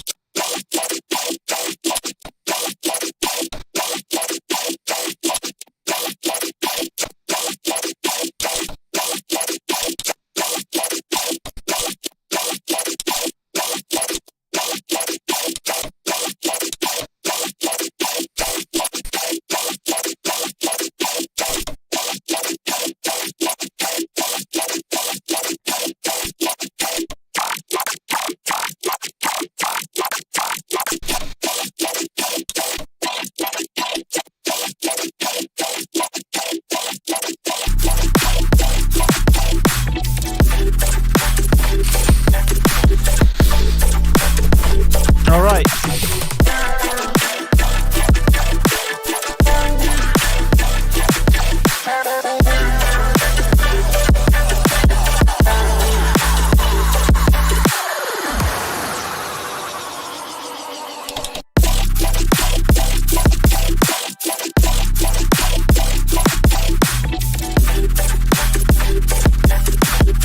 Then we got a god volume here.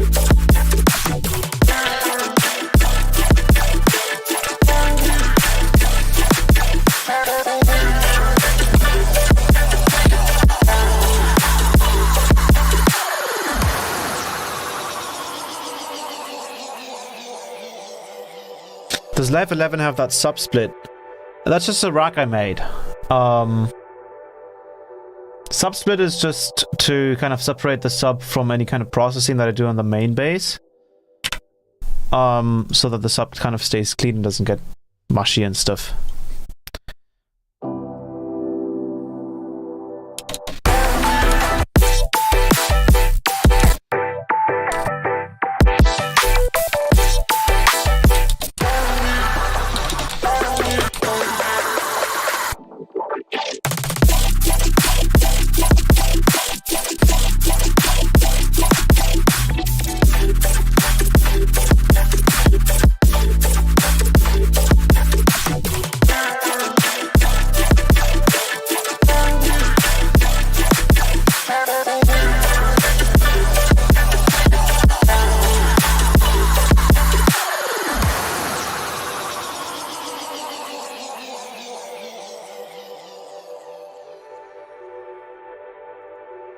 I think the sound sounds a lot better now. I would still prefer having the latency at 2048. But then the issue becomes that Morph does a lot of smearing. Could go into the spectral settings, maybe miss.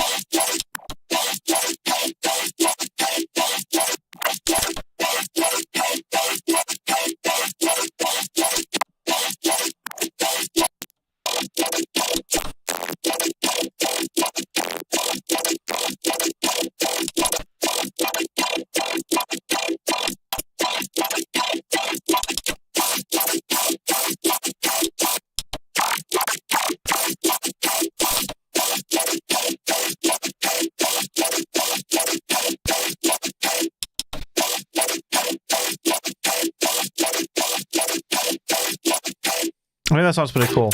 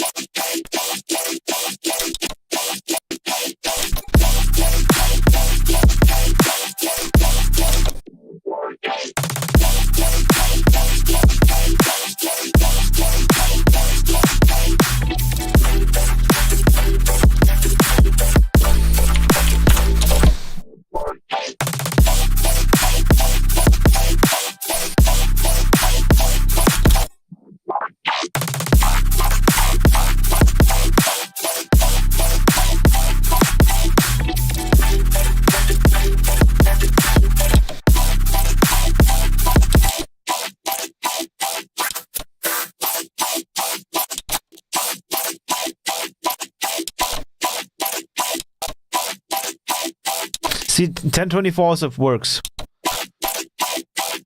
I don't ever have the freeze tracks. I think if I would have gotten Morph 2, so the alternative to this, then I probably would have had to do that.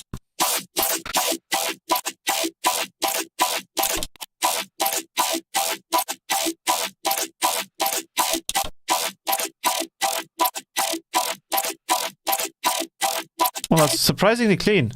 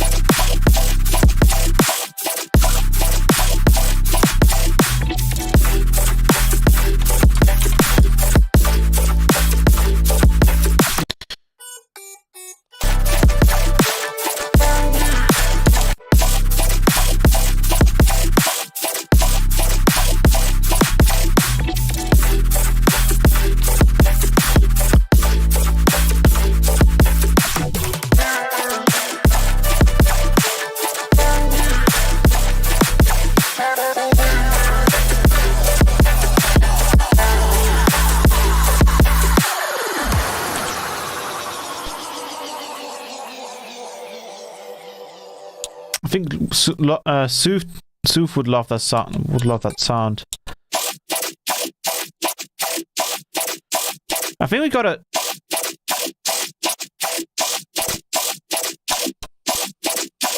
I think we got it sounding decent now, at least. Took quite a while.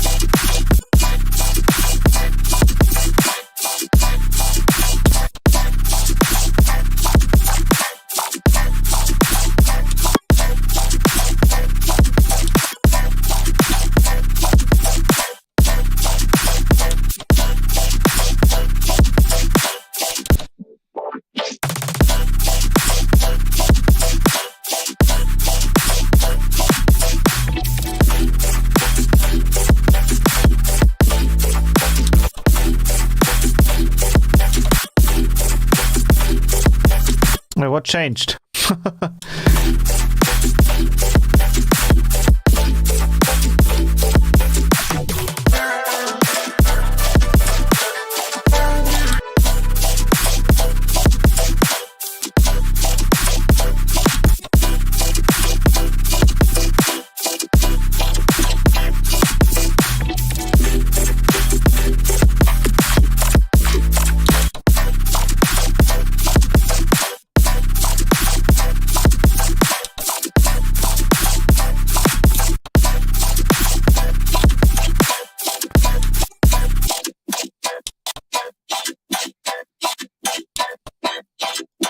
So the only reason why this gets moved out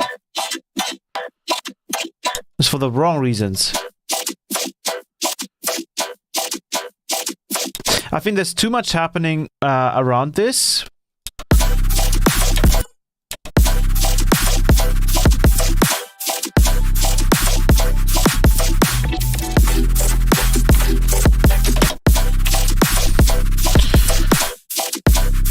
Yeah.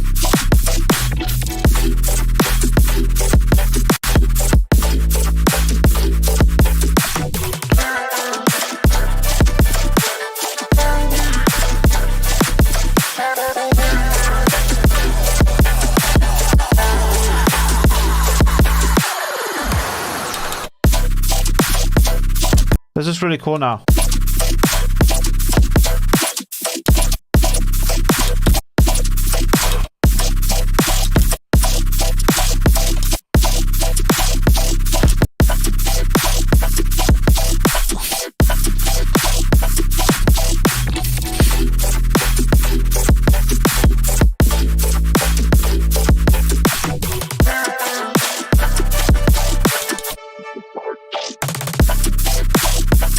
Ooh, okay, now we're getting somewhere, right?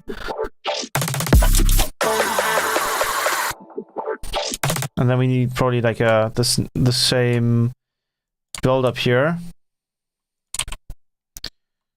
I'm gonna copy these over.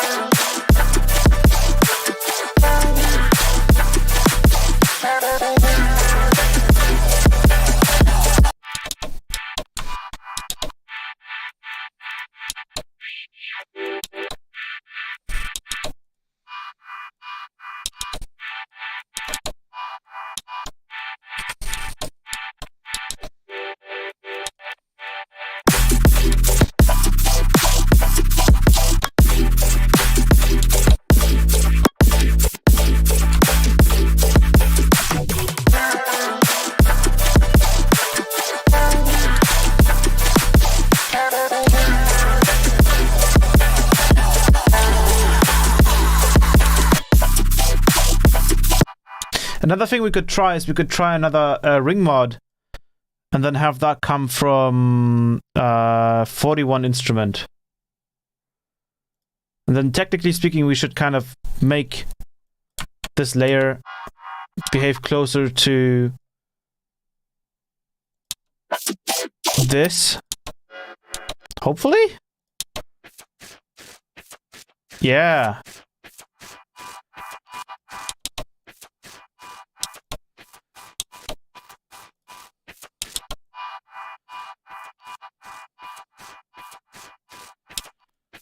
I don't quite understand it yet.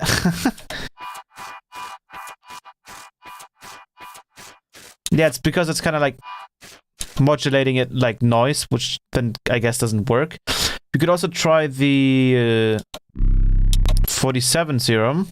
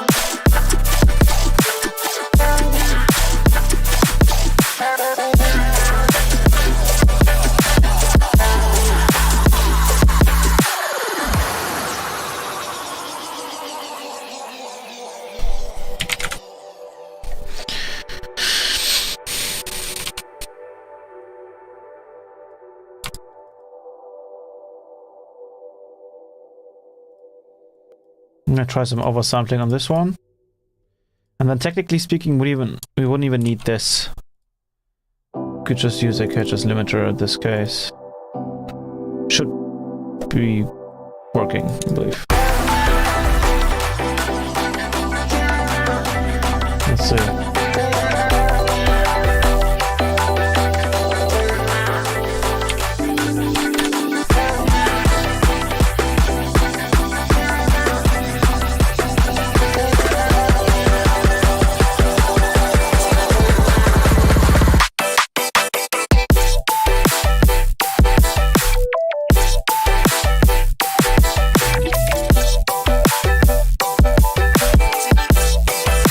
Pretty good.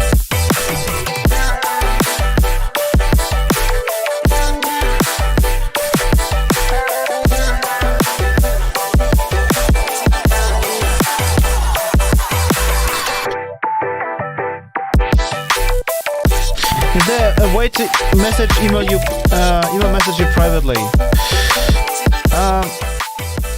Yes, I think I have my email on my SoundCloud, for example, I believe.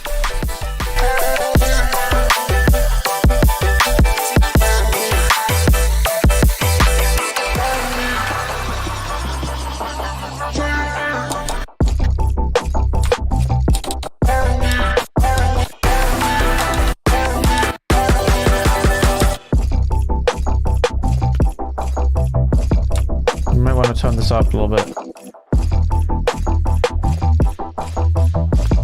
It's not really clipping anyways.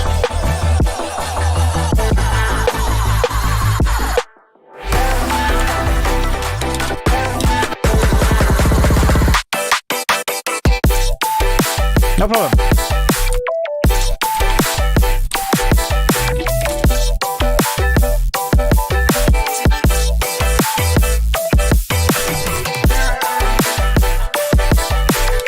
I think what this particular sound here needs is a little bit more.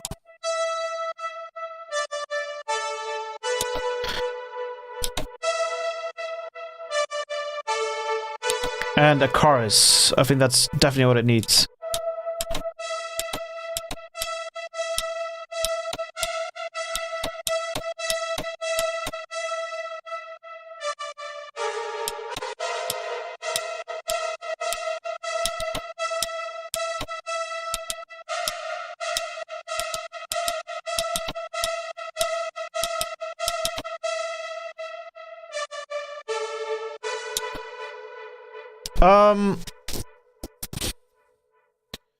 You can also just join the Discord server, I believe. You can you should be able to find it. Let's see. Yeah, right. So if you go to support the stream, actually go to tip in the description.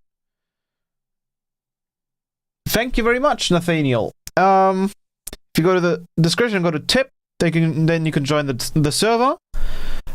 And then you can just write me on Discord.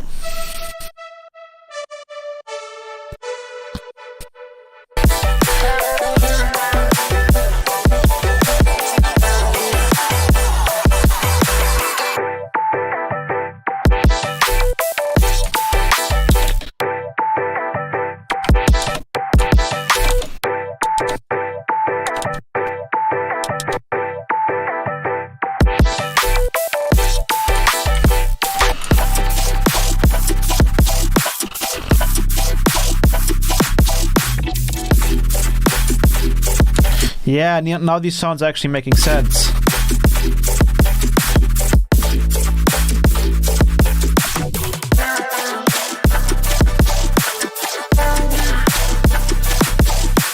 No problem, it's all good. That's my own Ableton skin. Probably even like...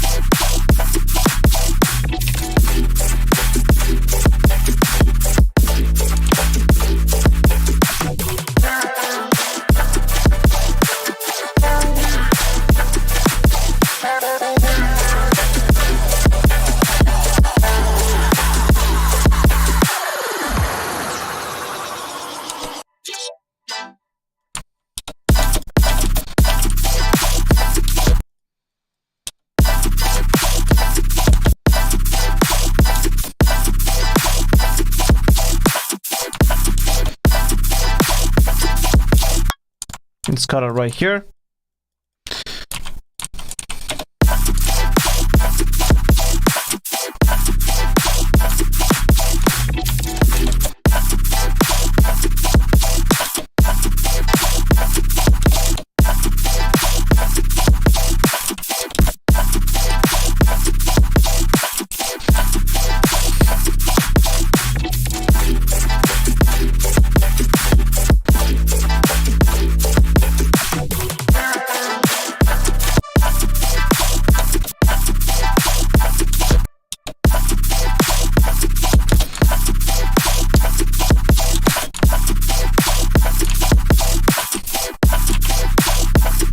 And then we'll use...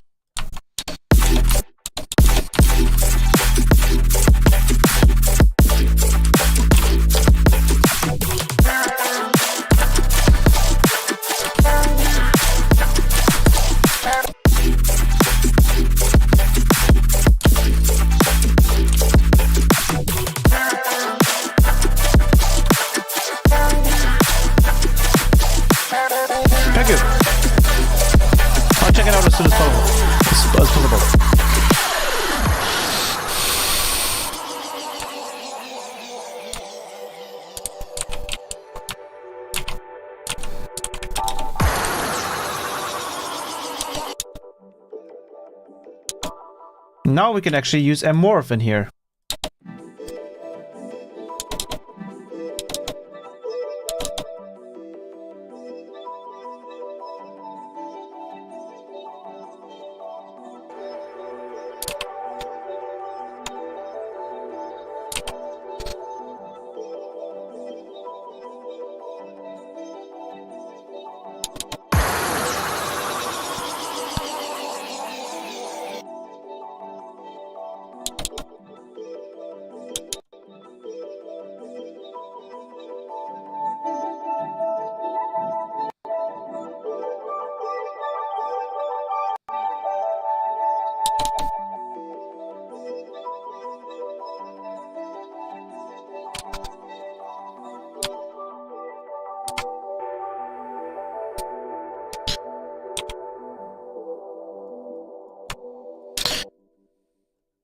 Alrighty. I think that'll be it for today. That was a lot of fun. Definitely still going to check out what Morph can do. We had a couple of really cool examples at the beginning. Obviously, then putting that into an actual track is more difficult. But I think this turned out pretty cool. So with that being said, let's get back to...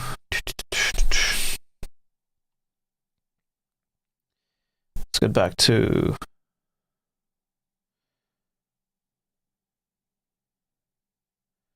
Come on, save. Thank you very much.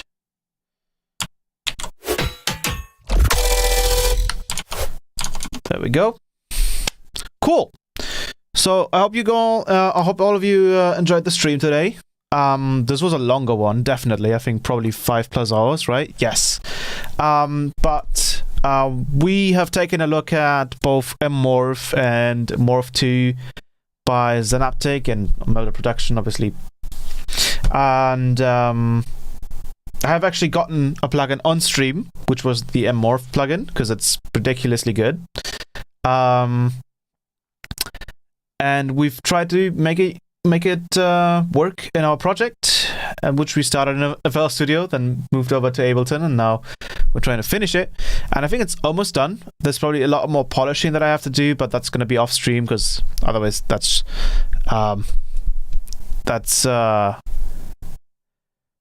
would otherwise be kind of boring just to watch me polish things for like 2 to 3 hours. But other than that, why is my camera spazzing out? Let me try something here.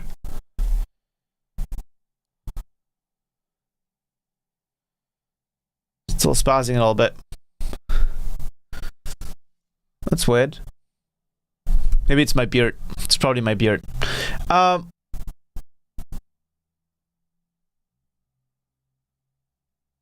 But anyways, I hope you guys enjoyed the stream. I'm going to play the track one more time with some visuals, and then that'll be it for today.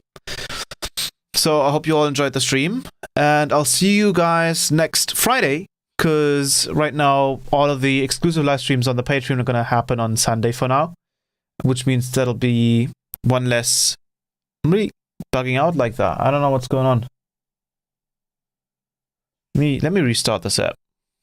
1 second.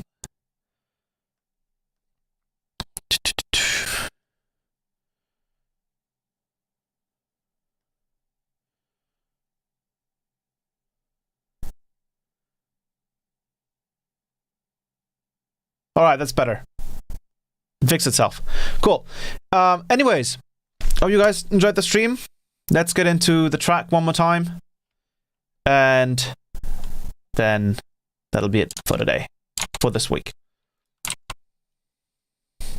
Turn this thing down 1 decibel, and I will shut up. Right? We go here.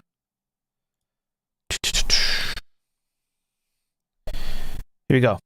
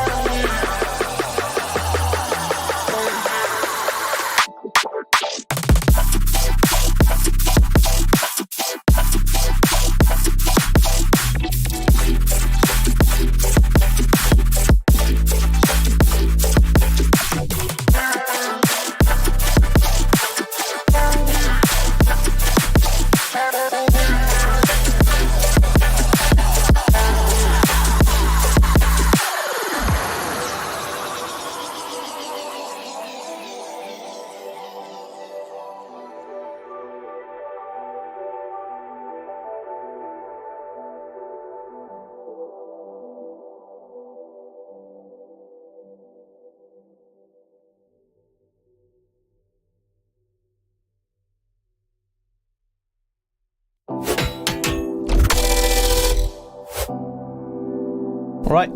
See you guys next week.